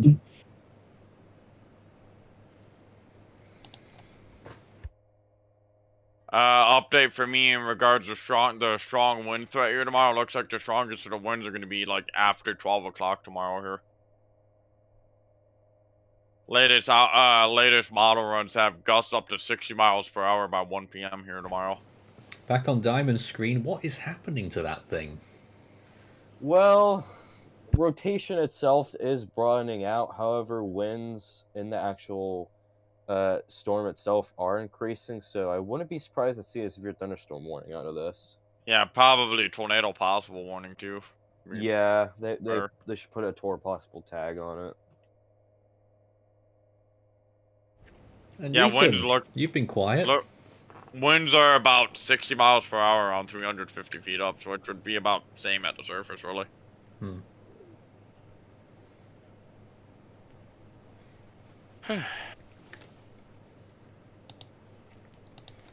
Well, we're looking out for any further updates here. There is a new continuation of a severe thunderstorm warning, the one that was in southeastern Texas, still in effect for Lumberton, Silsbee, and Boona until 4:45. We just got a new warning that includes Houston. A severe thunderstorm warning, that is. So Houston hasn't got away with it then. They certainly haven't. Severe thunderstorm warning pretty much completely covering Houston there. Nearly 3 million people in this severe thunderstorm warning. Up to 60 mile per hour winds. Pea-sized hail possible. Yeah. And 2.8 million in the warning. Almost 2.9 million, actually. Jeez. Oh, it's Houston. I can see why they warned it, though, if you look at velocity. Yeah. This is the big line of storms that we keep referring to. Yep. Uh-huh. so that's the line. Oh, we've got a new high wind warning in Texas. I know that's off topic, but I'm just saying that we do. I don't think anything really is off topic if it's current.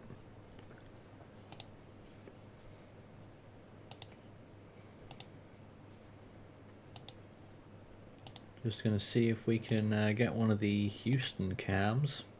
May as well go for the usual.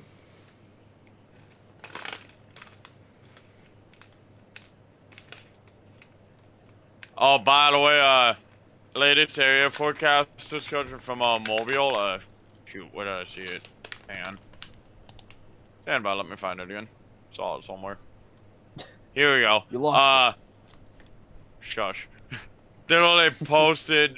This is the latest forecast discussion at 3:45 p.m. Central Time, and it's one of the sentences in literally all capital letters. Do not let your guard down before midnight. Does it actually say that? Yes, it does. Wait, let me find it. I can't. Can't I find I'll it? post it in the discussion. Okay. I would agree with that. There. No, but that is true. Oh, I don't like that. That's kind of creepy. You know what I mean? Like, I don't like that. But no, it's true. Very eerie, Yeah.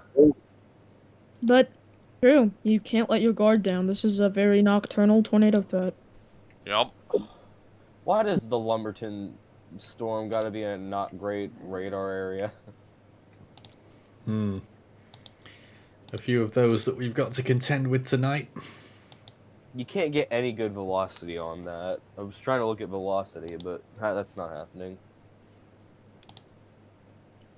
Although we might have some area of rotation beginning to develop there. I wouldn't confidently say, that 100% there's something, but, like, there is rotation trying to get itself together. Here's the view at Houston right now, and as you can see, very ominous skies appearing.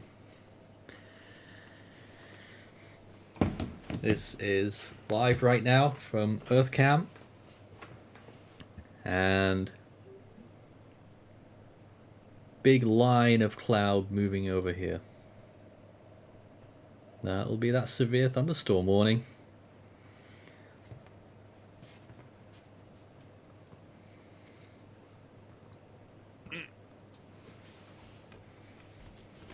See if anything interesting happens. Probably not. You got anything for us, Ethan? Well, for starters, I've been looking at some of the things on the wintry side of this whole mess, Nathan, and I just want to show you this real quick. So what I've got right now on my screen is the low temperature forecasts for Thursday. So this is 3 days out, and you can see a large part of the country is at or just ever so slightly below freezing, right? So everything's not too bad. And then we go forward now. I believe this is going to be Sunday or Monday. Look at that. Holy. Negative 21 up in Montana. Wow. And this is just and this is just the beginning of this cold. Wow. I want to say that this the is some this do- is some extremely dangerous and life-threatening cold coming down here into the U.S. This kind of temperature is going to cause frostbite, and as little whenever you have the winds as well with these systems, you can get frostbite in as little as 15 minutes during this thing. if not more. And this kind of cold is oftentimes very underestimated. So if you have to go outside or do anything outside of this cold, it is strongly urged that you be prepared. I mean, this kind of cold is crazy. Not every day that we see this here in the U.S. And this kind of temperature, frequently what we see here in the U.S. is we see these kind of cold temperatures come in. Maybe they last for a week, maybe there's a little bit beyond a week, and then they retreat.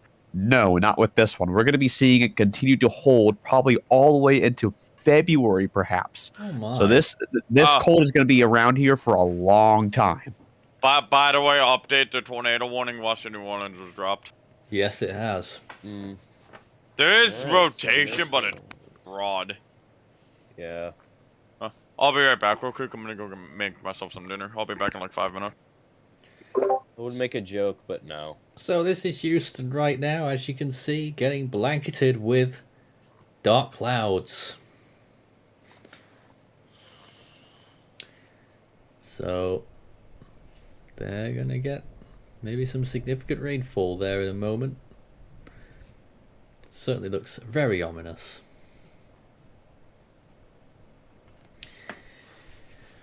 So, do we still have any tornado warnings active now? No, we have no tornado warnings. So, once again, no tornado warnings active. A few severe thunderstorm warnings, though. Probably just jinxed it. No. Including right here in Houston right now. Severe thunderstorm warning for this location. Don't think I've seen any lightning flashes yet. But we'll leave it here for a few minutes as we watch this cloud move over.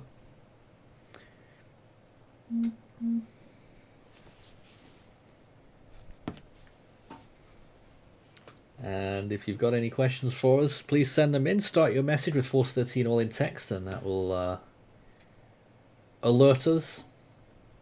As long as there's nothing the too velocity crazy on that New Orleans storm is getting pretty intense now. Wow. What is it, though? Just, it's not even rotation anymore. It's just, just like a strong wind event at this point for this area.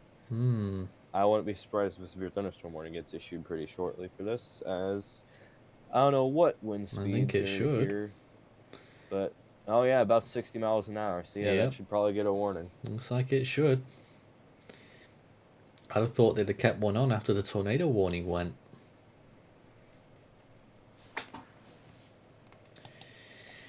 But this is back to the live view at Houston with that line of storminess.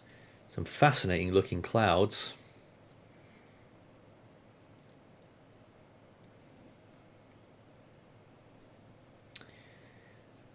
And of course, after this line moves through, it will reduce temperatures quite a lot. Houston getting a high, I think, of 72 today, dropping to the lower 50s tomorrow, I think.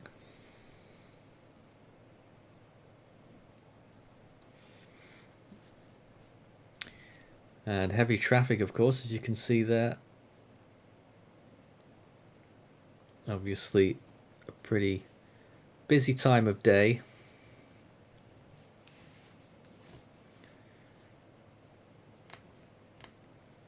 And you just expect that any moment you're just going to get a wall of rain. But I don't know, there's not been any yet.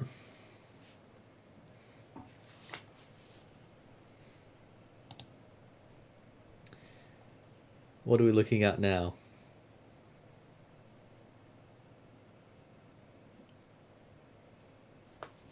Diamond there, reflectivity of... Looking at the Lumberton storm. Okay. I don't know. It's like it was doing good before. Now it's like man, it's like going in this cycle where it's like doing good and then it fails and then it starts back up, it's doing good again, and then fails, and it just keeps going in this cycle. So I don't know. Camera's starting to wobble a bit over there in Houston now, so they're starting to feel the wind. Obviously, when you get these very elevated cameras, it's hard to tell when and how much it's raining. I don't know if it is now. It might be a little bit. But obviously it's darkened things up quite a lot, and I imagine it's already cooled it down quite a bit too. But I think that's just a really cool shot there looking out.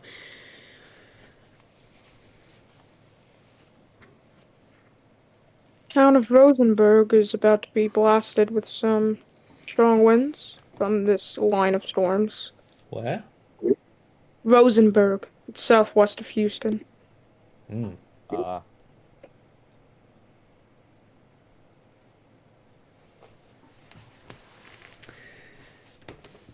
Chelly says, do you think these storms will lose its energy? I mean, eventually all of them will.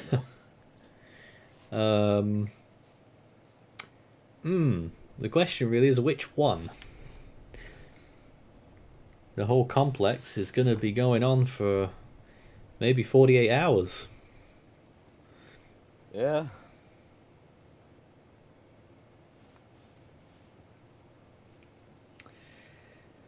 If anything does happen elsewhere, we'll switch straight to it, but at the minute we're still looking at Houston and those interesting clouds. Severe thunderstorm warning here.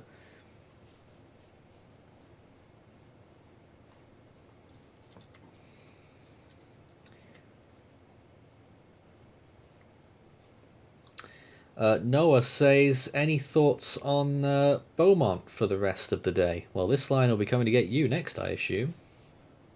Looks like we have a new tornado watch. Oh. Which includes New Orleans, by the way. Not massively surprising, but obviously, let's check it out. Just going to grab it here.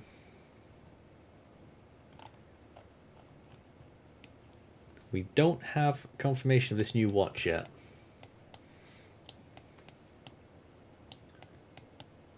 If and when we do get it, we will show you. But this is the wide shot of that general area right now. May as well zoom in on Houston since we were just looking at it on the webcam. It is near the edge of this radar, so that's why it doesn't look particularly impressive. Looks like I'll be forced to change my radar at some point. Crash. No. Yep, it will crash. Almost always. Yes, we've got the new tornado watch now. So, a tornado watch, not for all of well, yeah, actually it is, because the western side already got that tornado watch earlier. So yes, the rest of southern Louisiana has a tornado watch now. Also reaches Gulfport, Mississippi there. So all of coastal Mississippi, the 2 counties, and all of southeastern Louisiana, including New Orleans. It says a couple tornadoes possible. That doesn't sound like much. Scattered hail up to ping-pong size possible, and scattered gusts up to 70-mile-per-hour wind possible.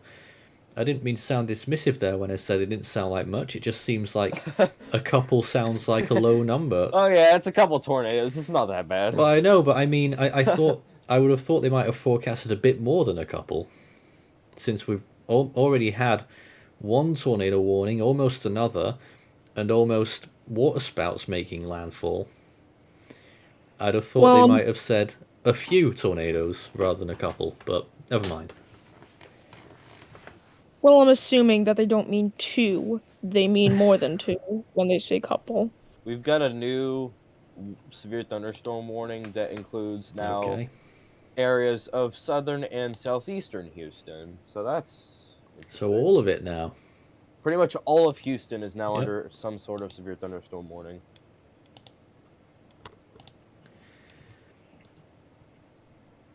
And just show reflectivity again there.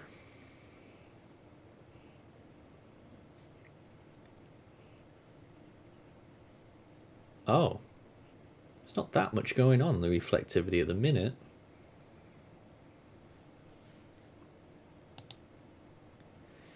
But on the ground it looks like this, and on the right hand side those clouds are getting even darker, so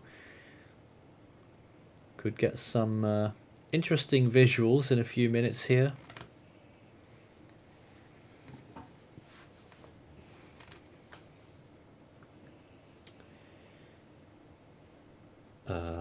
And Shelley has clarified, saying, talking about when it hits Georgia, how strong will the storms be by that point?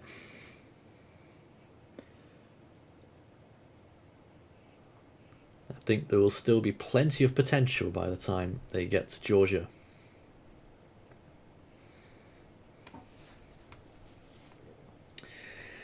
You're watching Force 13 live. It feels like we've got a little bit of a quiet spell at the minute. It's a sort of uneasy quiet spell as we wait for this storm to hit Houston, and then obviously we're still thinking about the potential for further tornadic activity moving across the southern United States. Of course, we saw that extension of that tornado watch. When the first watch was initiated in Texas, it took 31 minutes for the first tornado warning. So we'll see how it goes this time in southern Louisiana. But certainly some little bit of cautiousness definitely in the New Orleans metropolitan area, because they're under it as well. You just never know where these tornadoes might strike. But we'll do our best to let you know as early and as quickly as we can. Noah says, do you think any part of southeastern Texas will get hit with a tornado? Well, which part counts as southeastern Texas? Because those tornado warnings weren't far from southeastern Texas earlier. But I think there's every chance that you might see something. Will Jacksonville get a tornado? Is that Jacksonville, Florida? Not today. Not today. Let me see what the SPC has for that area for tomorrow. So that's a 5%. So. Odds against. I mean, then again, areas just west, like in the Panhandle, as well as like South and North Carolina, have a 10% hatched risk. So I can't be saying much. Yeah, interesting. Speaking of that, I actually might pull that up through this. That's one thing I like about Radar Omega, is you can pull up outlooks and stuff through this, which is nice. I just gotta actually figure out how to do it.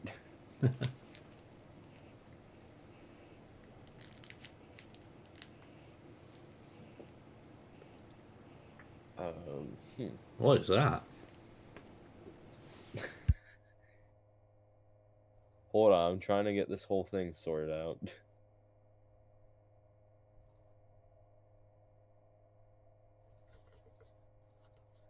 Okay, so yeah, I don't have polygons on. I forget how to turn that on, but I gotta figure this out.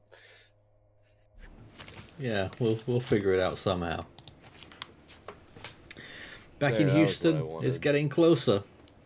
On the right hand side, a big dark shroud there of what looks like pretty poor weather is well on its way. Okay, so yeah, there's an enhanced risk tomorrow, pretty much everywhere from areas like northern and central Florida, as well as like, western parts of Florida and the Panhandle, all the way up through eastern North Carolina, where in some of those areas we have a 10% hatched risk for tornadoes, which includes areas such as like Tallahassee and Apalachicola, Florida, and then the other 10% hatched risk is for like Charleston, Myrtle Beach, and Wilmington. Now, Justin suggested earlier on that they might fuse those together later on. I would say, yeah, it's possible they could do that. I'm not saying guaranteed, but it's possible, I would say. Then there's the 30% hatched wind, pretty much for the whole enhanced risk.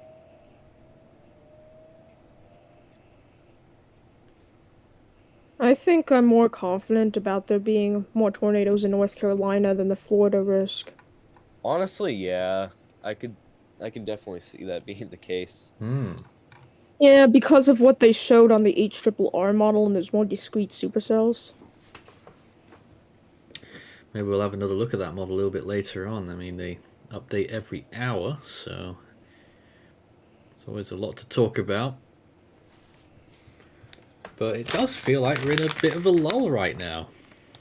Don't say that. I'm sorry. Yeah. Yeah, right as you say that, another warning got issued. Really? So we have a new we have a new severe I thought you were thunderstorm joking. warning. No, we have a new severe thunderstorm warning for northwestern Beauregard Parish in southwestern Louisiana. I'm sorry if I pronounced that wrong. Southeastern Tyler County in southeastern Texas, central Newton County in southeastern Texas, northeastern Hardin County in southeastern Texas, southeastern Jasper County in southeastern Texas until 5:30 p.m. That is the Lumberton storm. Yeah, that's it. Yeah, that's a continuation. So there's still that one, and it hasn't been moving that fast. But winds of up to 60 miles per hour possible in that, 20,000 in the polygon. This is the latest imagery from my end of the graphics department, and you can see what's going on mainly in the Lake Charles viewing area, and you can see just over the border into Texas that storm that's caused the new severe thunderstorm warning. And then of course Houston, just on the very edge of that screen, has 2 in effect. We've been watching that webcam, and a couple of severe weather statements west of New Orleans, but all of the warnings in the New Orleans area have disappeared now for the time being. Looking further north... I still think it's really funny that you, right as you said, oh, we're in a bit of a lull, and then a warning got issued. Like, come on, you really had to say it then. But apart from all that, it looks like we're in a bit of a lull right now. See, there is a new one. There we go. No. We got it. We fixed it. Why do you want there to be a war? No, I certainly do not. Demonic. Let's take a look at Houston once again, just because it's... No, we have a special marine warning. That's fun. Ooh, okay, where's that one? Lake Pontchartrain and Lake Maurepas. I don't know how to say that, but it's pretty much western parts of Lake Pontchartrain. Yep. Are now in a special marine warning. That's interesting. So yeah, water spouts are possible now. So for that area, so that's interesting. Water spouts. Did they say that? Yeah, hazard water spouts and wind gusts. I think 34 knots or greater. Yeah, 34 knots or greater and small hail.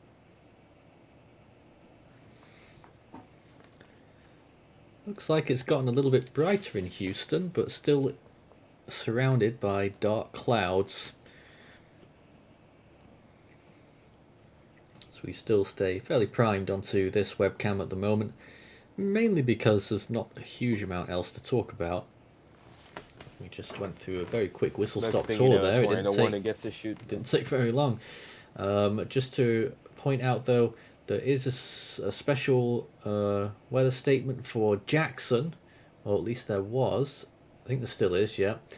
And there's not much else. Jackson, Mississippi, that is, by the way. And elsewhere, that's really it. There is a special weather statement also just north of Slidell. So the main areas right now are Houston and just north of Beaumont. I am back from dinner. That's what we're watching right now. You didn't miss much over dinner. Yeah, I see that. So just to reiterate here, these are the points of interest right now. Houston, and north of Beaumont with those 2 severe thunderstorm warnings. And it finally looks like the blanket of rain is approaching in Houston from the right-hand side. Not sure you can see it on this, but it's coming. So this, I'm not familiar with Houston, so apologies for that. But this part of Houston, it looks like it's about to get drenched. I can see it on the right-hand side, getting blurry because the visibility is falling with a big sheet of rain getting in the way.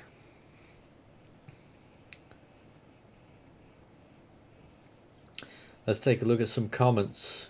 Wade says, no wonder they're forecasting such low temperatures for the 15th and 16th.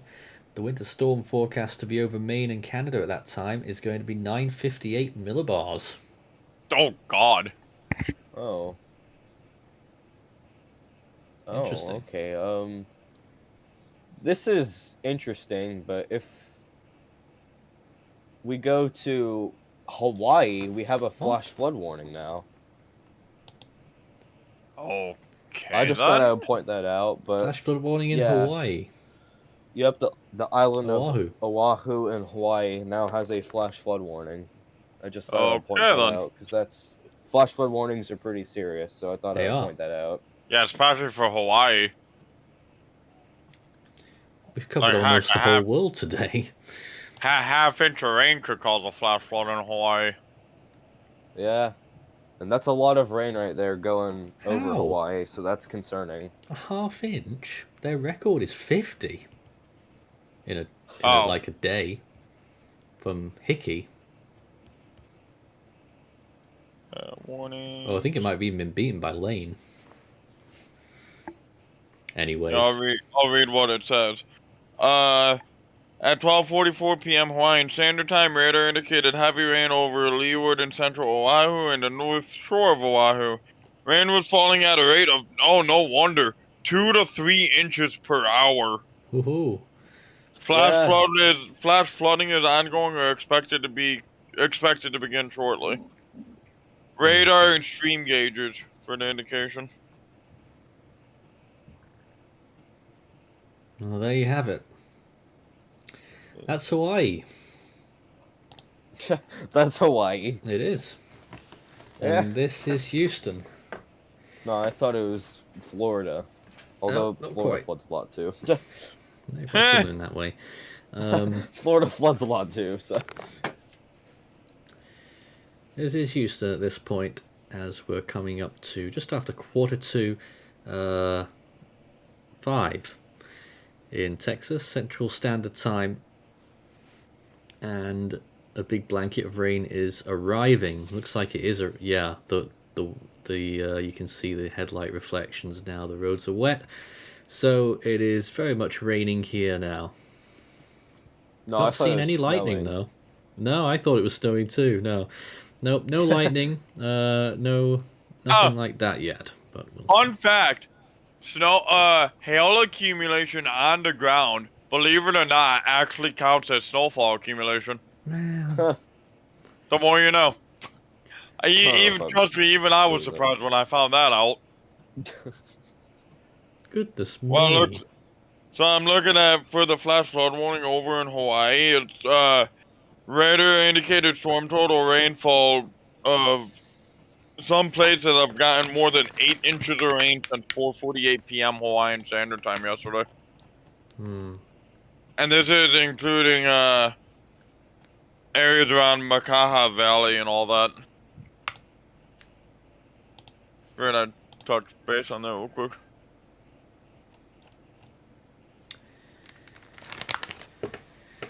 So here we are, twiddling thumbs, really. Pretty much. There's really not much going on right now. I know I keep saying that, Diamond, but Yeah, and you need to stop, because every time you say that, a new warning seems to get issued, so you need to stop. But what else can we do? Not talk. I mean, not say. Don't get me wrong. I'm happy about that. I mean, but yeah, it's good that we don't have too much going on, but it's like every time you say it, you jinx it. If you're wondering what that noise was, I'm fine. My chair just bounced up pretty hard. Well, What? my chair does this. My gaming chair does this thing where it like sinks down, and when I go to like sit up, it just brings up, and that one in particular scared the crap out of me. I'm fine though. Don't mind I me. have no idea what you're talking about. Basically, the chair I'm sitting in is a gaming chair. Fun. I got that part. Never mind. What's going on with that's looking like a tropical cyclone? I don't know. Okay, I was just looking at velocity at that storm and Lake Pontchartrain. It just came up with this. I'm like, what? But yeah, that's Lake Pontchartrain for you. No. No, but that's from the same thing that caused that tornado warning. Yeah, it is. By the way, southeast of Houston over Pasadena, multiple areas of rotation along that line, by the way. Oh. Nothing on the ground, excuse me, as of yet, but there's just multiple, like, QLCS spin-ups along that thing. Whole entire line is just full of them.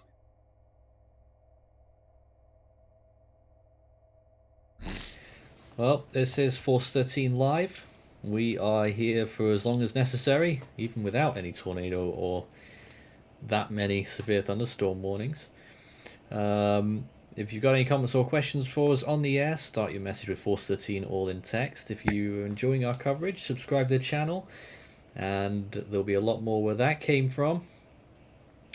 But it really is a bit of an uneasy silence right now. Everyone gets the impression that there will be quite a bit more activity yet to come. But when will the flashpoint occur? Wow.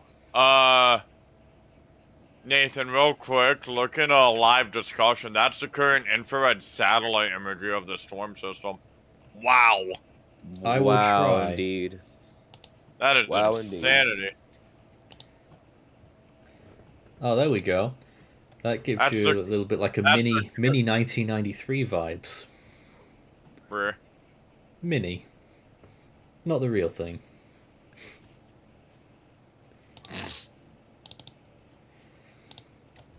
But Diamond is now trained on that other system there that's still severe thunderstorm warned and extended not long ago. It's the most interesting right now, I would have to say. By the way, I almost completely forgot the college football playoff championship games tonight at Energy Stadium in Houston. If you're like having tailgate parties there right now, shelter in your car for the time being until these storms pass through. Good news is the overall severe weather threat should be mostly done. Is that why there's so much traffic? Yes, that's why. Yep. I completely forgot the college championship game was tonight. But yeah, the overall severe weather threat in and around the stadium should be gone by kickoff. However, though, as of now, for the time being, shelter in your car. Thank you, Justin. It's great to finally have a sports center person on the stream. It's fantastic. Well, no, yeah, someone I follow on Twitter brought it up, and I was like, wait. Uh-oh. Yeah, the Convective Chronicles brought it up.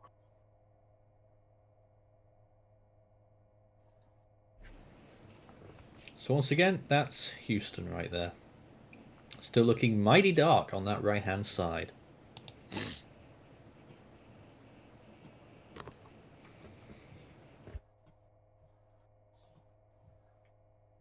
Where was another tornado watch issued while I was gone? Man. Oh, yeah. Tornado watch number 2 got issued. Oh, another tornado. Yeah, so that's the only thing I really missed. For eastern Louisiana. Yeah, New Orleans. Probabilities, 40% chance of tornadoes, 20% chance for strong tornadoes.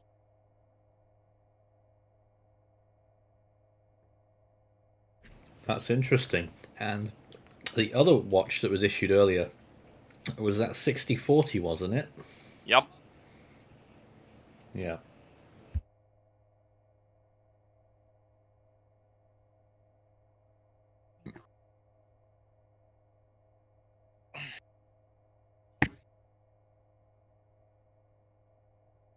Good grief, there's a lot of lightning up near, like, Mansfield, Louisiana right now. Bunch of lightning up there currently.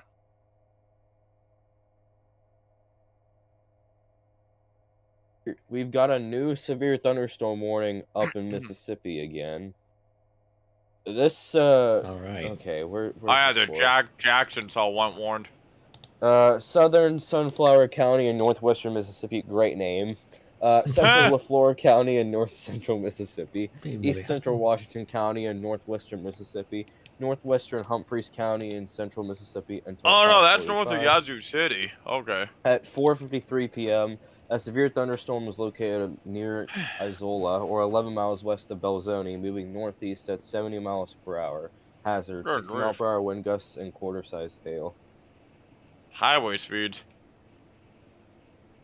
Hmm. I think we just got another warning too. Yeah, we did. We got another warning. While I say that, we actually have a flash flood warning now too, which includes areas just west of New Orleans. Yup, I see that. Doppler radar indicated thunderstorms producing heavy rainfall across the warned area. Between 1.5 inches and 3.5 inches of rain has fallen, with additional rainfall amounts of 1 to 2 inches possible. Goes That's a till lot 8 of p.m. rain. 8 p.m. Central Time. That's a lot of rain. Yeah, it's like the western suburbs. In New How Orleans. much? Say that again. Total so far 1.5 to 3.5 inches, with another 1 to 2 possible. Yeah. On the topic of rain, I saw this the other day. Miami had their wettest year on record, while, I forgot where it was in Florida, but another side, like on the opposite side of Florida, driest year. Or had something? their driest year on record. Oh, that's interesting. All within a span of what, 100 miles? That's actually really interesting. Actually wild. Yeah. Well, It really is. Miami had like 100+ inches of rain, while that other place had 30. I mean, Miami had the, flash flood emergency and stuff, I think, at some point last year. Yeah, that is I think that true. was Yeah, Miami. and that accounted for like literally 25% of the rain. Yeah.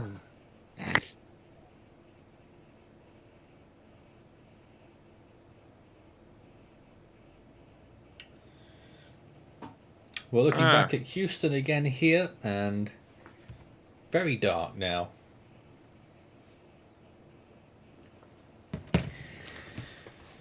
But at this moment in time, apart from some very heavy weather over Lake Pontchartrain and that system headed towards Louisiana from Texas, Houston is probably the only really other interesting thing that's going on. Unless you're a fan of snow and blizzards, as I'm sure there's plenty of that still going on further north. I'm not, and I'm sad I'm about to get some more snow up here. Deal with it. I just got Wow. like 4 inches of snow on Saturday, and now I'm gonna get a couple more. Yeah, over the weekend here, I measured 2.7 inches of snow here.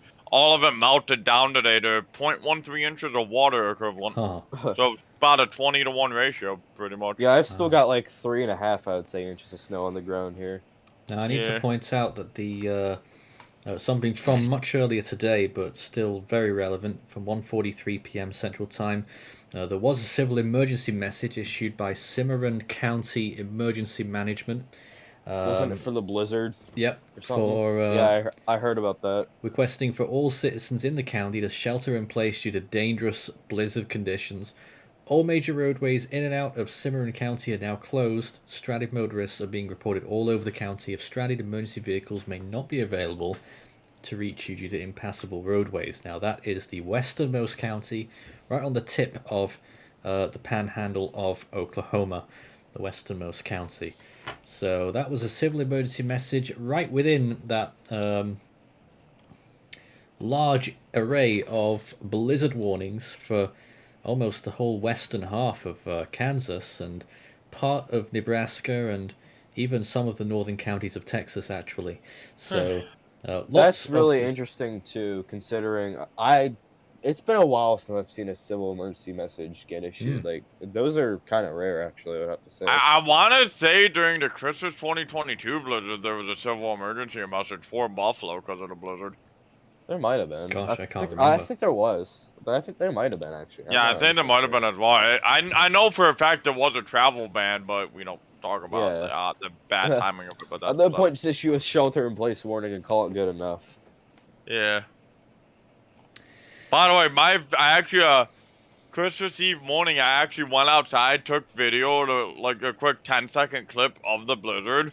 Got it featured on Weather Nation. Oh, nice. Although what sucked about that blizzard, I was without Wi-Fi for 3 days. Did we cover that severe thunderstorm warning 5 minutes ago? The one in Mississippi? Yeah. Yeah, we did. All right.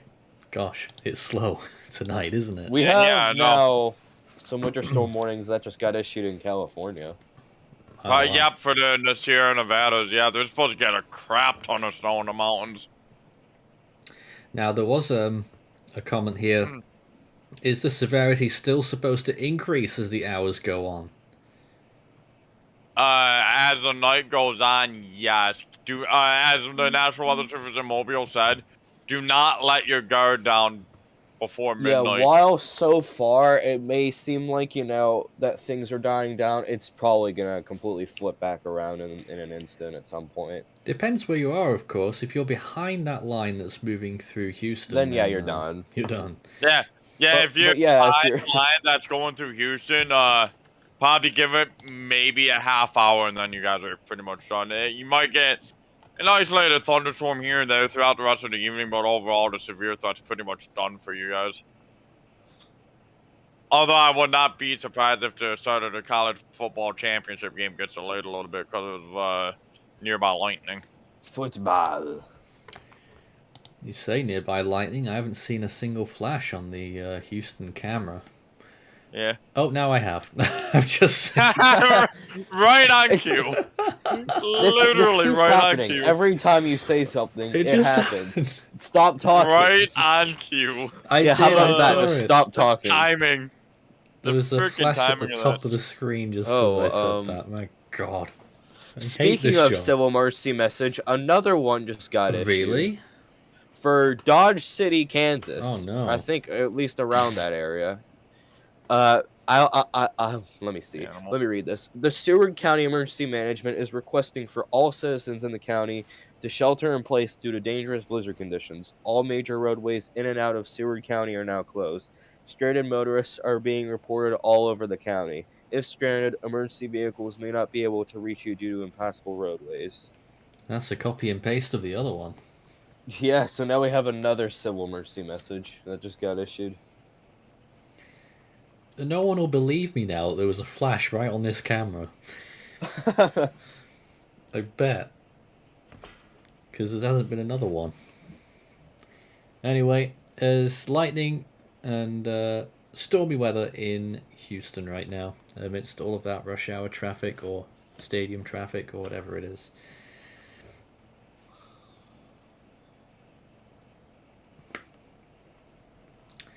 So, still, there's no tornado warnings in effect right now. That's why we're a little bit stuck for commentary.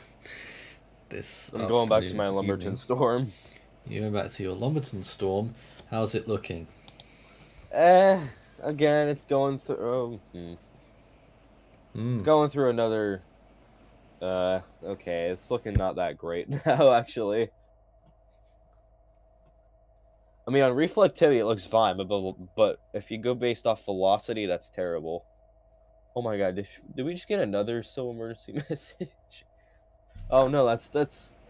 They just reissued it. Oh, maybe there was a. Not that one. Where is that? The earlier one? Let me just see. Oh no, there's another one now, apparently. Or is that? I don't know. We have another one. I don't know if that was the they're like copying or like reissuing or something, but we have another one. Let me double check this and see if I can make some sense of what's going on. I think they just reissued the one that was in Oklahoma. I think they reissued that, but I might be wrong. I think so. Cimarron County and Seward counties right now have civil Okay. emergency messages. So basically, you're on your own if you're in those counties. Stay indoors. And You're on your own. well, I mean, it's true. Yeah, If you're not stranded, wrong. emergency vehicles may not be able to reach you. So if you're thinking of traveling in those two counties right now, don't even bother. Just don't even do Yeah, it. don't Yep. bother. Just stay indoors. By the way, Chris Hall reported a wall cloud over Lake Pontchartrain 4 minutes ago. Uh-oh. Well, I'm not surprised when you look at it. Why does the New Orleans radar have to be offline? I know it's being relocated, but Correction, why? 6 minutes ago. My bad. Close enough. Radar coverage is terrible. Struggling, aren't we? Well, the New Orleans radar went out, so I can't do anything about that. In fact, a lot of the radars down here are out right now, which is really bad timing. Well, it's January, isn't it? I mean, Unlike the timing when you say something and then it happens. I That's mean- good timing. we don't what? We, every time I mean, every time when nothing's happening, you say there's nothing happening, and something Yeah. happens immediately. I mean, it's January. If it, you'd hope that they'd get it all fixed in time for like April. Yeah, Oh, that's yeah. fair. Definitely. I'm just wondering where else we could look at cameras right now.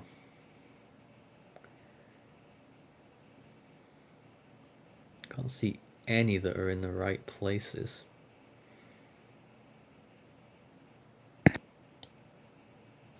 No. So we're left with all of these graphics right now, and not much to do with them. But we could do a bit of Q&A whilst we're here, though. If you've got any comments or Well, I questions have for one us, send them thing. in. I have one thing. Mm-hmm. Another marine warning guide issued that includes Oh. the rest of Lake Pontchartrain. Right. At 5:04 p.m. Central Standard Time, a severe thunderstorm capable of producing waterspouts was located near the midpoint of the Causeway Bridge, moving east at 50 knots. Hazard, waterspouts, wind gusts to 40 knots, and small hail. Okay. That's all I had to say. Just So the that. whole of Lake Pontchartrain there is a no-go area for those small vessels. Don't know why it'd be out in it anyway, but, avoid that. And obviously they may convert to severe thunderstorm warnings on the other side. Or They tornado probably warnings, maybe. will. Maybe I even... think they'll at least. I think they'll at least issue some severe thunderstorm warnings over there. I don't know about tornado warnings though. Well, yeah, at most severe thunderstorm warning, tornado possible, Doug. Yeah. That was another loud train in the background, by the way, from the rail cam that we still had up. We were looking at the rain that was falling at that location. I just left it on because it had a little nice ambient Oh noise. yeah, I was watching the stream a while ago, and then that happened. That was interesting. Man. You want a loud train horn. Every time the Bills have the ball on third down, they play a loud train horn inside Highmark Stadium. The more you know. Yeah, whatever he said. Yep. Noah says it's very windy in Beaumont right now. Ooh, it's just on the edge there. Some Oh stuff. god, What a yeah, it marine looks like warning the that- bulk of the activity for tomorrow's enhancements is gonna be like early in the morning. Really? Yeah, like I'm talking between Not for Like- the East Coast, right? yeah, no, I'm talking like Louisiana, Right. Alabama rather, my bad. Yeah. Alabama, Louisiana, they're gonna Florida be done with it. Panhandle, and Georgia. Looks like the bulk of the activity starts ramping up around like 1 a.m. and then it continues till about like there's a significant tornado threat in these areas that persists through about 9-10 a.m. No, 8, 9 a.m. rather. I keep forgetting it's -5 for this time of year. And then it just goes straight linear by like 10, 11 a.m. Although QLCS tornado threat is very likely. And then for the other 10% significant tornado risk, the timing for that looks to be between about 11 a.m. and 5 p.m. probably. So a reminder of the flash flood warnings that we had earlier. There was one in Lake Charles, that's gone. But we do have one, as we mentioned earlier, we'll talk about it again here, about New Orleans, northeastern Assumption Parish, northwestern Lafourche Parish, northwestern St. Charles Parish, St. James Parish, and St. John the Baptist Parish, all in effect there until 8 p.m. And as we heard before, we are expecting, what was it, between 1.5 and 3.5 inches have already fallen. They're expecting an additional 1 to 2 inches in that warned area. Flash flooding ongoing or expected to begin shortly, caused by the thunderstorms. So we'll take a look at some of those cameras in a moment as well in that area, because that includes part of I-10 and I-55 as we well. We saw those areas not long ago getting drenched. So it'll be interesting to see how they look now. Let me check on the Hawaii flash flood warning. Flash flooding everywhere, folks. Yeah. Oh. Oof.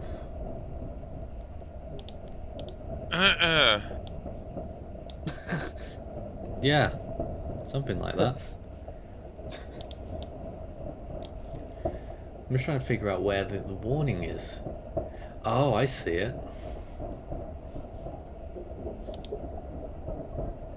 I will say this though, if any prefrontal cells develop ahead of the line overnight tonight, they have the potential to maybe produce a few strong, maybe even long track tornadoes.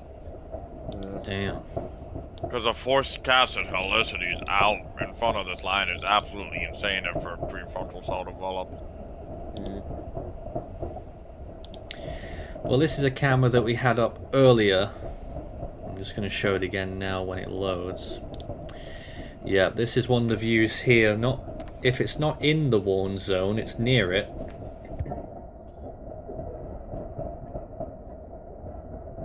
So that's LA Route 70. And as you can see, a lot of flooded out areas there.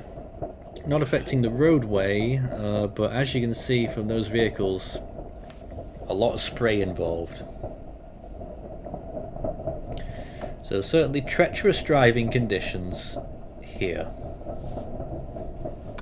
We've just had 4 of the same vehicle go by. It's like a game spawning only one kind of car.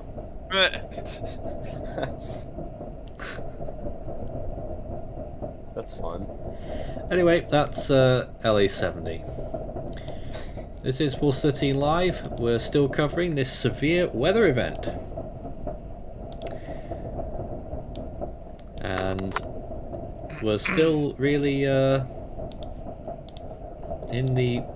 we think we're in the early stages of this still. Yeah, we are. And like the bulk of the activity isn't going to be occurring till like after midnight. And that's very late. Yeah, honestly, for those in like eastern Mississippi and Alabama, do not let your guard down tonight. If you have a weather radio, keep it turned on at all times. The severe thunderstorm warning, like that Lumberton storm that I've been watching for a while, it got continued, not as in like another one got issued, but it got like this. I don't know how to describe it, but it's smaller now. Continuation of the warning, basically. Yeah, it's or an update to it. You know what I mean? The Houston warnings have gone, haven't they?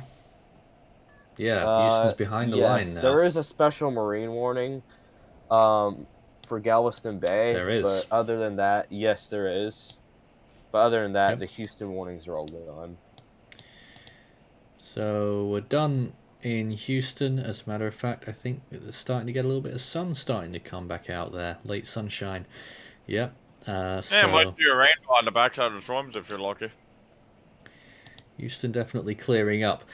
So we're really looking at Louisiana, and it's fascinating to me that some of the roads, like that road that we were just looking at there, looked a little bit brighter now than it did 2 hours ago. Because those storms were really, you know, they must have been quite something for it to have got that dark day into night at 3 p.m. But there we go. Let's see, what else have we got active right now? Apart from nothing much, well, there's still that severe thunderstorm warning further north in Mississippi, but that is shrinking up as well. There's obviously the one that we mentioned that's along the border that we've been watching for a long time now. Feels like we've been watching that for ages. And then, of course, we've got what's going on Lake Pontchartrain. Apparently, some suggestions of a war cloud, but no severe thunderstorm warnings issued. So apart from all of this, I mean, the grand scheme of things right now, there's just 2 severe thunderstorm warnings active, and usually we're counting tornado warnings, never mind severe thunderstorm warnings. But we are a little bit starved at the moment. But once it changes, you'll be the first to know about it. And I will try not to tempt fate. Yep.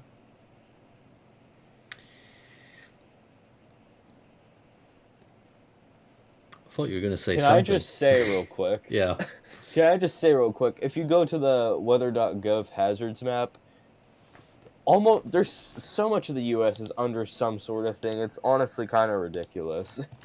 Yup. Peak winter be like. Yeah.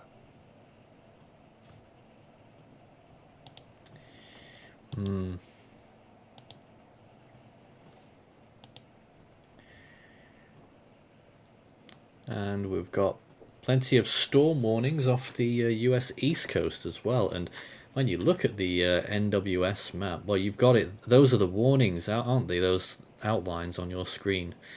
There's so many wind advisories out there. Yeah. Yep. Wind advisories, high wind warnings, you name it. Yeah. Thanks, Buffalo, for toning out a doubleheader high wind warning the other day. I really appreciate it. Well, That's actually, what happens they do when that. you listen to Buffalo. They do that for a reason, though. They break it up and cause yeah, they break it up. Yeah, because it was different wind speeds, so they broke it up into 2 alerts, so it was a doubleheader, which was annoying. Yep. There's even some of the lesser common advisories out there. There's a avalanche watch in Idaho. Oh yeah. Interesting. And there is a low water advisory in Let me guess, Western Lake Erie, isn't it? Sabine Lake and Calcasieu Lake. Let me see where that is. Matagorda Bay and Galveston Bay as well. That was a tongue twister. Lake Charles was the first one. That is interesting, though. Yeah, usually it's like Lake Erie that has the low water advisories. Yeah, usually the Western end of Lake Erie. Here's the thing, though. There's not one this time because winds are going to be generally out of the southeast this time. Here's another one I haven't seen. We're just passing time at the minute, guys, because there's nothing happening. Hazardous Sea Watch. I didn't even know there was such a thing. Yep. Hazardous Seas Watch. Small craft advisory remains. Hazardous Seas Watch now in effect. What's the difference? Basically bigger waves. How do you know these things? You're not near the sea. We have a new severe thunderstorm warning that just We do? got issued. Okay. Yes. Yep, North Slidell area, Hmm. At Yep. 5:17 p.m. Central Standard Time, severe thunderstorm was located near Lacombe, or 12 miles southeast of Covington, moving east at 35. Wow, that storm actually slowed down a little bit. Hazard 60-mile-an-hour winds, half dollar-sized hail, and it also has a tornado possible tag. Locations impacted include Slidell, Picayune, Pearl River, Lacombe, Stennis Space Center, Burlington, and Slidell Airport. Also includes Interstate 10 in Louisiana between miles marker 260 and 273, Interstate 10 in Mississippi between miles markers 1 and 5, Interstate 12 between mile markers 66 and 84. Interstate 59 in Louisiana between mile marker 1 and 11. And then Interstate 59 in Mississippi between mile markers 1 and 2. And we have a camera in that very warning right now. Here it is. This is Interstate 12 being rocked and rolled there, that camera. Not far from, I think this is near Lacombe. Also, we have a flash flood warning that just got issued for pretty much that same area. Wow. Yep. So there's a lot going on right there in that area. 2.5 to 3.5 inches of rain has fallen. Additional amounts of 1 to 3 inches likely. And basically, those areas I read out in the severe thunderstorm warning are pretty much also in the flash flood warning. So, not gonna read them again. Too lazy. As you can see, quite a bit of traffic there and a few vehicles moving relatively slowly. The lorries there, a lot of vehicles flashing lights as well. So clearly inclement conditions at this location right now on Interstate 12. I think we're looking west. Oh, a big lightning flash there as well. So those cars on the opposite carriage were driving really slow through there. I don't know if there might be some surface water perhaps. Yeah, maybe. Maybe. Why you get a simple little rain shower like that in New York, people will just drive like lunatics. Rain or snow, doesn't really matter. Plenty of lightning though there, and that is under the severe thunderstorm warning right now here. Interstate 12 at US 190, I think that says. That's at the junction for the causeway.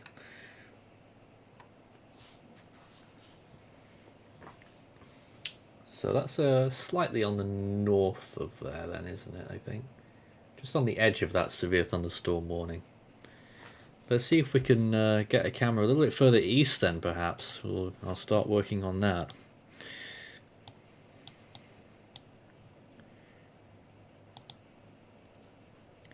Let's see what we can find. That's a lot of terminal aerodrome forecasts that just got issued. Holy crap. Yep, every night at either 6:20 or 7:20 p.m. For like summertime daylight savings. Oh my god. All those aerodromes.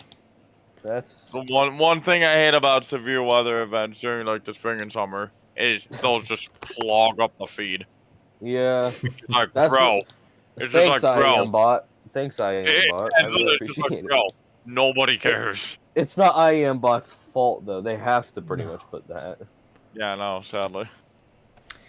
Here's the view at Interstate 10 near I-12. So this is close to Slidell, which is also in that warning zone. So There goes more of the terminal aerodrome forecasts. Yeah, it's gonna be like that for at least the next like 30 minutes, by the way. 30 minutes. Oh, and plenty of lightning flashes here as well, you just saw. And obviously really throwing it down with rain there as well. Left hand side, you can see that little that truck seemed to be going quite fast. A little bit of surface water pooling up there on the left as well. The weather expert just commented, Diamond, so far a bust, which is good, but I don't want to jinx it. Don't say that. Don't call it a bust. The main event hasn't even started yet, for God's sake. So far, but the National Weather Service has issued a tornado warning. No, I'm kidding. Although Right? Houston was under an enhanced, so I think it's been a bit busty for them. Yeah, I will say that. The western portion of the Antress has Busty? What? What was so funny about that? Just the way you said that, like, I think it's been a bit busty for Houston. Like, that just, why do you say it like that? It just sounds weird. Why not? What's wrong with that? That doesn't sound right.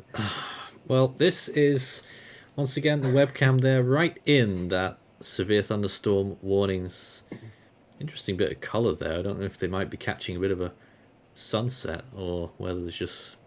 probably because it's pretty much. I think it might be like post sunset color, maybe. And in amongst that, every so often you see the sky turn blue briefly from regular lightning flashes. That's quite hard to discern sometimes. What about with the- irregular lightning flashes? Heh. Yeah, well, New mesoscale discussion just issued Severe threat concerning continues. the tornado watch. Severe just weather saw threat that. continues. Yep, I just saw that. Ongoing storms will continue to pose a risk for damaging gusts and hail. Isolated tornadoes will remain possible near the warm front. As of 23:15 UTC, a band of thunderstorms is ongoing across southeast Texas into western Louisiana along a surging cold front. Ahead of the front, a supercell on the Texas-Louisiana border is quickly approaching the north end of the warm sector. A brief uptick in intensity is possible as the storm approaches the warm front. However, the narrow warm sector and the encroaching cold front may result in gradual elevation above the surface with time. Still, a brief tornado, wind, and hail risk may evolve with the storm over the next hour. Farther southwest, recent lightning trends show the undercutting front has surged ahead of the convection, limiting updraft strength. While storms have been slow to mature, an increase in the nocturnal low-level jet may support a slow uptick in storm coverage and intensity later this evening. Feared low-level flow would support a broken, linear band of storms with eventual upscale growth into a more organized QLCS possible with time. Damaging wind gusts and embedded circulations capable of tornadoes appear possible across the remainder of the tornado watch. do you think we'll have any tornado watch extensions, and when? Right now I'd say just let the time flow and we'll see. I mean, I did see a couple minutes ago, I think it was like maybe 5 to 10 minutes ago, part of I think the first or the second tornado watch got extended for a few counties in Louisiana. Did it? Yeah. I They missed didn't that. issue a new watch, but it got extended for a few counties. Oh. I'm gonna have to go back and find it, but it did. Yeah, I'll look for it. Lots of lightning in the distance there on Interstate 10 at Interstate 12 near Slidell. Yeah, Lake Charles. No, this was the first tornado watch actually. Lake Charles updates tornado watch expands area to include Aviolas, Rapides and Vernon parishes. He just extended it to include those 3 counties. Also, on the snowy side of things, 7 miles east-northeast of Angeles, Kansas reports blizzard at 3:30 p.m. Mountain Standard Time. Public reporting photo via social media. Blizzard conditions with 0 visibility 11 miles southwest of Hoxie. 0 visibility. Yep.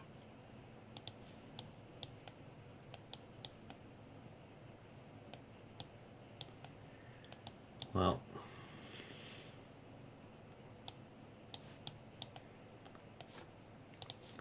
Let's get a close-up of this latest severe thunderstorm warning right now in Slidell, Lacombe, and Pearl River. That's where this webcam is.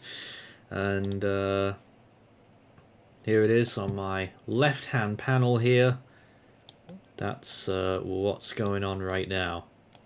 On the right-hand panel, you can see what Diamond is up to. Wonder where that is.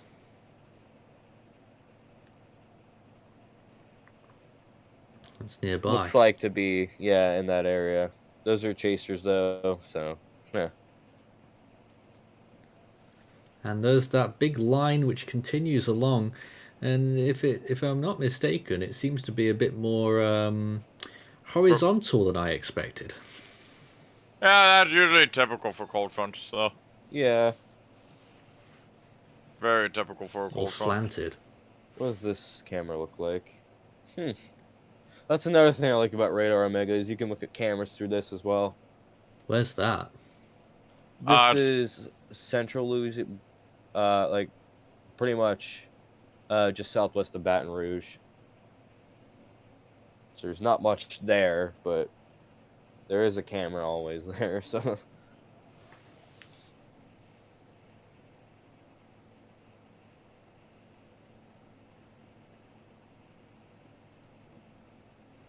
We're getting lightning flashes all the time now on this. I think we just got a new warning of some sort. I don't know what it is, but I think we just got a new warning. We did. New severe thunderstorm warning. Okay. Let me read the counties off. The National Weather Service in Lake Charles has issued a severe thunderstorm warning for northwestern Beauregard Parish in southwestern Louisiana, southwestern Vernon Parish in west central Louisiana, east central Newton County and southeastern Texas until 6:15 p.m. At 5:27 p.m., a severe thunderstorm was located near Bon Weir, moving northeast at 30 miles an hour. Hazard 60-mile-per-hour wind gusts and quarter-size hail.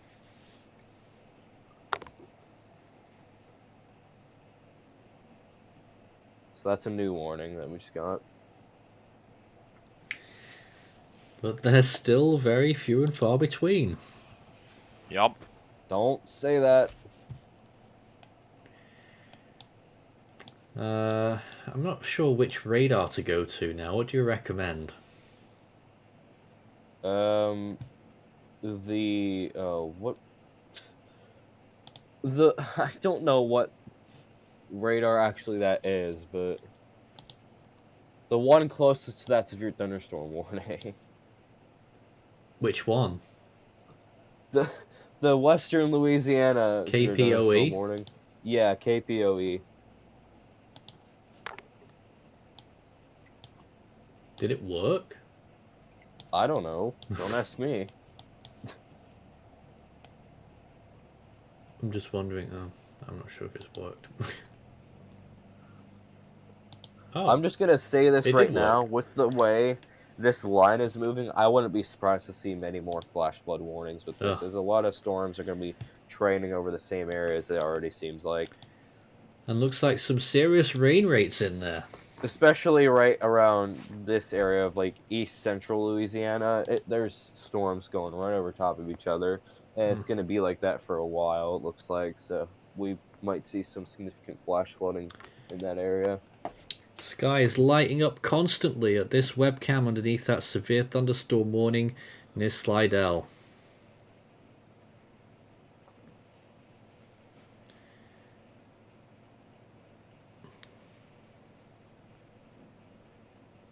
And no doubt a lot of rain falling there as well. Of course, it's hard to tell when you look at these cameras without audio. Any semblance of being able to hear. But lightning flashes all over the place there. Looks like a gnarly storm.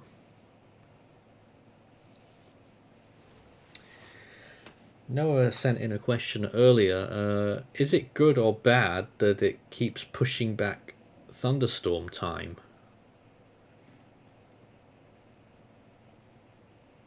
Now I don't know where they are, but has the thunderstorm timing been pushed back?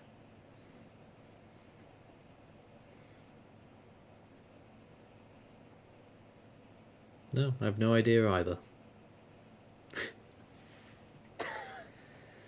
I would suggest that it could only be a good thing, because if you could buy some time to wait for that line to come through, then there you go, it's all done.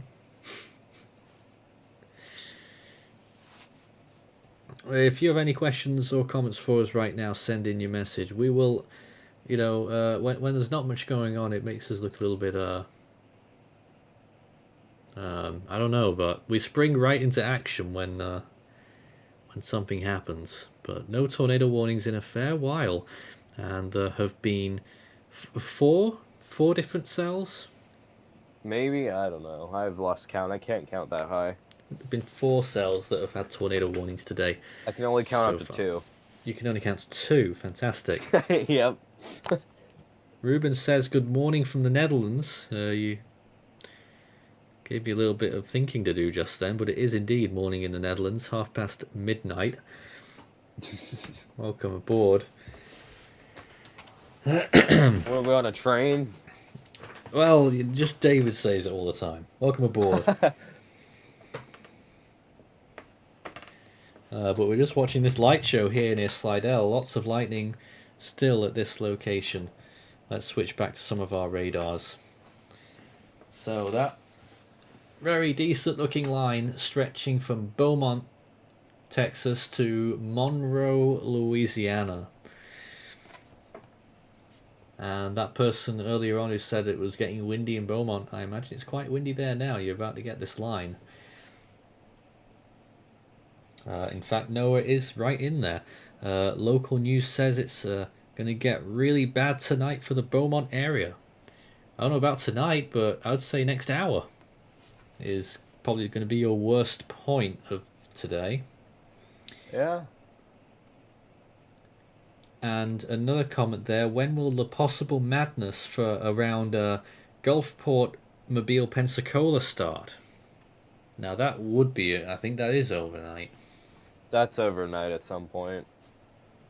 I don't know about exact times, but that's overnight at some point. Let's see if we can check on the latest HRRR model. It's been a while since we checked in with it, so we may as well. And nothing else going on, really. Yeah, well, that's right. Just like we keep saying. Oh my god.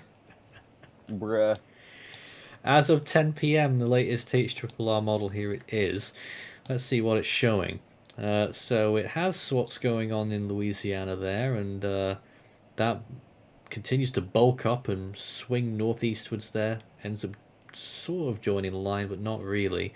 And then in the early hours, or very late hours of tonight actually, into the early hours of the morning, you do get these little cells moving along the coast of mainly Florida, Pensacola.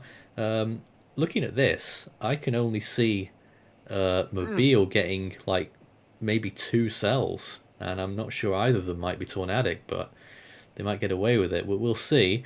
And then inland, obviously, there's quite a few other little cells there, and luck of the draw, really, any of them could become tornadic from this range. And then obviously the big line behind it, which really gets going during the morning hours of tomorrow, and there it goes. There could still be embedded tornadoes in that as well. Off it goes eastwards during the into the late morning there. That's 11 a.m. Eastern time at this frame, showing that big bold line of storms. It's got a little tongue at the bottom as well. See that? What? Yeah, what I'm really keeping an eye on as well is after this one with the next storm system, which is going to be this weekend. There's a smaller day 4 severe weather risk across eastern Texas, majority of Louisiana, southern Arkansas, and western Mississippi. And then there's a very large day 5, 15% severe risk that stretches from Mississippi up into like Raleigh, Moorhead, Raleigh, Moorhead, North Carolina area. Can you not English today? No, I can't. Shut up. That's clear. I think we have. No, because my brain's over here trying to combine Raleigh and not Raleigh, but Moorhead in North Carolina. So. Okay, we do have a new marine warning, which includes areas off the coast of Galveston, pretty much. Oh my god, there's more. Why are there so many terminal aerodrome forecasts? They won't stop.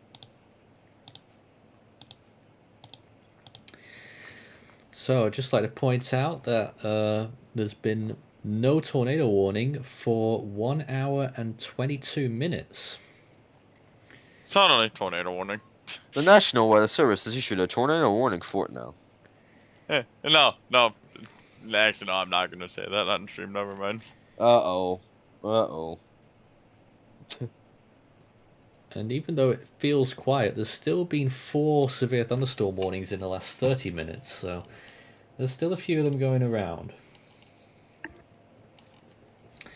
Ron says, good day, guys, from Vancouver, Canada. Nice of you to join us, Ron.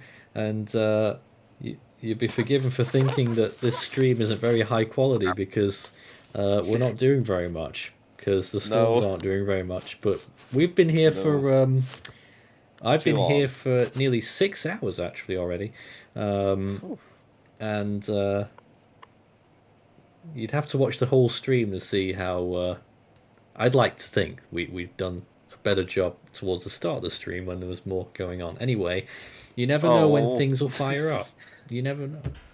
I'm just being my personal Of course you're trying to performance. call me out like that. Personal performance, Diamond. No, you've been fine. Yeah, you're trying to call me out. Absolutely not. We've enjoyed it. Maybe your dreams. Wade says Beaumont is going to get there worse in about an hour or two.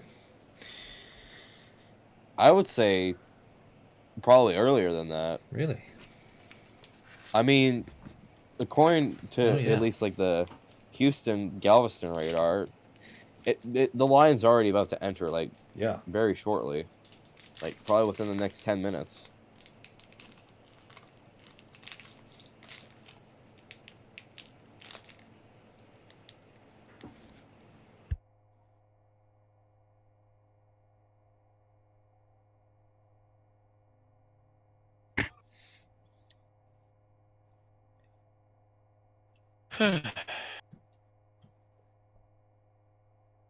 Me sighing is just my reaction to everything going on right now.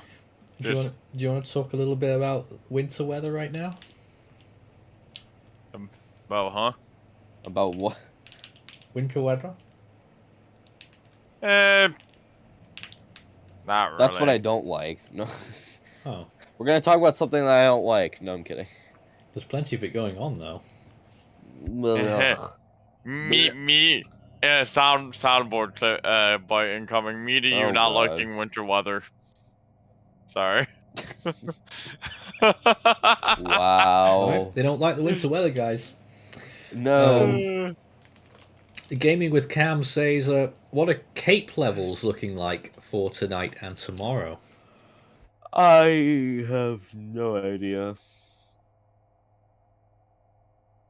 Yeah, you know what? That's there's not really anything going on. I could talk about the Bills winning last night real quick.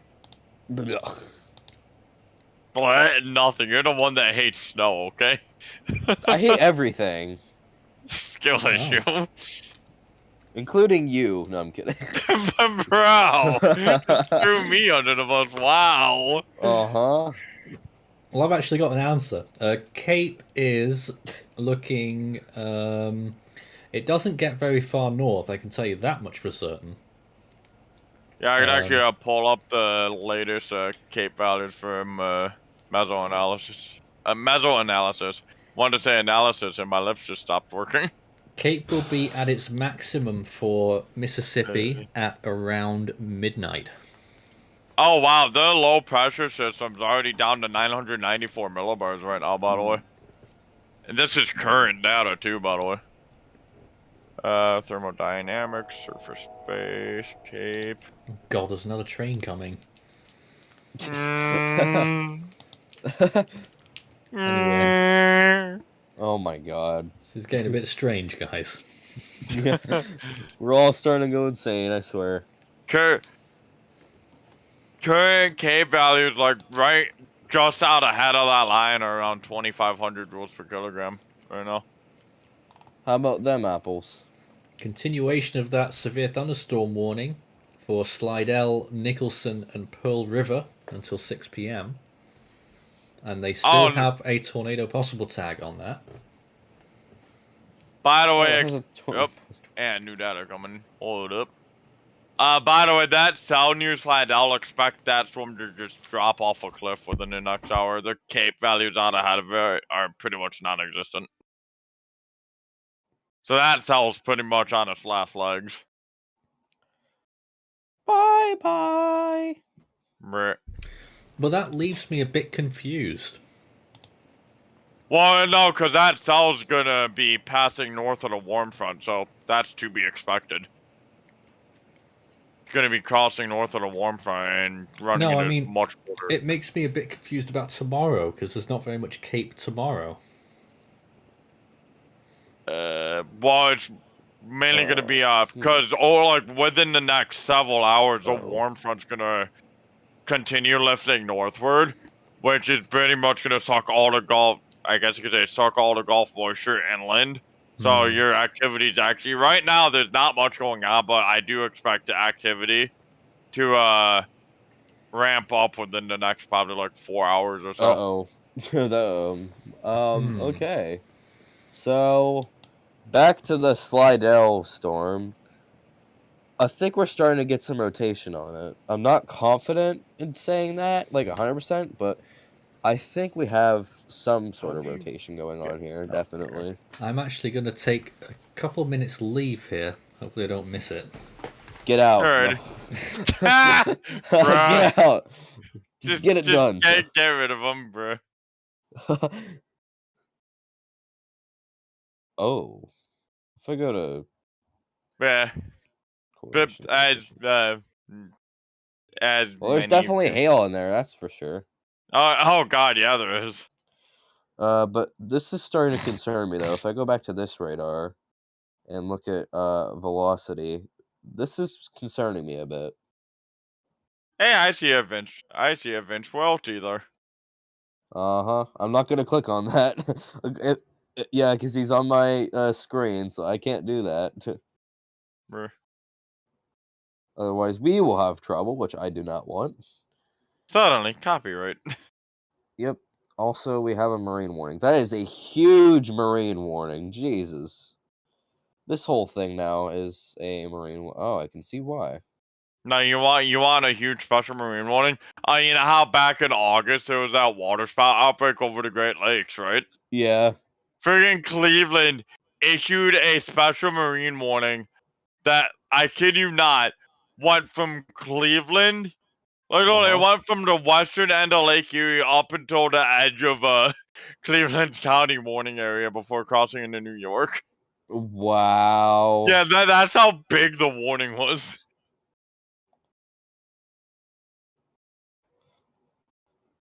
Huh? Oh, we got a new warning of some sort. I don't know what it is. Okay, so we're back. Yeah, we have a new severe thunderstorm running right as you got back. Hmm. It does not have a tornado possible tag. It's the Slidell one. Oh. So the tornado possible tag is gone. Gone. Even though it actually seems more possible now for a tornado, which is ironic. Very much so. Oh. I'm gonna have to switch over to the. Excuse me. Switch over to the. For goodness sake. Shush. Shush.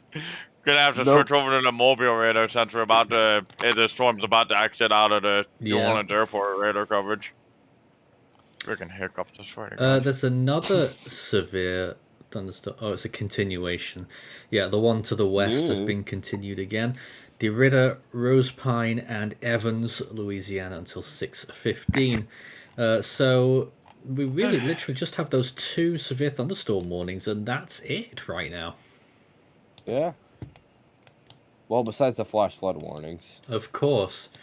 And still a pretty decent looking line. I mean, most of that line isn't severe warned, but what would people expect in that line right now? Gus, well, for that, even though most of the line isn't warned, I would probably expect some gusts, maybe 40 to 50 miles per hour, and heavy rainfall, and maybe some small hail as well.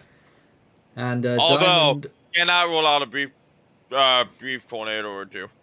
And Diamond, I'm seeing a new marine warning off Panama City. What's going on over there? Yeah, I was just pointing that out while you were gone. This is a huge marine warning for what appears to be this. So let me see what it looks like on velocity. It's got some gusts to it, but by the nothing way, too crazy. Every state in the U.S. except North Dakota has a weather alert of some sort. Yeah. I wonder if that's gonna change. North Dakota is literally the only state that doesn't have a weather alert. Let me look at the models and see what it was. Oh, North Dakota might be lucky. Yeah, so get this. The temperature in Phoenix this morning got down to 34 degrees. Wow. That's something you never see in Phoenix. For reference, my weather station recorded a low of 32 this morning. Oh. So it was 2 degrees colder here than it was in Phoenix. And Phoenix, actually, by the way, the next 6 to 7 nights are going to be in the 30s. They're actually under Oh, that's fun. right now. Oh. There's another camera I just found. Oh, hello. I'd like to point out there are 2 hazardous weather outlooks in effect in North Dakota. Well, those aren't like actual alerts, really. So it's not completely white. Well, in other news, Climate Prediction Center for the 8 to 14 day hazardous weather outlooks has Oh, look three at that. areas. 3 areas of That slight was risk some of nice heavy lightning snow. there. Yeah, was that? This is Forest County, Mississippi, just south of Hattiesburg. Now, John the Gamer Boy says that they're in Corpus Christi and having a shelf cloud and pretty heavy downpours. Looks like a hurricane outside. Did Harvey make its return? I'm sorry, I should. What's going on in Corpus Christi? Damn. I am pulling up Corpus Christi's radar right now. I'm gonna keep this camera. Good up for a grief, little the while. Naval Air Station just recorded a gust of 63, by the way. Where? Oof. Corpus Christi Naval Air Station. Oh. Latest observation, 72 degrees with thunderstorms. Wind, Oh, we have another north-northwest stupid at marine 48, gusting to 63. What is this shape? Huh? Oh. That's another shape? marine warning that just got issued. What is this? No, you want weird special marine warning shapes? Oh, look at the ones that Buffalo issued for strong storms approaching. No, I've seen those. What are they? Because you gotta figure, not only you're including Lake Erie and Lake Ontario, you have to include a tiny little sliver of the Niagara River, too, so. Yep. Ugh.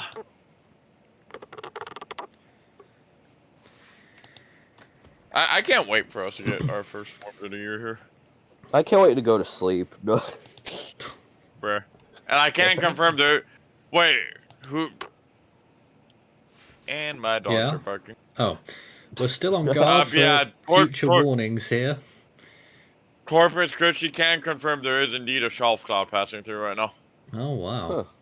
How? Because both radar and velocity actually support it. Whoa. Huh? That was some strong lightning. Oh, Holy I missed crap. it. Well, you should just look. I was trying to get... Oh, wow, I just saw it on the playback, actually. Yeah. Damn. Some insane lightning over there. No, you want insane lightning? On July 20th last year, I was actually under an enhanced risk that day. Oh yeah, that day. That day was. Yeah. My county was put under a tornado warning that day. Ooh. Oh, damn. Yeah, we were under a severe thunderstorm watch. We actually had severe thunderstorms roll through. Give me a moment to find a picture. Yeah, I remember that day very well as well, because yeah, we got put under a watch, then many other warnings, and then eventually a tornado warning just to the southeast of me. Yeah, let me find a picture. Give me a moment. Now, there was another question here. Do we think that the severe threat for tomorrow could get upgraded to a moderate?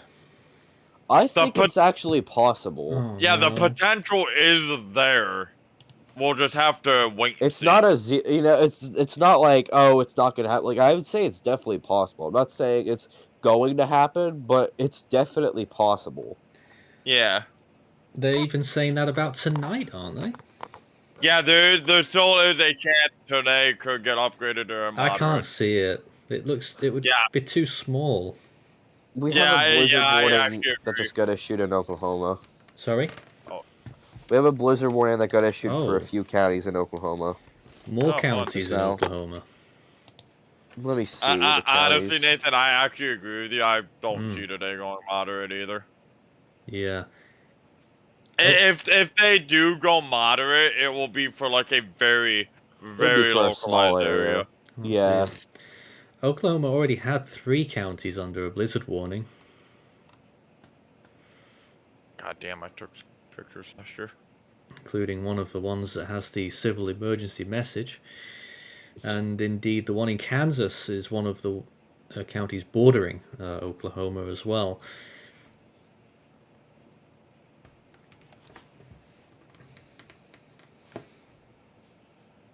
I took so many pictures last year. And ferocious lightning right there. Yeah. Here we go, found them. Let me go to another camera. So, by the way, Diamond and Nathan, I'm gonna post this in the casual discussion. The July 20th last year when I was under an enhanced risk, we had some really wicked lightning here. Tried taking photographs of the lightning, missed out on the opportunity. However, look at what I saw on the back side of that line. Absolutely gorgeous mammatus clouds, dude. Oh. Yeah. Like, easily the best display of mammatus I have ever seen. But hands down. Mind you, I took this picture. Huh? Oh, live camera, alright. I took this picture at 5 after 9 at night, by the way. Just after sunset, because the sunset was at like 8:50. Just catching up with messages on my other machine here. One of the severe thunderstorm warnings was allowed to expire. That's the... Which one is that? Oh, that's the... That was the Slido one, like the previous one. Yeah. Anyway, Yeah, I just learned something new. There's in Atlanta, Georgia, and there's also apparently in Atlanta, Louisiana. Oh. I just learned something new. I don't know that either. Yeah. I only found out yesterday it was Jackson, Alabama. Oh, that's okay. We have in Alabama, New York, and it's for about. God's sake, that's just taking the mic. We have a Sweden, Pennsylvania. There it is. Yeah, Alabama, New York is about a 45-minute drive from here. Some more comments here. That line coming through Beaumont is no joke, says Noah. And JA Gaming says it's pouring rain in Houston with high winds. Yep, sounds about right. Oh, Diamond, you know how back in June we had those like 4 straight days of really bad wildfire smoke? Early June? Yeah, early June. Yeah, I do. Yep. Dude, the smoke got so bad here. Check this out. Look in casual discussion. You actually had ash on some of the cars. Oh, wow. Anyway, guys, we need to, if you can't show it on a screen share, I won't be able to get it from a discussion, so it's not of much use to anyone watching. Oh. I just figured I'd share it just with you guys. Oh, by the way, special weather statement on that portion of the line here, Natchitoches is Colfax and Winfield. Doppler radar, we're tracking a line of strong thunderstorms and moving northeast at 55 miles per hour. Only problem is though with, actually, you know what I can do? Hang on. Place files. Enable NWS alert areas. Well, actually, you know. At the moment, we're in serious danger of having no severe warnings out there at all. Don't say that like like it's a bad thing. We've still got 2, have we? Oh, what the? In New Jersey, it's saying tomorrow we're gonna have 3 inches of rain. Oh, well, it's New Jersey. What do you expect? No. Well, I will say there is a mod. People died here because of Hurricane Ida, so that was where most of the fatalities were. Yeah, the rare tornado outbreak that actually prompted a tornado emergency near what was that one place called? Like just outside Trenton. Yeah. Oh yeah. First, the northeasternmost tornado emergency ever issued, and the first one to be issued in regards to a tropical system too. Oh yeah, that was during September 1st, 2021. Yep. There was an EF3 tornado on that. Yep. I remember that very well. Right. Yeah, it was actually near Deptford, New Jersey, which is just to the south of Philadelphia. You guys are strange. No, I'm kidding. Bruh. We're just talking about the tornado that happened a few years ago. A few years ago, like, oh, it was just a few years ago. No, I'm kidding. Guys, just so you know, this is not happening now. This is not happening now. Yeah, This you is a probably should clarify. You probably should have clarified that a while ago. Yeah, this Okay, was from okay. Hurricane You're right, I Ida. probably should have. So I'm sorry I haven't clarified it sooner. We have a new blizzard warning. Oh, it's in Alaska. Go Jennifer, figure. Go that, figure. that's typical for them this time. That's to be expected. That's literally typical for them. It would It is. actually be scary if they didn't have one. I was just That's actually kind of true. catching up with some of the comments, doing my due diligence. There has been an explosion in Fort Worth this afternoon. Oh, A building explosion, suspected gas leak at a hotel.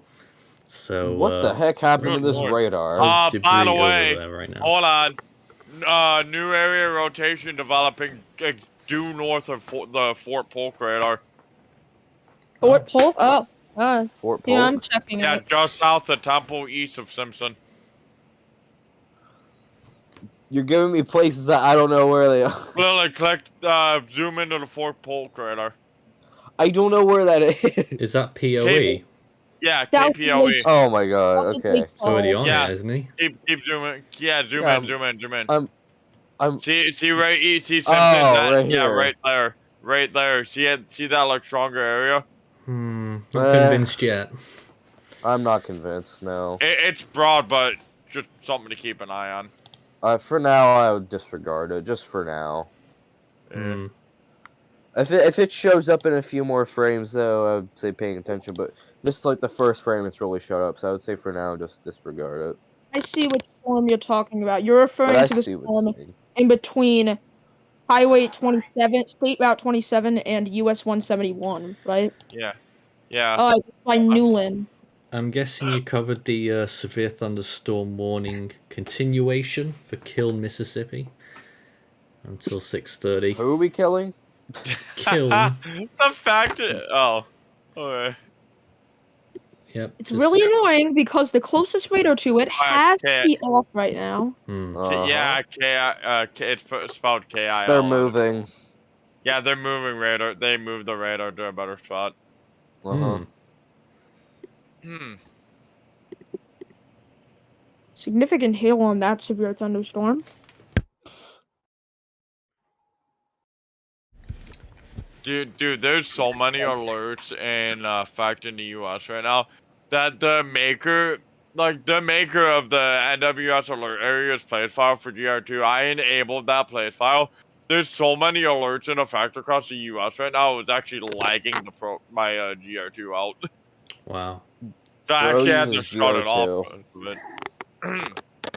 Just use Radar Omega. Just get better. No, I'm kidding. I don't have radar. Oh my god, I have radar scope. Well, take the L. No. I do have radar Omega. Uno reverse. Aha. Let's get back to some questions. Anthony says, what's the biggest impact for Orlando tomorrow for severe weather? Orlando, it's gonna be man. Orlando, It's it's gonna be a mostly gonna day. be a wind threat. It's just gonna be a day. That's all. No. Wind threat? Yeah. Let me Yeah, just double I'd say check so. that. And Yeah, wind. It's gonna be a wind threat with it's the wind threat that's putting Orlando into a slight. So, yep, definitely going to Yeah. be wind. Yeah. wind threat, maybe a tornado threat too. So That'd like be right light, on the though. edge of the 2 and 5%. They're like right on the line between the two.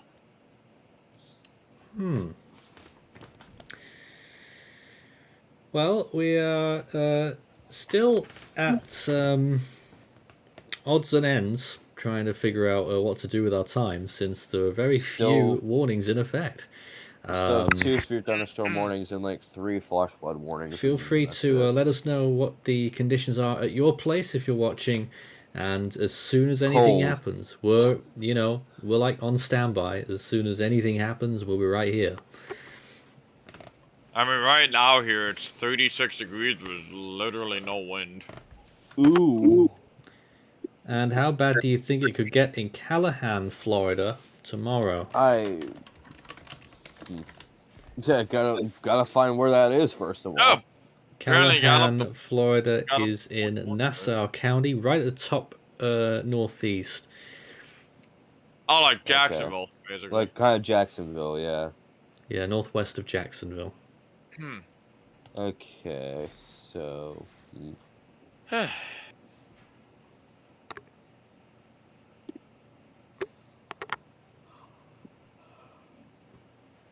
Wind and tornado threat, I would imagine. yeah. Actually, yeah, there. That area is under a 5% tornado risk, 30% 5%. significant wind risk. There's the wind then. So a few hurricane force gusts cannot be ruled out. Oh my god, could these offices stop issuing so many marine warnings? It's actually starting to drive me nuts. Where's this one at? Oh, it's another Texas one. Go figure. Wow, what is going Oh on? yeah, down down. there? Yeah, Oh, that wow. line. That Corpus Christi line got special marine That's warning. So that's like That- the line, isn't it? An extension of the line. Yeah. Pretty much, yes. Oh boy. So that right there is your cold front, I believe. Yeah.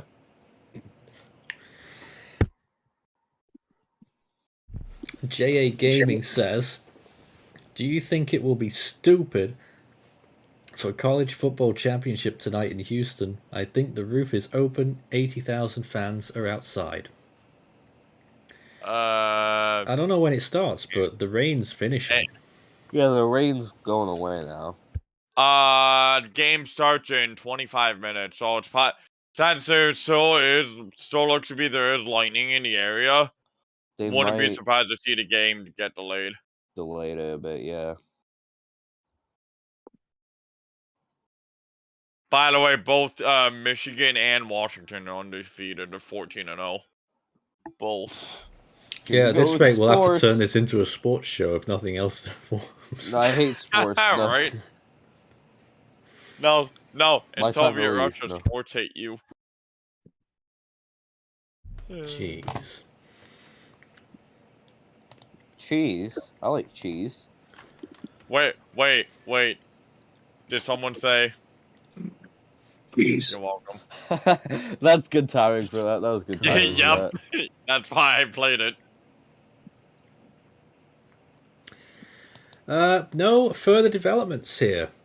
We have people are As starting you to say talk that, we sports get now. no, I'm kidding. People are starting to talk sports in the comments. Yeah. See, they're all getting Yeah. on board. Yep, they're all talking about sports now. Well, two actually. Yeah. Yeah, close enough. No. And then we've still got this tornado watch in effect. Well, obviously the two tornado watches are in effect, but the newer one that was in southeastern Louisiana, and there's been no tornado warnings since that was issued, and it's been nearly 2 hours, 1.5 hours. Oh wow! If you look Yeah, at reflectivity on the Slidell storm, there is definitely some hail in there. That is for sure. Holy! Yeah, I'm gonna take a peek. Wow. Finally, that But- is in Mississippi now. Yep, Yeah, that's by in- the way, the college Yep. football playoff championship is definitely going to get delayed. There still is lightning within 8 miles of the stadium. Is that like a regulation? Yeah, it's a college regulation. Oh. If there's lightning within 8 miles of any college football stadium, the game gets delayed. Oh. So even if Yep. there's lightning at the one in Anchorage, Alaska, it will get delayed in Houston. Huh? You said, I am You said any stadium. No. No. If the my location God. dependent. if Stupid. any, wherever that college stadium is, because I know there's a bunch of them. If there's lightning within 8 miles of any given college football stadium, an ongoing game. All or a right, game that's all about right. to We get it. start, We're all right. Okay. Currently, I am Oh. noticing an area of rotation near the junction between State Route 43 and State Route 603 in Mississippi, north of. Yeah, I saw that too. It's very tiny, but It's definitely something. Thankfully, 2 storm chasers are right in the path of that, so they'll be able to catch it. Yeah. Don't show that on the stream. I won't. There's definitely a hail core there. Holy. This is a kiln cell near Bay St. Louis. Which, by the way, storm chaser, a hurricane chaser, rather, Josh Morganman lives there in Bay St. Louis. Wow. Dude, my vertically integrated liquid color table's maxed out. Look at that hail core, dude. Oh, that's fun. Oh, that's insane. Maximum estimated hail size with this looks to be about 3 inches. Kin said blooper reel material. It was not. Yeah. Yeah. Probably wasn't. Kin always comes in and says that. Anyway, Anthony says, what's the difference between slight and enhanced risk? You know something, the National Weather Service did like a communication survey kind of thing as to what people thought, which word was worse. And I think they said that... I'm actually I'm pulling it up right now, actually. Give me a moment. I can't remember, but it came up with some interesting results. I can't remember what they were now. Basically, slight risk, isolated to scattered severe storms are expected, and enhanced risk, scattered to numerous severe thunderstorms are expected. You should pull up that graphic, actually. There's a graphic I know of this. Yeah, no, that's what I'm reading off of. Yep, Slight risk have an increased confidence that some storms will contain damaging... live output. Yeah. I think people thought enhanced was worse than moderate in the poll. Huh. And when you listen to the words, you could sort of think that. But so that's why they're trying to go to numbers now. You know, they've really started pushing that 3 out of 5, right? Well, slight risk, details on it, increased confidence that some storms will contain damaging winds, severe hail, and or tornado potential. And then says underneath of it, few severe storms could be significant. And then enhanced risk, high confidence that several storms will contain damaging winds, severe hail, and or tornadoes. And then it says several severe storms could be significant. Mm-hmm. And then moderate risk is high confidence that many storms will contain damaging winds, hail, and or tornadoes. Yeah. And several severe storms likely to be significant. So by that criteria, I don't think tomorrow should be a moderate. It's possible. I mean, if I were to that's what I was thinking. Like, it's possible, but I don't know. Unlikely. If I were to guess what area goes... Yeah. Goodbye. There we go. If I were to guess what area goes moderate, my guess would be the Carolinas tornado risk area. Moderate risk are very rare in the Carolinas. Yeah. Now, whilst there are very few severe thunderstorm warnings, there are still quite a few special weather statements, which is the level below that, including Beaumont, Texas there, under a very large one right now. So, certainly a not something you want to get caught in, that big band of potentially strong thunderstorms. We still have the 2 severe thunderstorm warnings in effect, and a marine weather warning moving in off the coast of Panama City, Florida. Doesn't look much on your radar scope there, but is the coverage not good, or is that just like not very good? Huh? I'm on Diamond's screen over there. That thing approaching Panama City, Florida, does it have much potential? What's it doing?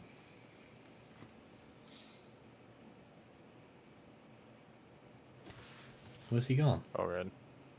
I don't know what this is gonna do. Oh. There you are.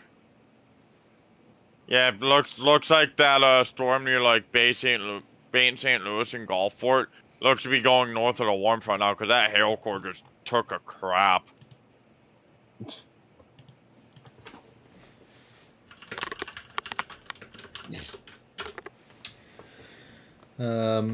Also tonight, of course, because we are here, I won't be doing a tropical weather bulletin tonight. It will be done We're not here. by Josh Toohey tonight. I don't know when, but at some point there will be a tropical Never. weather bulletin. What about in 5 years? He thinks it will be relatively soon, so... TWB fans, there will be one tonight. I was going to go back and start TWBs again tonight, but this came up.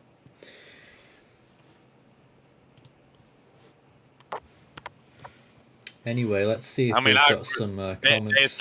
Nathan, heck, with how quiet it is right now, you could probably do it real quick. Oh, jeez. Oh my God! Really? Why No. did you have to say that? Because now another warning. I'm already 2 hours late for it. If I'm going to do one, no, we have that's another all right. flash flood warning. Oh, okay.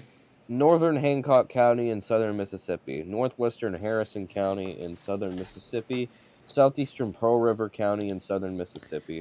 That sounds like the places that were just affected by the storm. Exactly. Yep. Exactly what that is.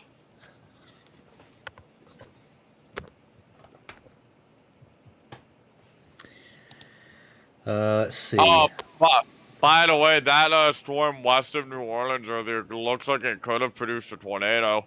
Because there's been damage report out of the Labadeville volunteer from the Labine. Oh my God, that's a difficult. Man. Let's start again. Where's this? This is in Labadeville Volunteer Fire Department. There you go. Labadeville. Which is that was the area where that tornado warning storm was west of New Orleans earlier. Because from the fire department, winds lifted neighbors' mobile home into Station 3 on Highway 111. No notable damage to either fire truck or our Spirit. Where's Highway 111? 1011. It's Highway 1011. It's west of New Orleans. It's on a road. That's where. I'm still trying to figure out what place name he was trying to say. And I'll post it in live discussion. Hold up. You're not even gonna try to say it again. I'm really confused. I'm trying to do this for the benefit of our audience as well, but let's see. Yeah, I'm gonna translate this place name real quick just to make sure I pronounce it right. Labadeville. Is it really Labadeville? We're about to find out. Give me a moment. I think it might be Labadeville. What do you mean? What do you mean we're about to find out? Is it near any notable? I think it's Labadeville. That's my guess. Yeah. No, I was right. It's actually pronounced Labadeville. Oh man. I give up with. I give up. Labadeville. Labadeville. Where is Labadeville? Labada. Galveston County, Texas. Public reports thunderstorm wind gusts I see it, of though. 61 miles per hour. Labadeville Marine is. thunderstorm wind gusts occurred at the Crab Lake weather flow site. Labadeville is right underneath where you thought that tornado was initially forming. Yeah. I found it. You find it? Proper Bloopers. English, please? I'm kidding. There has been some roof damage there. Oh. Yeah. We can't rate any tornadoes, though. Nope. We Do not do that. That is not good. Alright, let's see what else we've got. There was a question earlier about whether any water spouts made landfall. Potentially, yes. And you know I've just come to the realization, perhaps, that Labadeville cell that moved on through, right?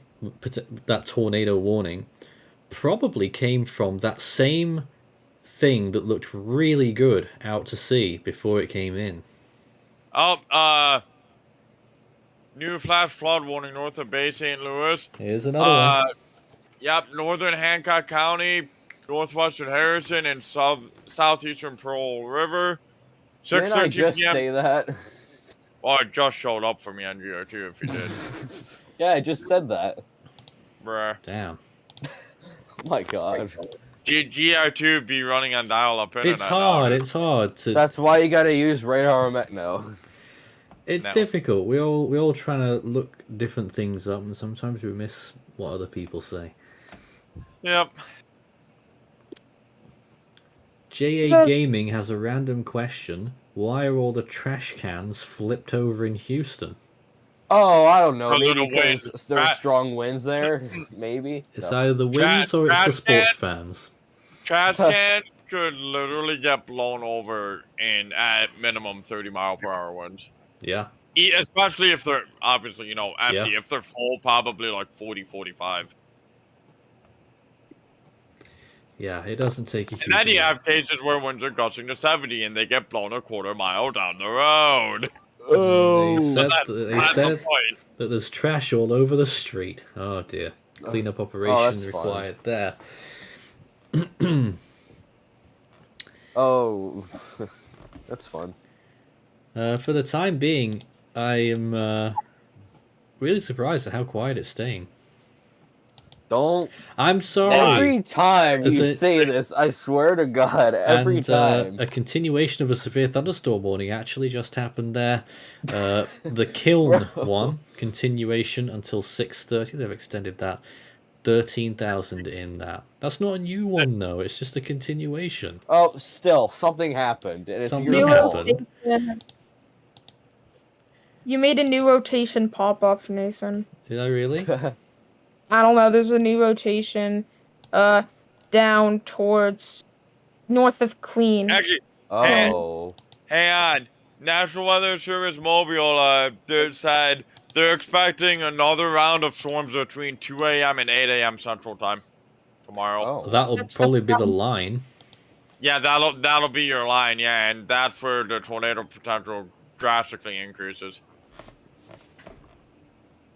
Yeah, there is an area of rotation starting to probably develop in this storm.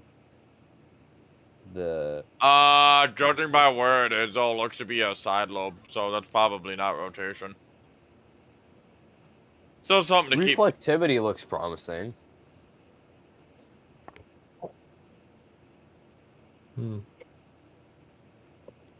Yeah, keep an eye on it. I'm not. Well, not promising for the people there, but promising for something happening. By the way, 3 things to note in NWS Mobile's area forecast discussion. Given the sheer environment and the boundary, this environment would be more than supportive of strong tornadoes if these cells are truly able to take full advantage of their environment. Then the They're ceiling not. may be higher. That's the Also- key question now. Also, while we are still unsure about this potential, the high impact nature of this period warrants great concern, and if confidence continues to increase, this will likely be the driving force in the any potential severe upgrades heading into the evening. And based off recent research, this environment will be primed for QLCS tornadoes, and given the upper echelon, or however that word's pronounced. What? What? Upper echelon, my bad. Oh, the upper The echelon. upper echelon sheer I've ever heard. environment. Strong QLCS tornadoes could be possible. Damn. Uh-oh. That's not good. Don't like that. Who would? A psychopath? Maybe. If you got any comments or questions for us, send them in. It will be very exciting in the context of what's happening at the moment. No, it won't. No, I'm kidding. Nothing's exciting at this point. But we've kept saying that it's gonna pop off. We must be getting close to that time now.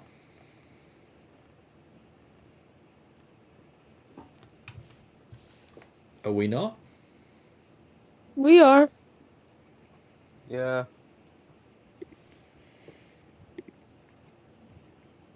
You do get the feeling though that this will be one of those where you've got to be tuned in all the way, Yeah. because something, as soon as you look away, something stupid is gonna happen. Like Nathan jinxing a tornado. What now? I've not done that yet. Don't try to. Haven't. Yeah, don't try it.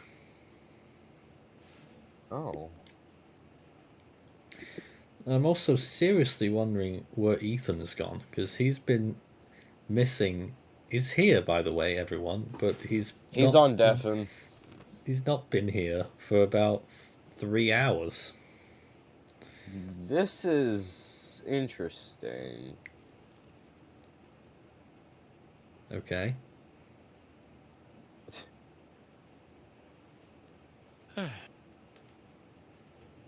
Is it rotation? I wouldn't say, if it is, it's not too incredibly strong, but... So yeah, it's still something to keep an eye on, though. Yeah. Right as I say that, something just got issued. What got issued? Let's find out. Flash flood warning for... Oh. That's another one in Hawaii. Oh, really? Yep, that's another Hawaii flash flood warning. Let me go Damn. look. If it'll load. You're in the North Pacific Ocean there. Oh, there it is. Yeah, no kidding. Alright. So the rest of the island... So yeah, the entire island Right. is now under a flash flood warning. That, of course, includes the capital, Honolulu. At Oh, boy. 2:23 p.m., radar indicated heavy rain over Metro Honolulu and the southeast portion of Oahu. Rain was falling at a rate of 2 to 3 inches per hour. Flash flooding is ongoing or expected to begin shortly. So that the entire island is now in a flash flood warning of some sort.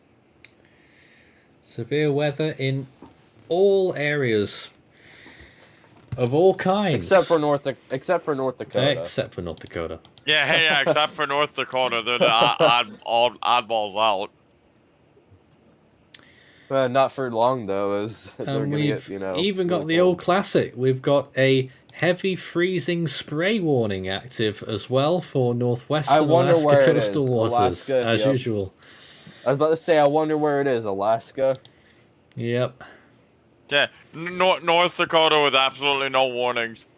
Take me with you. That's literally North Dakota right now with no warning. There's another marine warning. Why? There's even a brisk wind advisory. It's another one that I didn't know existed. What's the difference? I don't know.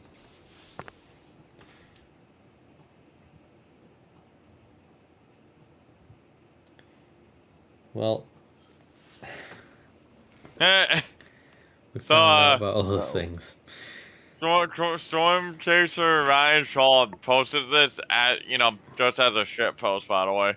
If you see a tornado, stop, drop, and roll or something like that. We have a new severe thunderstorm joke. warning. No idea. Yep, it's an extension of the Bay St. Louis storm. It's still a new warning. Northern Harrison County and southern Mississippi. The severe thunderstorm is located near Saucier. That's a great town name. I wonder if they have barbecue sauce there. We're 13 miles northwest of Gulfport, Saucier. moving northeast at 40 miles. Saucier. Saucier. It's actually spelled Saucier. Yeah. I wonder if they have barbecue sauce. Hazard: 60-mile-per-hour wind gusts and $half sized hail. I don't know. This reflectivity is starting to kind of intrigue me. Let me go to velocity again. It's a little too broad for me personally. It's rotation of some sort, but I wouldn't say, incredible or impressive. Just It's some other rotation, places but... in here, just for those who want to know. Lyman and Howison on either side there, north of Interstate 10, and that's in... And the barbecue sauce town. That's right. 16,000 inside the polygon. Oh wow, that storm actually strengthened. That hail core really got its act together again. Yeah. Damn.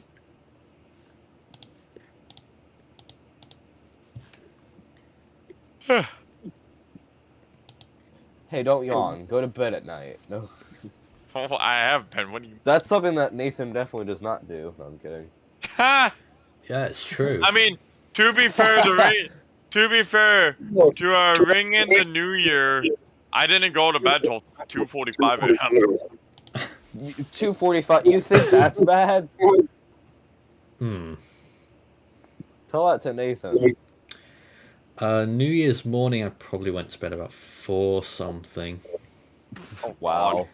Tonight, we're planning to be on the air until 5 a.m. my time. Ugh. And I've been here since 6 p.m. It's literally gonna be at the point where I might go to sleep earlier than But I'm not here. I'm not sure that we will be doing continuous unless things pick up, you know. And then obviously we'll be swinging right in here for Judy. But if we don't see more than a couple of tornado warnings in the next 2 hours or so, we might call it we'd go onto an automated stream and we could still cut in at any time, but Yeah. but I don't know, we'll have to find out as time goes on. So with that explosion we were talking about in Fort Worth or whatever, apparently it was like a gas leak or something. Yeah, it looks like. Yeah, Nathan mentioned it already. Yeah, so everything always seems to happen. What the heck happened? What happened? Hold on, let me. So like it was strengthening and it was doing fine, and the latest frame, blah. It just gave up. What happened? What's the velocity look like? What? Ooh. That storm, by the way, I was right. It's very side-lobed. Yeah.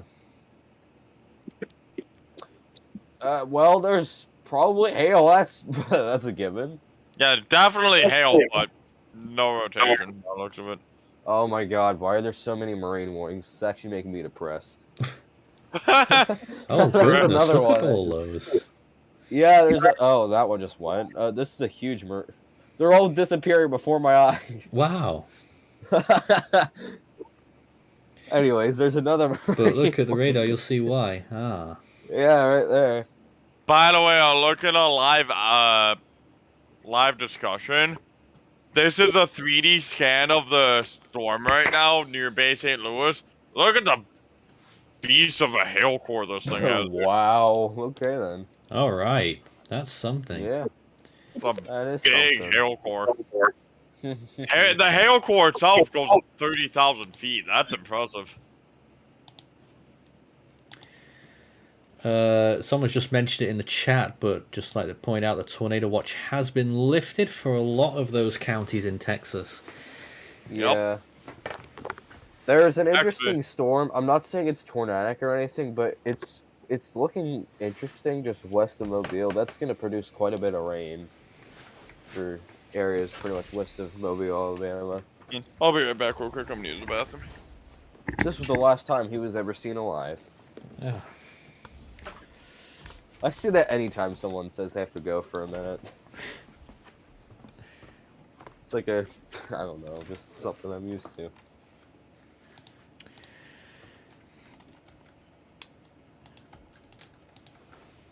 So we're still waiting for something else to happen. And we still have just the one severe thunderstorm warning active. And we haven't seen a tornado warning since that one in Louisiana, which was last updated 2 hours and 17 minutes ago. It feels longer than that. Yeah. Just because we've been just sitting here just waiting for something to happen. That's pretty much all we've been doing here for 2 hours, and yeah, that's true. Oh man. So people will be thinking that our quality is pretty poor, but just nothing's happening. We can't do much when there's nothing happening, you know? Yeah, exactly. Okay, yeah, more counties just got canceled in Louisiana and Texas in the tornado watch. But on the pretty other much side all of things, tornado watch one, it's canceled. What the? Really? On the other side of things, though, there sort of is a lot happening. There's flood warnings everywhere. There's blizzard warnings everywhere. Just not many tornado warnings. Not very many tornadoes. So what else got cancelled here? I'm still seeing quite a lot. Are you saying like all of Texas is out of tornado watches? Or at least, yeah, many counties in Texas and Louisiana just got canceled out of the watch, or at least a few of them did. And probably the rest of Tornado Watch #1 will get canceled off pretty soon. Okay. And it is in effect that tornado watch is actually valid until 9 p.m. So they'll probably just let it expire, the rest of it. Probably. Interestingly, Tornado Watch 2 is in effect only until 9 p.m. as well. Do you think that'll need an extension? I'm thinking, with how things have been going, I don't know. Oh, I've just seen the update. I'm sorry, you were right. Yeah, a few more counties. There's just like a handful in Texas, some coastal counties, Galveston, and a few in Louisiana. Yeah, this storm, though, is starting to look interesting north of Gulfport.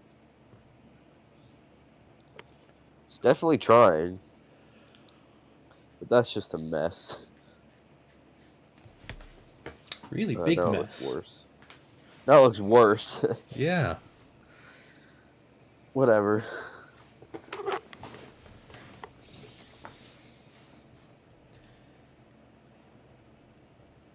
Oh, Ethan's left us. No, How Ethan. disappointing. He has. He is disappointing. Oh, wait, you were talking about him leaving. Oops. He had to do what? He leave. Oh, he what? Leaved? He leaved. Oh my goodness. My grammar Was there a is. tree? Where's the tree? I don't even know Oh how my I God. English. I'm sorry, my jokes are so dumb. We might have to call it a night at this rate because. What are you talking about? Oh no, it's just, I don't know. things are getting a bit out of control here.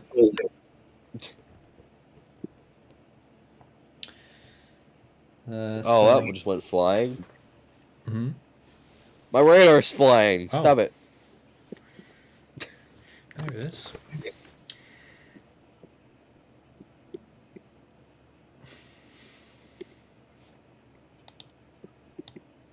Is mine? Hold on a minute. What? Huh? My app's gone out of date. Why? I don't know.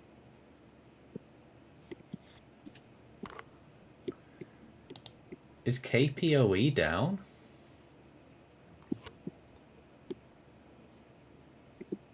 Is it?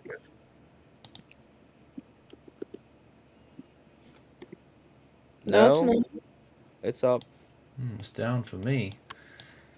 L. Oh, either that or it's my app. Both. No. No, it was just that radar site. Yeah, it's fine for me. I've got Mobile up now, so we can take a look at this latest severe thunderstorm warned zone just north of Lyman right now, moving east-northeast, I would say. 60 mile an hour winds, 1.25 inch hail. Mobile also getting a decent little cell as well. It's just actually been designated as a special weather advisor, special weather statement. So I'm just going to have a look and see if there's any traffic cams in Mobile.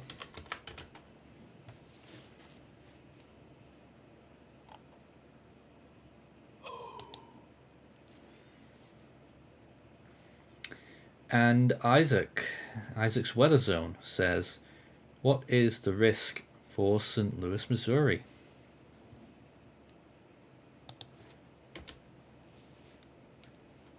I don't know. I don't know either. There's no severe threat. I think if I recall, you're going to get mostly cold rain and no snow. Wow, If you like that's a snow, I'm letdown. sorry. That's a letdown. Possibly. I think. Unless they're like me and they hate snow. They said, great no school, question mark. I wouldn't go that far. The only way I could see having no school would be flooding.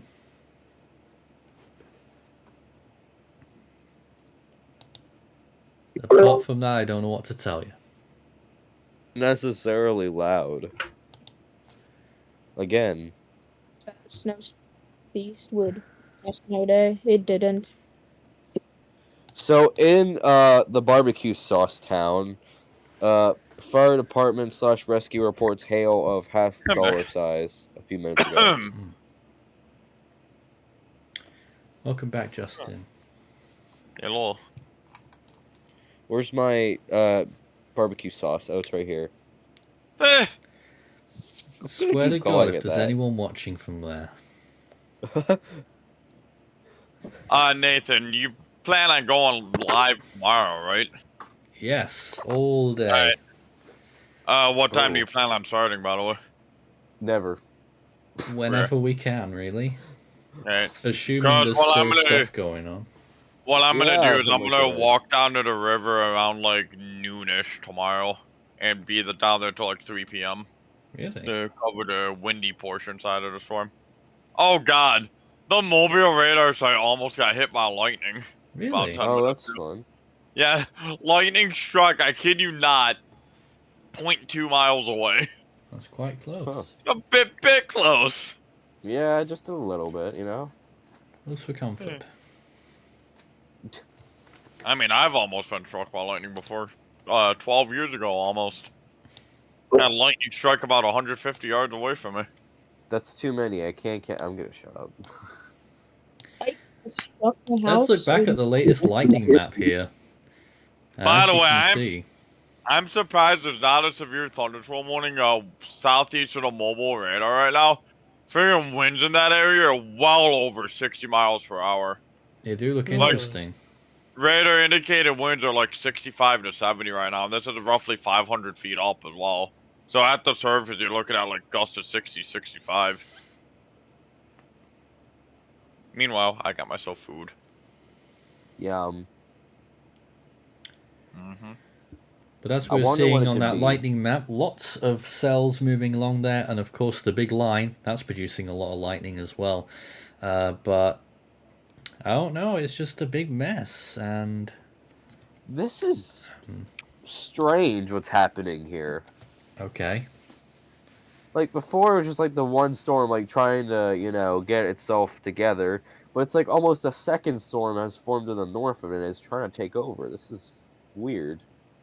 Looks very weird. JA Gaming said that they just wanted to restate, and we'll repeat this from them as well, that only 3 counties in Texas are still under the tornado watch, and that is Yep. Brazoria, Galveston, and Chambers counties. Yep. Pull up the latest meso analysis, see what the low pressure is at for pressure. Still 994 right now. The low pressure center looks to be over just north of Frederick, Oklahoma currently. Oh man, I am tired. Hmm. Oh great, what just happened? Oh, we got another severe thunderstorm warning. And a reissuance? I think it's by a different office Yep. area now. Yep, the National Weather Service in Mobile has issued a severe thunderstorm warning for southwestern warning. George County and southeastern Mississippi, southeastern Stone County and southeastern Mississippi. What about Rock? No, until 7:30 p.m. That's why do you laugh like that?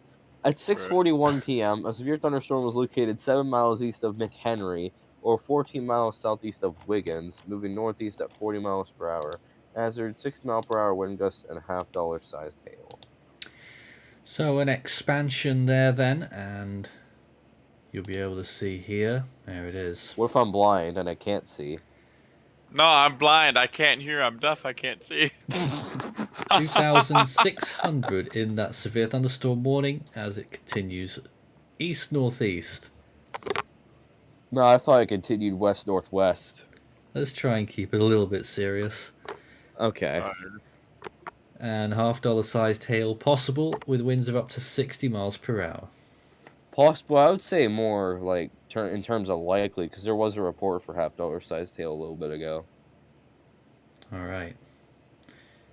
Yeah, that's right. You did say that. I mean, speaking of like odd storm motions and whatnot, you look at the 1997 GL5. That tornado was moving southwest its entire life. Wow. Yeah.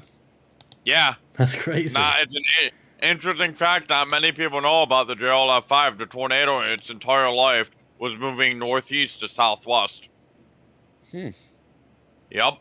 One of the most erratic storm motions a supercell's ever had in the U.S.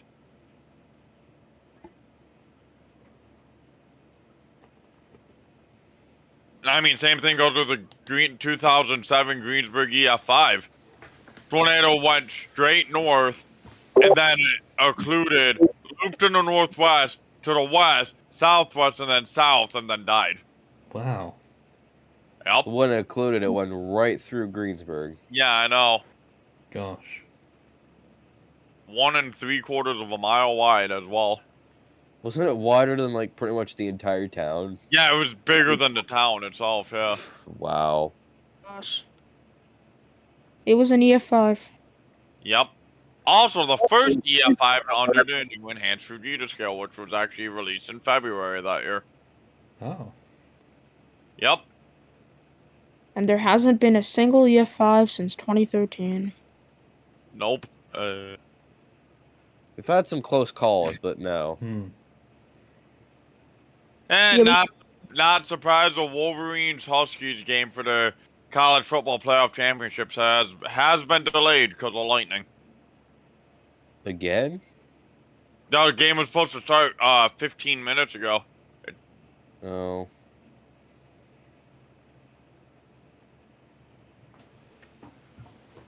Yeah, it's delayed right now because of lightning. Intan says Honestly, hello from Malaysia. Any tornadoes on the ground now? Nope, not right now. Nope, that's what we're waiting for. Either in the US or I know in that Malaysia. sounds bad. Probably not. That sounds bad, but that's what we're waiting for. It's what we do. So, but we're always. Well, I'll speak for myself. I'm always very pleased when there aren't any. It causes so much unnecessary stress. For me, when there's a tornado on the ground in like a general open area, like not near any major cities, it doesn't really bother me. I like water spouts though. They're great. Well, once it starts approaching a major city and a eventual tornado emergency gets issued, that's where I start worrying. That's where I actually. I'm a water spout fan. So am I. In my lifetime, I've only seen one. It was summer 2022 actually. Went down to the Erie Basin Marina with a couple of friends. It was actually with a program that I was a part of back then. Cause we do job skills programs here. We went down to the Erie Basin Marina for a day. I actually ended up seeing a brief water spout because I was looking out over the lake. There was a spray ring at the surface of the water with rotational off. However, a mature water spout wasn't able to develop because it ended up moving inland about 30 seconds later. Wow. But yeah, I was able to see a spray ring, so it was a very brief water spout. There you go. Yeah, I'm so surprised there's no severe warning south of the Mobile radar right now. I have never seen a tornado in my life. Nor have I. Yeah. You just saw the water. Up. Never mind. Huskies and Wolverines, the college football playoff championships underway. What? So I was right. It was delayed, but the delay must have gotten lifted. Oh.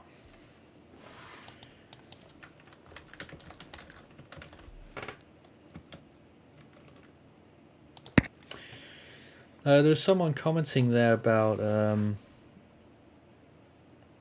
power outages.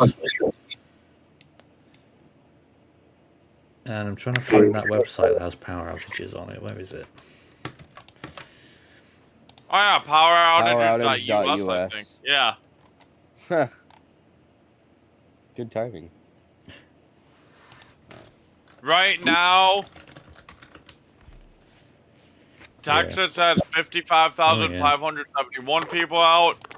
Louisiana has 10,267.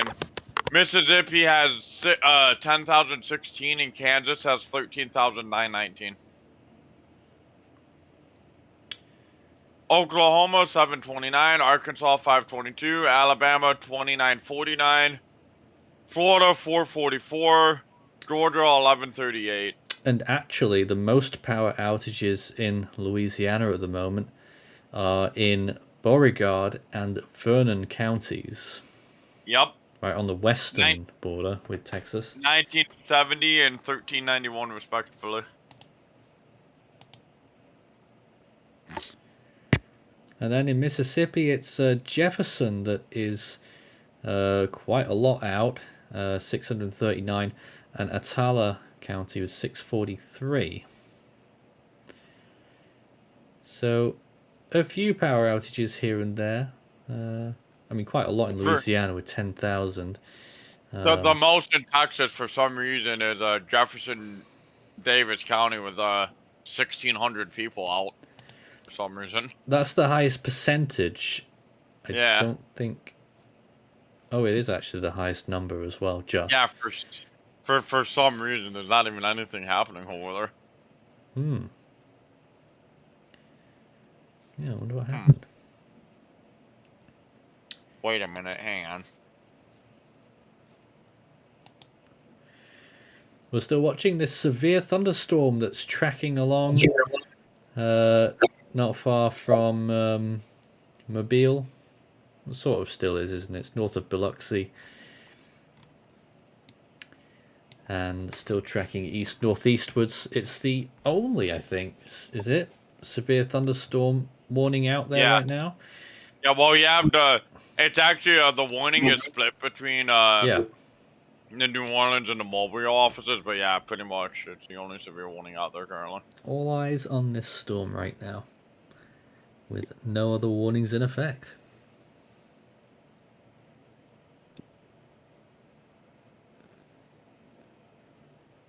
Amping report of quarter-sized hail due east of Saucier, by the way.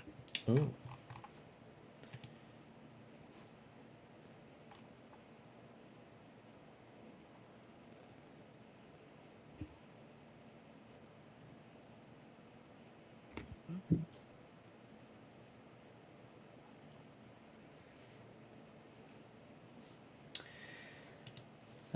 You'll hear an abundance of silence here because there's very little going on. Although, let's turn some ambient volume up from one of the rail cams that we were watching earlier again. Until a train horn comes along. Oh my god, I can't speak. Yep. And I thought I couldn't English. Well, I've been here for 6 hours. Nearly 7. I can't imagine how many words have come out. No severe weather happening, be like cricket chirping. Literally an accurate statement of what's going on right now. Well, at which point is it? We never like to say that it's, underperformed because it gets people off guard. But at some point you have to admit that. And at what point is that coming? I don't know. Me neither. Maybe never. Someone will find Like the storms just never stop. What, this one? This No, one's you been going said for never. a long Like what? time. They just never stop. This storm No, might go for like 2 days. Ugh. Oh god. Imagine if Jupiter was like Earth, but yeah, that great red spot occurring on Earth. The Gruit's probably bigger than the planet. that is First of true. all. That's Very. the first problem with that. Very true. Oh, by the way, that cell north of Gulfport actually is starting to hook a little bit. Yeah, it was a while slowly- ago, and then it failed. Yeah, it's starting to again, though. It's slowly getting its act together. Famous last words. Bruh. Well, that's what we're watching right now. We're both looking at the same thing. Ooh, Myself it actually and is Diamond. trying. Oh, Yeah, it's it's starting looking to. better. It's trying to do it, I think, actually. I would say give it a little bit longer and we might see a tornado warning out of this. Maybe give it about, like, I want to say a half hour or so. That's pushing it a bit, no. You're pushing it. Wait. Wait, no, alright, let's Not in that sense, if you're wondering. Oh my god. I have You no idea. problems. Dude, He's bro, trying to make an immediately unfunny joke. Bro, immediately assumed I went dirty-minded when I wasn't intending to. Yeah, get your dirty mind into the gutter and then get your clean one out of the bath. Oh my god! So, Wade is saying nasty hook forming south of the hail core could become tornadic. That's what I you've would been have to saying. agree with that. Continuing to monitor it, though. Moderate risk? No, I'm kidding. Well, I mean, there is a moderate risk for excessive rainfall For excessive in this area. rain, currently. and it's not even that far away from me. It's like a couple hours to my northeast. Yeah, this tornado. No. It's not a tornado. Possible. Not a tornado. Yeah, I'm so sorry about that. You're good. You're You're good. fine. Possible tornado is moving towards Dantzler, Mississippi. On the topic of flooding, July 17th, 2021, actually, we had some pretty significant flooding here. 3.42 inches of rainfall that day. Wow. Storm total was 3.46 inches technically, but that mainly because of the fact it started raining at like 11 p.m. the night before and rained till about 4 p.m., 5 p.m. the following day. My street, I kid you not, flooded that day. Whoa, that's so crazy. No, I'm kidding. It was a bit anticlimactic, that comment. Get bonked. Get bonked. Why do you keep... That's weird. Well, we're still looking out for any further warnings from anywhere else, but we are still just with this one, north of Biloxi, Mississippi. Of course, it is affecting some areas, and of course, strong winds and hail probably underneath that right now. Yeah, actually there is rotation on it now. It's broad, but it's there southern, like the southern point of the hook. You have your rotation right there. It's trying. Damn it! There we go. Will we finally get a tornado warning out of this? Maybe. Maybe.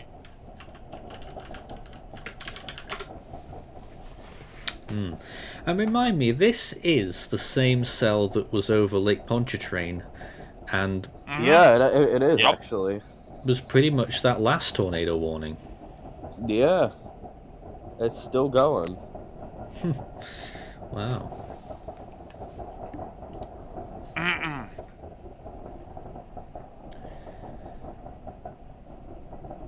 Very interesting to watch. Definitely, it actually got a lot tighter in the last.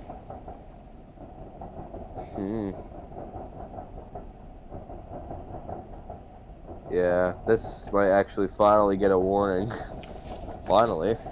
Yeah, it's starting to look like it. Certainly hooking as it moves there. I'd probably outline right here. If they were to issue a warning, it'd be something like this. Yeah, that's a terrible color. Let me do that a different way. That's terrible color.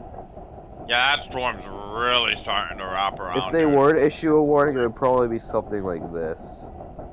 And let me look. That's my bet, at least. I would say maybe. Okay, let me try. Yeah, something like that, kind of. Something like Something this along that line, is what yeah. the.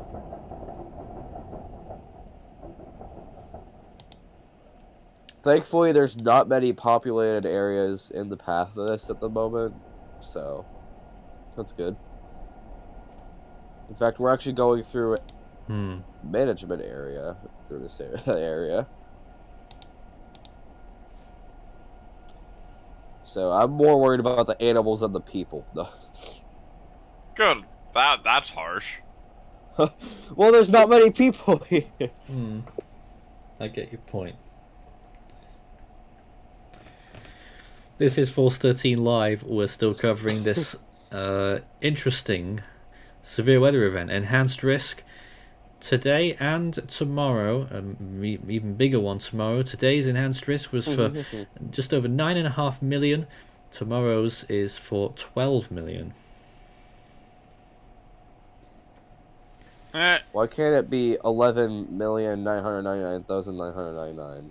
Cause screw you. That's why. It's actually 12 By the way, million and just- some change, so.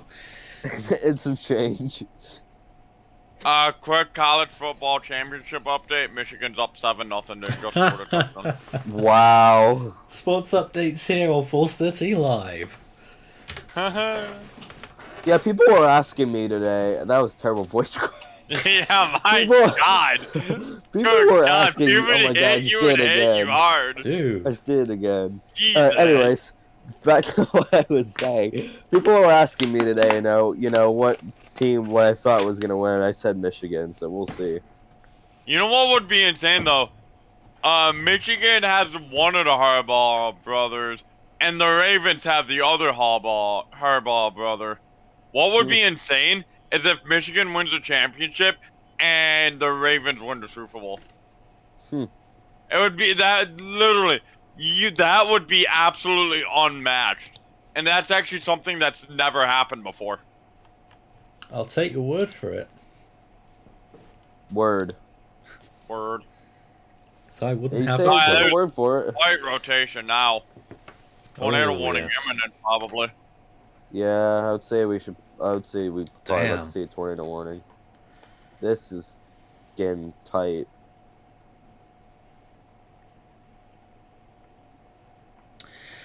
Improving by the minute here. And could you possibly tell us a little bit about where is ahead of this? Locations ahead of this. There's actually not really many locations ahead of it. It's just Vestry, Holly Landing, Gibson Landing, Barton, and then if you go further out, you get towards like Waters Yep. Landing. Give me a moment. Agricola, Latonia, and then before you know it, you're already in Alabama. But yeah, right now where there's a cell is, there's not like any major populous centers ahead of it, really. That's good. It's literally, it's over just open like rural areas. It's just like all trees and stuff. Mm-hmm. Yep, trees. Looks like a little bit of like hill action. And then after that, maybe a little bit of I don't know, trees. No. I also have a little river as well. Yeah. Very windy, like a very like bendy river too. That's Very what great. the wildlife area is for. It's for that river. Yeah, also looks like you might. Yeah, you do. You have a couple buildings as well, but that's literally it. Yeah, Just there's not much here. trees, river, trees. Yep. You get a tree and you get a tree. We all get trees. Oh my god. Literally what this storm's over right now. Blame him. Blame him, not me. I'm not causing any of this, Ruckus. Too bad. It's not right now. In about 10 minutes, might be a different story. No, I'm kidding. I still can't fathom why my tornado breaking news slide isn't working. You broke it. Yeah. Oh, we have It new just outlooks from the SBC. Oh, okay. Ah, yes. Those were due. What's the news? It's still enhanced, obviously. Yeah. Yep. Not surprised. I had a feeling they were going to keep it enhanced, honestly. Uh-huh. I can't load it, but it is still enhanced, so yeah. How do you know? It It says just if showed you, up. It just in showed up on IEM bot, it says the Ah. Storm Prediction Center issues day 1 enhanced convective risks for portions of da-da-da-da-da's area. All right. So it remains enhanced, everyone. What about de-enhanced? Bruh. Don't think so. I mean, that's what this event feels like. It does. It feels de-enhanced. And you know we're going to have to get serious if this becomes a tornado warning. Yeah, I'm kind of surprised it actually doesn't Yep. have a tornado warning yet. 10% SIG Tor risk remains in effect. No change in probabilities overall for the entire threat. So it's pretty much still the same. Pretty much, yeah. Okay. At least it hasn't increased. Yeah, that's good. Update on the severe warning, continuation of it. 60-mile-an-hour winds, quarter-size hail. Surprisingly not tornado possible. That's interesting. Yeah.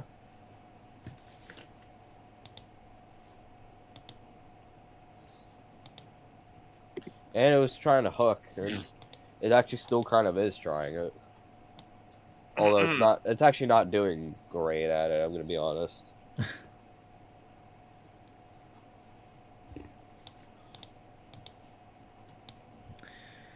Just checking some of the models, and they really do have a new burst of activity that happens at around 10-11 p.m. in parts of Mississippi, Alabama, and Florida. Oh, we have a new avalanche watch. Wow. Yeah, here's something interesting to note in the latest SPT outlook today, right now, by the way. There's a thunderstorm risk for areas along the Oklahoma-Kansas border for the blizzard side of the storm. Yo. Yeah, there is.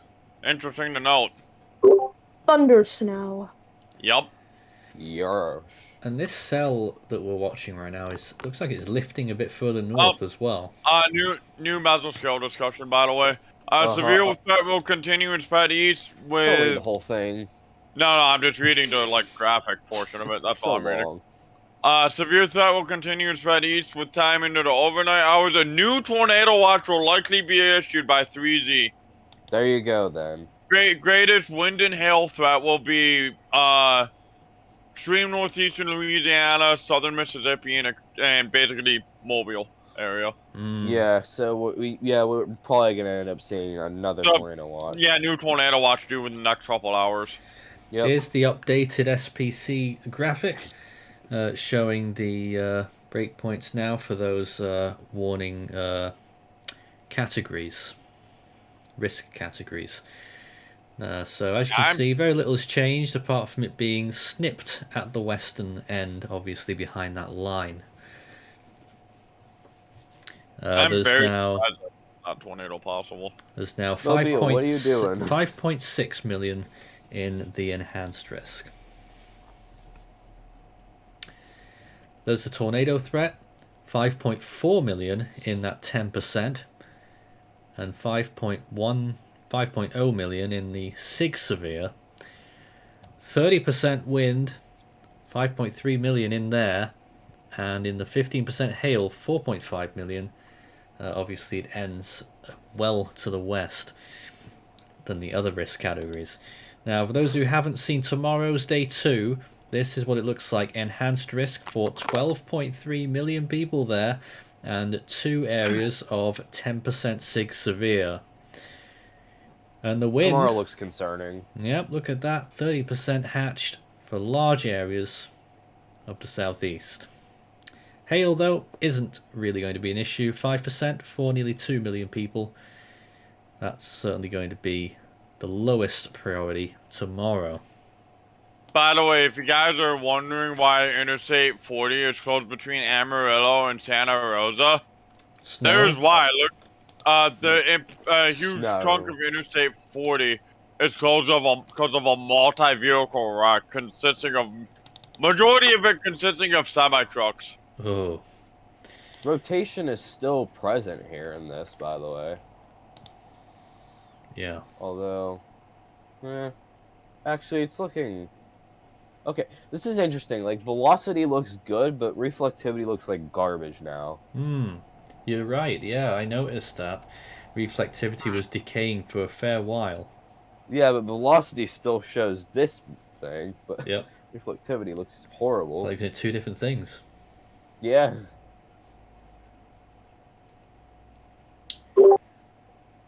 Honestly, I'm starting to think the main outbreak will be tomorrow. Yeah, Probably, yeah. probably at this point. Although it looks like the bulk of the activity's really gonna start ramping up during the overnight, though, and that's something we don't We want keep- because We 90% keep of saying the this. world's population, U.S. population, is sleeping. You said world. Oh dear. Yeah, I corrected myself. Shush. Diamond, Yeah? did you want to say something? No. Okay. My rights were revoked.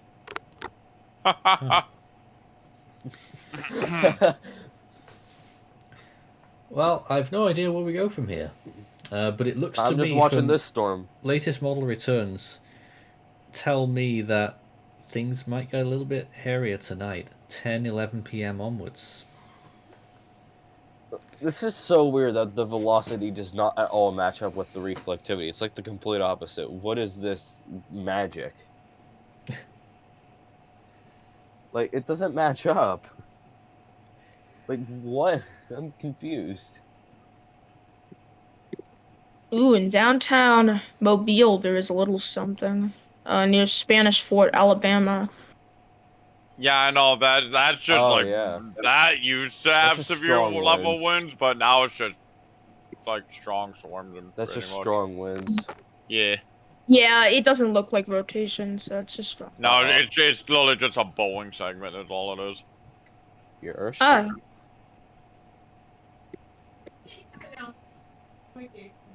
Really? Can you just make me my gold cheese then? What? Bruh. What do you mean? Meet that your a mic gold if cheese? you're talking Oh, like that. All right.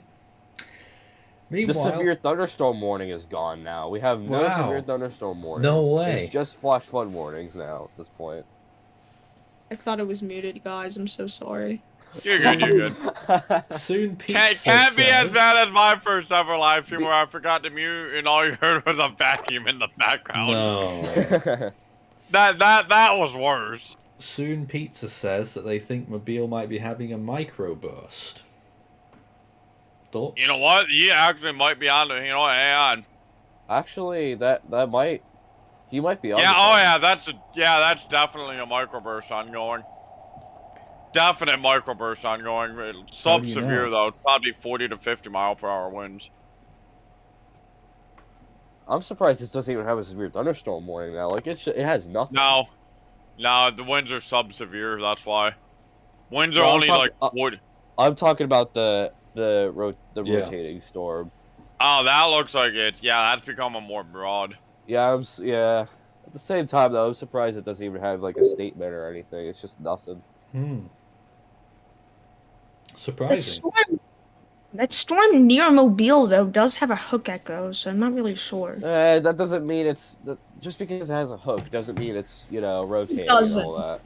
We don't know. Alright, it And does vice have a versa. little bit of a hook, but it's like, dude, it's beyond broad. It's like, huh. So hold on. Does that mean that we don't have any severe thunderstorm warnings? No, active? we have no warnings active. No currently, severe thunderstorm Oh warnings my at all. God. except for 4 flash flood and 2 special marine. I Yeah, can't the believe closest we this. have is the closest we have is special marine and flash flood warnings. Not even a severe thunderstorm warning. I can't believe this. Yeah, this is. Oh, Nathan, I don't know about you, but if nothing gets issued in the next 15 minutes, I'd say we go on standby. I think we will, at this rate. I mean, it's one thing going live and delivering the information, but if there's not much to talk about, then it's sort of not fair to everyone watching because Then yeah, like what's the point? people will see that there's nothing happening and we're live when nothing's happening. So that means that when something is happening, people will come on and think, well, people won't watch because they'll think nothing's happening. So, By the way, Diamond, that storm near Mobile does have a special weather statement on it. Yeah, actually, yeah, that's it though. It goes up to 50 and nickel-sized hail, so that storm might actually get warned pretty soon. Oh, actually, it might. Yeah. It has some. How they're gonna pretty be your strong winds. general, like, as I like to call them, your run-of-the-mill severe thunderstorm warning, 60-mile-an-hour winds, quarter-size hail, and all that. Yeah. but just still on that point of viewers and whether we should terminate or not. You know when Mobile said that, what did they say? Something about... Yeah, don't let your guard down till at least after midnight. Don't let your guard down till at least after midnight. So you sort of feel when they say that we're sort of, you know, we'd be... we wouldn't be doing justice by going off the air before then. I mean, what we could do is, like, we could just, like, have the radar... like running in the background and have the stream running, but like maybe just I don't know. Just like make it to where no one on stream can hear us, and if a warning gets issued, we can just pop back in. No idea. Yeah.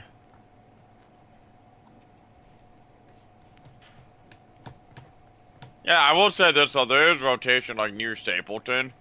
Northeast of Mobile, but it's broad. It's there though. It's broad at the moment. My goodness, look at the storm. That storm like west of Mobile that rotated. Yeah, I know the one that had the warning on it. Yeah.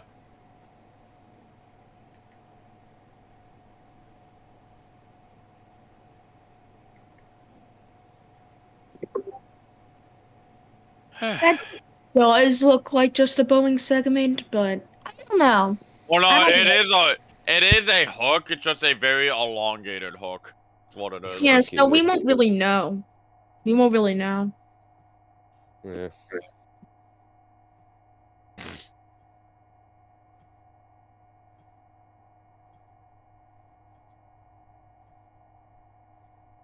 I love routine pilot reports. Ah, yes. This makes sense.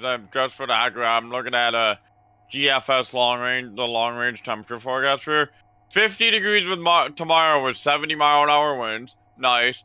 And then next Tuesday, high of 13 degrees with a low of 4. Wow. And then the following Tuesday, up to 44 degrees. Upton? No, I'm kidding. Rare. And even though literally anything past next Tuesday is unreliable though because it's too far out. Just pointing this out though. Just, you know, why not? You're too far out the window. Bruh. Just pointing this out just because I can. GFS has a forecasted high of 36 degrees on the 21st with an overnight low of 7. Yeah. 29 degree 29 degree temperature rise. I mean, actually, a couple days ago, we had the 10-year anniversary of the January 2014 blizzard here. Temperature during the day that day was 45 degrees. The next morning, it was 5 degrees outside. No. I almost feel like it's like someone at the NWS Mobile office is watching this and is like, "No, don't issue the warning. They're gonna be all, you know, crazy about it." It's like, "No, don't do it." Yeah, looks like the strongest of the winds here tomorrow are gonna ramp up around. Winds really start picking up around 11 a.m. and it looks like peak wind gust time is gonna be from. Alright, Diamond, we finally got a task for you. Leader says, could you check out Tupelo, Mississippi? Fun. 3 p.m. Tupelo will probably be alright. Like, I'm not expecting too much up there. Yeah, Tupelo, there's not even a warning within 100 miles of that place right now. Like, you'll see some rain and thunderstorms, but that's probably about it. Nothing severe. Yeah. Might get some hail out of it, probably.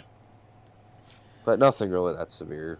Oh wow, we're supposed to get a lot of rain here tomorrow. Could you also quickly just check Florida again?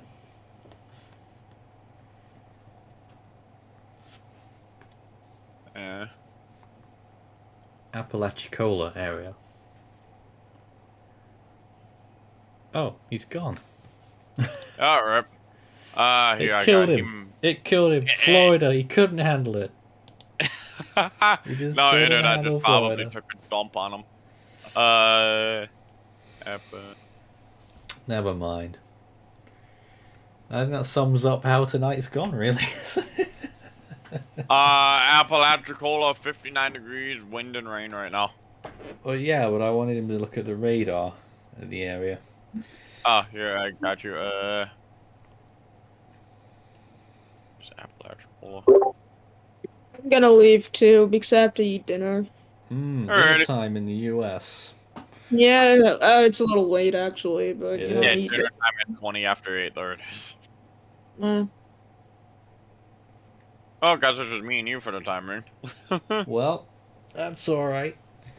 Let's see if we can figure it out ourselves then. I want to take a quick look here in this region because it's starting to look a little bit, well, you know, those colors are getting darker. So let's see if we can try and get on the Tallahassee radar here. Ah, that's where Apalachicola, okay. Loki forgot where Apalachicola was for a moment. I'm just curious about some of those dark shades.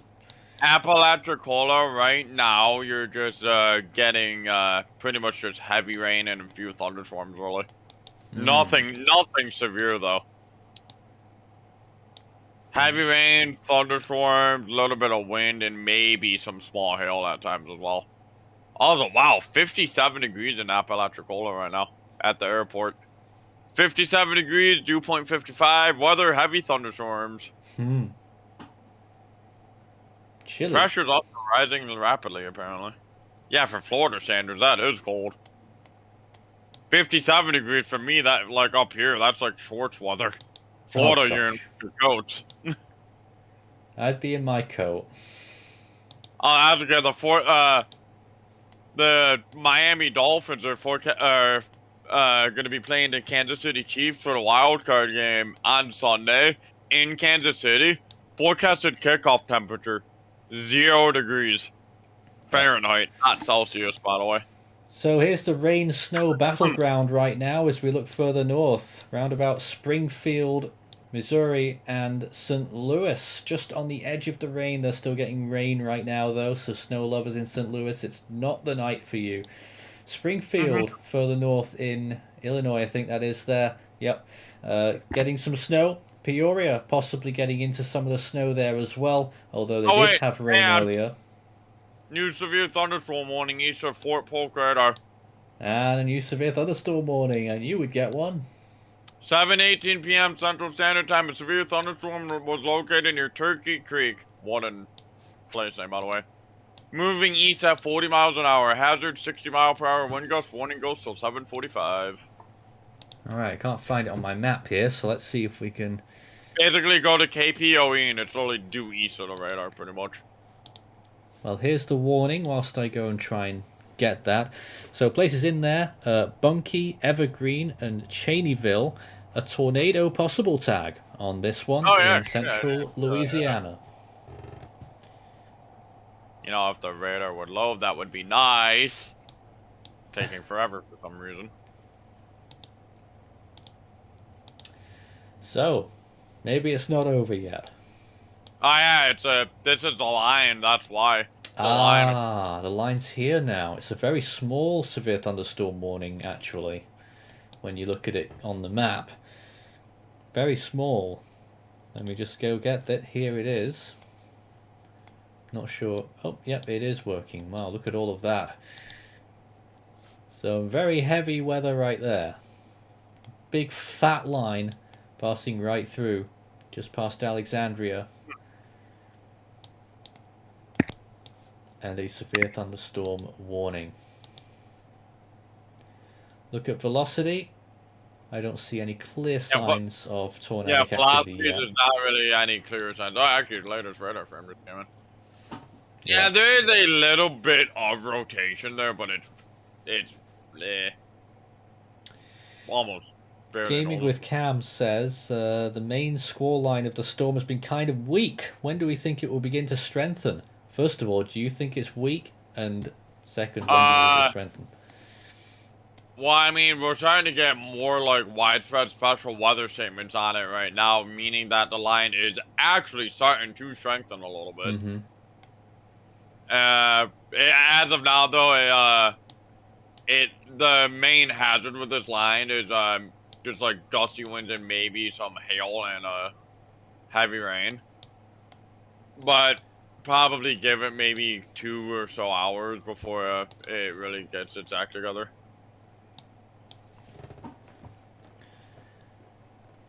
Seeing where we can check out some cameras. The closest is the south side of Alexandria, so it's not really a great place. But let's show you how it's looking anyway. Here's a live shot on the southern side of Alexandria, and as you can see, heavy rain is the order of the day, and traffic fairly light. What time is it there? 7:30? Yeah. And obviously, being nighttime now, you can't see all that much.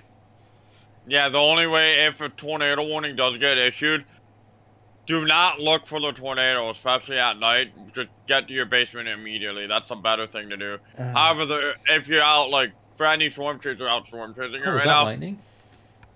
any storm chaser out storm chasing this line right now, best thing to do when it comes to looking for tornadoes at night, look for power flashes and or lightning strikes to illuminate it. Okay. Some comments here as well. New Orleans radar at NWS station is down. We knew that, didn't we? Yeah, that's gonna be down for I think another like month or so. Cause they're moving the radar site to a better location.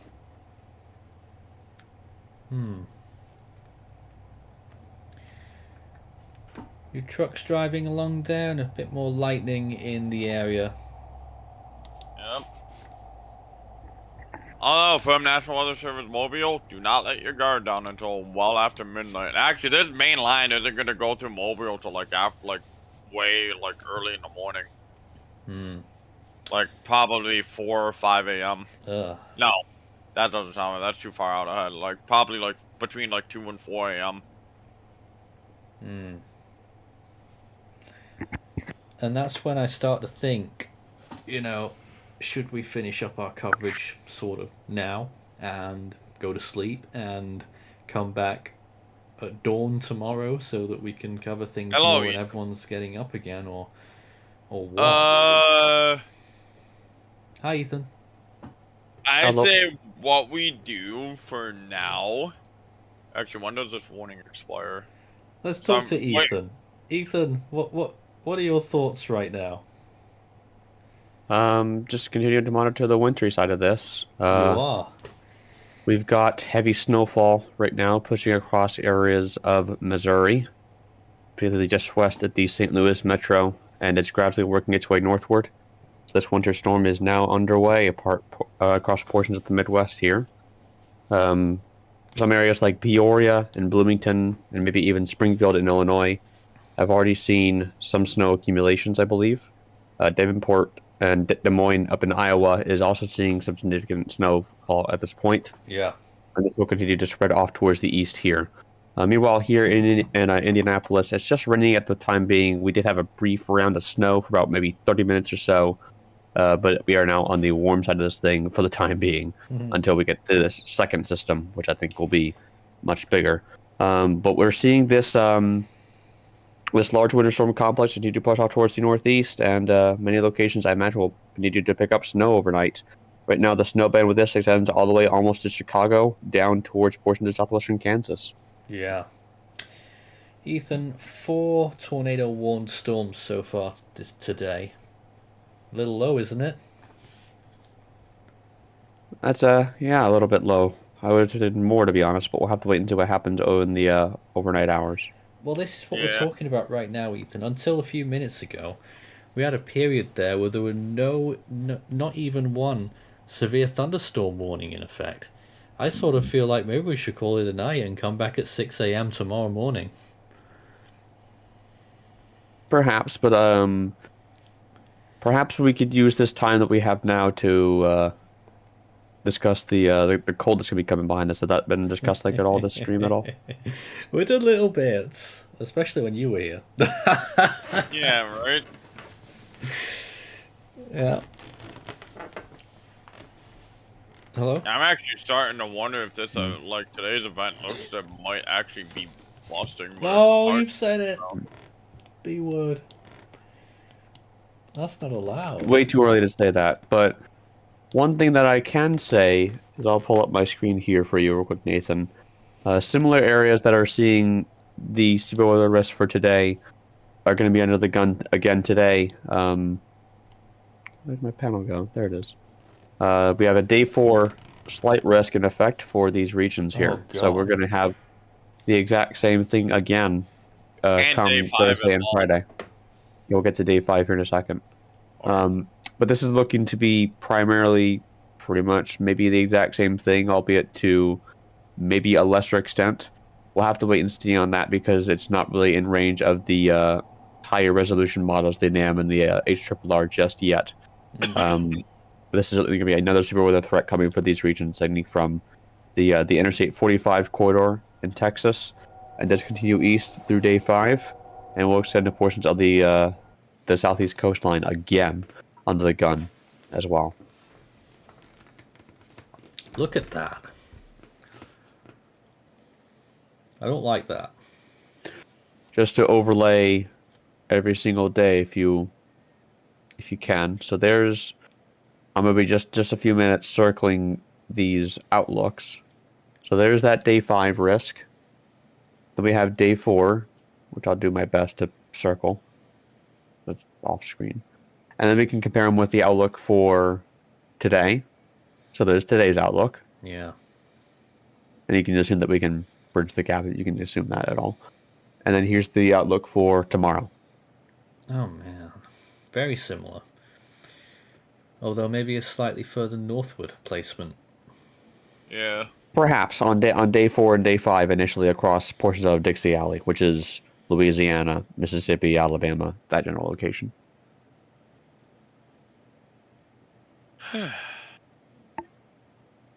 Yeah. I don't like that though, Ethan, especially when they have these percentage chances way out like that. It scares me.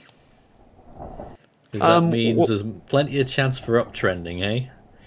Yep. Yes, there also is. Also a chance it could downtrend too. Yeah.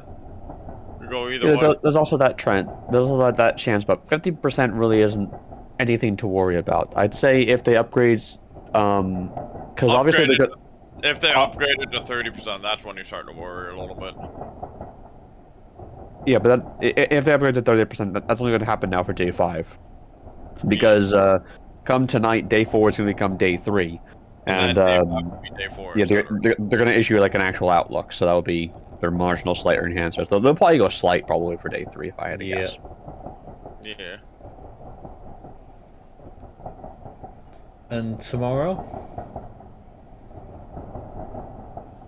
Well, we got that enhanced risk still. Extends from the Interstate 4 corridor up to a line from Pensacola through Macon, Georgia, through Columbia, and through just south of Raleigh. They have gone ahead, I don't know if you covered this earlier, Nathan, but they have gone ahead and issued two areas of tornado probabilities. I believe these are both hatched. Oh, hello. Yeah. Hang on. They're both. And Ethan, we just had a brief spin-up tornado southeast of Lucedale, Mississippi. Really? Yeah. That area of that really elongated hook, actually, even though the storm's elevated, it did manage to produce a brief spin-up tornado. Because there was a CT drop at one point. Oh, goodness me. Where would this be at? The Lucedale cell. In the, Maybe a little bit more than that. The eastern one? The one that was heading for Mobile? Yeah. I think. Man. that? Oh, it's this Yeah, thing. that though, yeah. Actually managed to produce a very brief tornado. There was actually a little bit of a debris ball too, believe it or not. Very shallow debris ball too. Give me a moment while PR2 takes a million years to load. Don't know. What do you think, Ethan? Having a look now. But yeah, And that right there, it's an elevated storm and it managed to produce a tornado. That just shows how dangerous the environment is currently. Maybe there was a brief tornado here just to the southeast of Loosedale.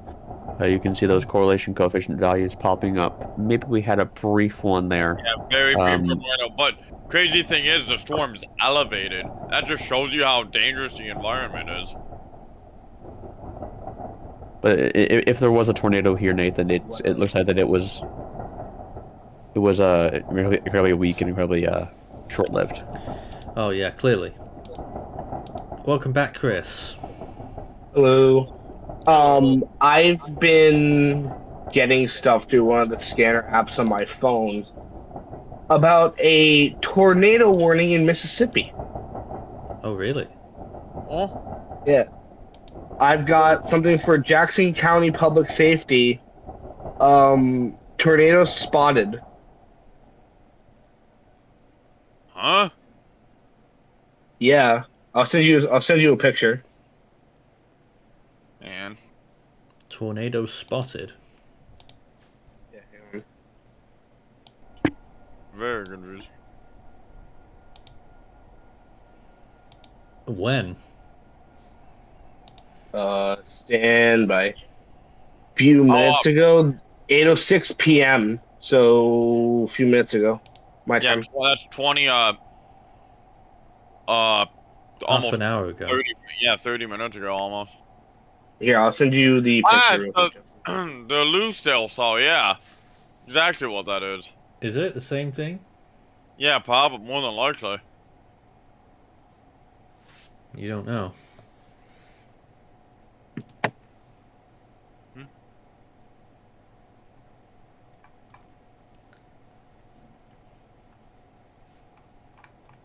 Yeah, huh. Yeah, so, looks like there indeed was a brief spin-up tornado.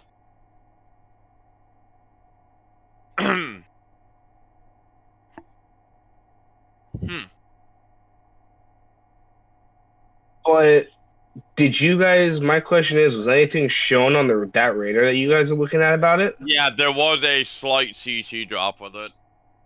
Okay. So, Ethan, you probably know more about correlation coefficients than I do. When I'll ask you after the stream, unless you want to move into a different VC real quick. Probably after the stream then. Okay.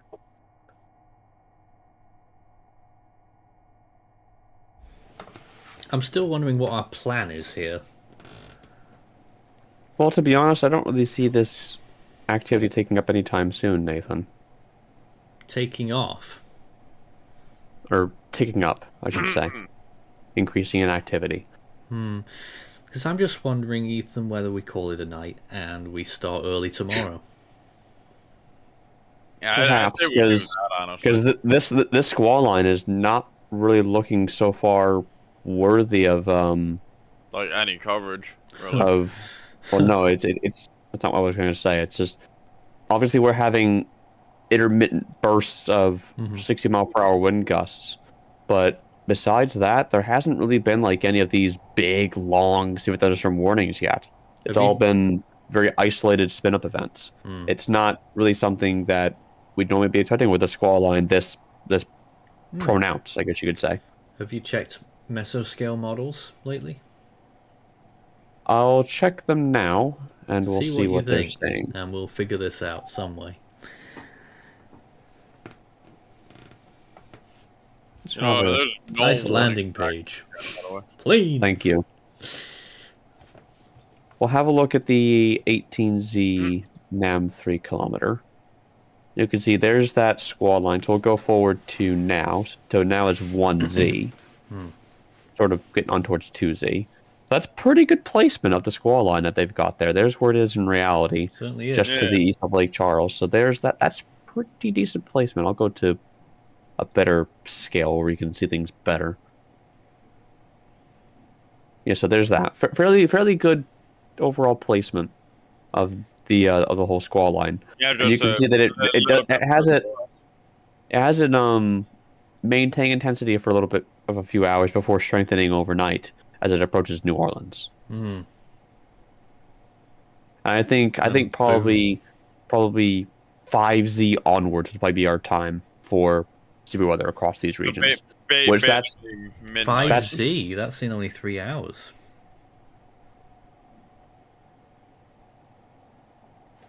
Is it now? Oh, I guess it is. Yeah.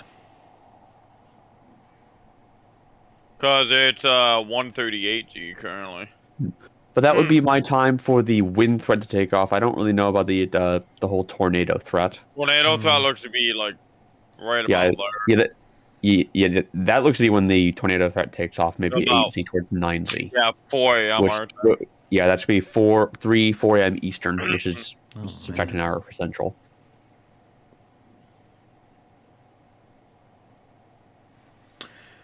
Well, I was wondering whether we come back at 11Z. You might want to go a little bit earlier than that, because I think 11Z is going to be a pretty decent, sprout robust event. whole Yeah. line. So maybe a little bit earlier than that, maybe perhaps. We all need to sleep. You know what you do? Sleep 5 hours, get up, stream again. That's what you do. Oh, goodness me. We're going to figure something out.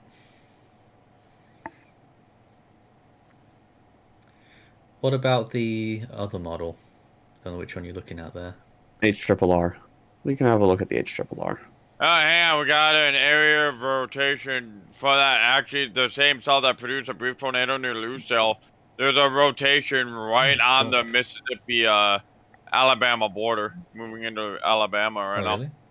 Yeah, Hmm. nothing Yeah, on HRRR doesn't really take things off until 7Z, 8Z, which that's going to be, just doing my calculations, it's going to be 2 a.m., 3 a.m. Eastern, obviously subtract an hour off of that for Central.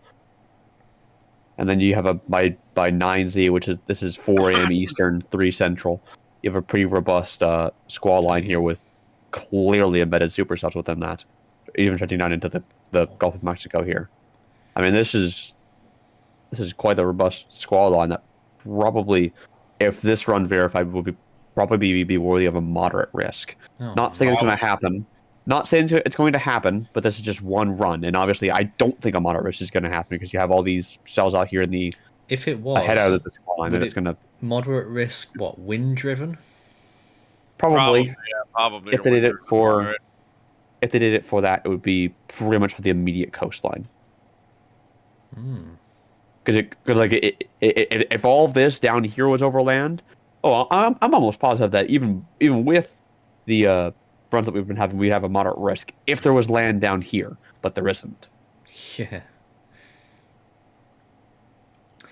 Well, I think that's pretty settled then. I think we better call it a night as soon as we can, and then we can get up whenever we can, because we got to cover this tomorrow, and we'd be in no fit state if we stayed on here.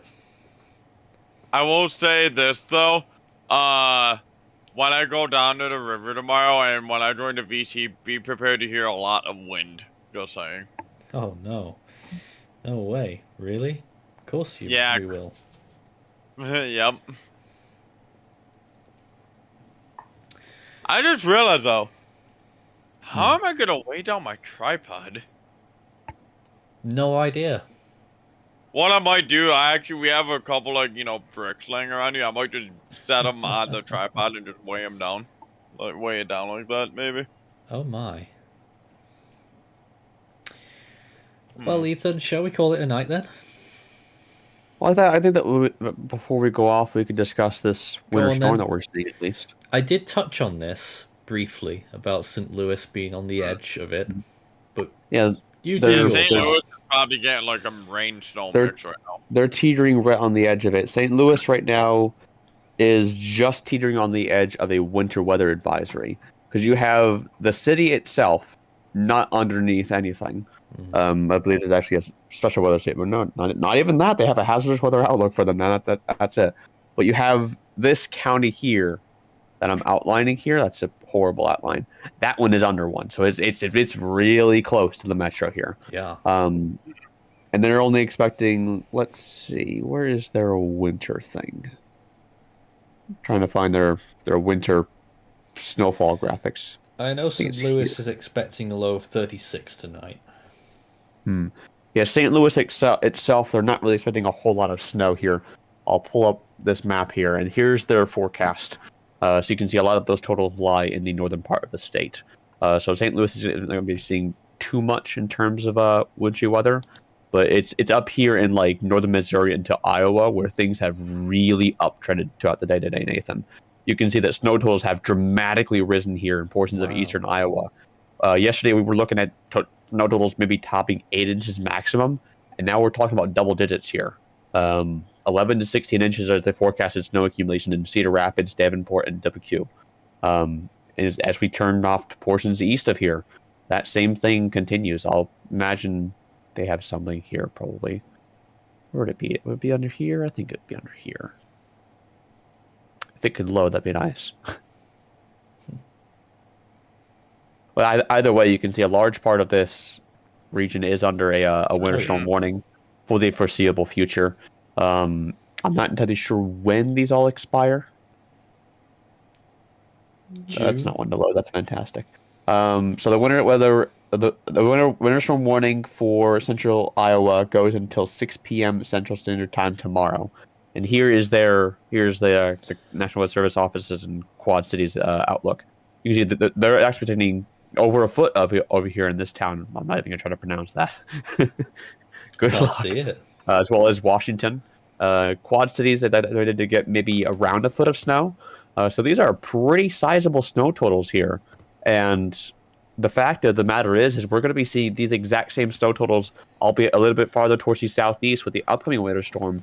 So we're going to be seeing double rounds of this, Nathan, across these regions. Were you talking about Maquoketa? Yeah. Okay. Thank you. I don't even know if that's right, but yeah, I assume it is. God knows. But I'll go to the. Yeah, it's pronounced Maquoketa. That's exactly how it's pronounced. There you go. So, welcome back, Diamond. Earlier, we're about to wrap things up, by the way.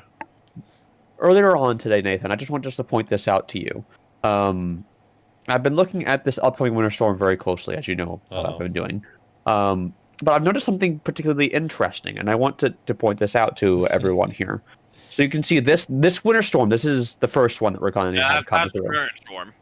Look at the pressure of this one. It only gets down to maybe the mid 970s. That's overall, that's not too bad.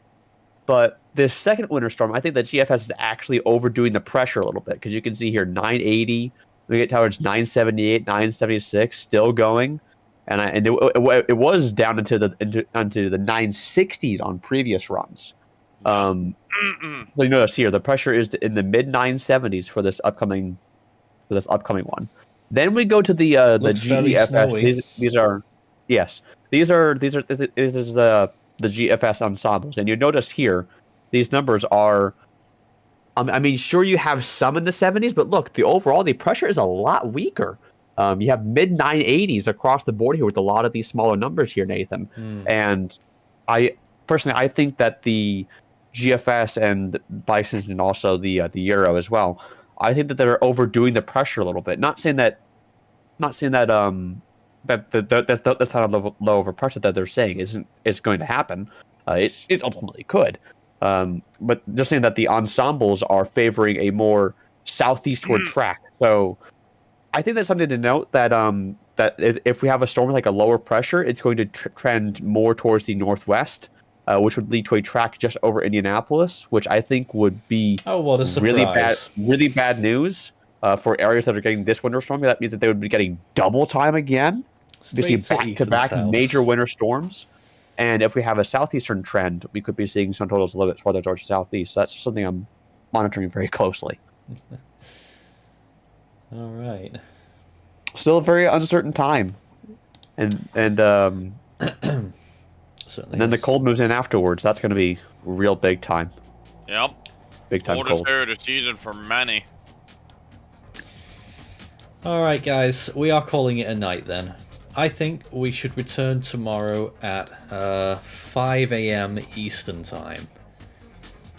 Yep. I don't think I can go any earlier than that, Ethan. It's me that's got to be here, you know. And I will join the stream around like 12:30 tomorrow. You live see what I from the mean? Niagara He's River. going to be there at 12:30, and I'll be there at 5 a.m. Yeah, I'll be should be at the river by like between 12:30 and 1 p.m. tomorrow. Live from the Niagara River, covering the damaging wind portion side of the system. Jesus. If anything happens overnight, I don't know if anyone will be able to pick up, but we'll Nope. do our best. I'll be asleep. But we'll try and get thought you here would for say you'll know if anyone will 5 a.m. survive. Eastern time, 4 a.m. Central, and we'll do our best tomorrow. I don't know how it's going to go. It's going to be tough. Very tough. My I mean, expectation overnight. Nathan, if we're here all day, get the Mountain Dew or any caffeinated beverage ready. I think it'll be more My than that. expectation for overnight. My expectation for the overnight hours, in case you were wondering, Nathan, I really don't expect too much until really we get towards when you want to go live again. That's 5 a.m. Eastern, 4 Central. That vicinity time frame. I think things might take off around then. But until then, I think it's going to remain quite quiet, and let's hope that it stays that way. You know the saying. You know how the saying goes in the weather business. We all hope for the best, but prepare for the Prepare worst. for the worst, hope for the best. My outro music broke. Yeah, bruh. Good job. My response to that. That's my response. See you tomorrow, guys. We're back at 5 a.m. Eastern time, and we'll have a lot to cover. Maybe more than we did tonight, believe it or not. Until then.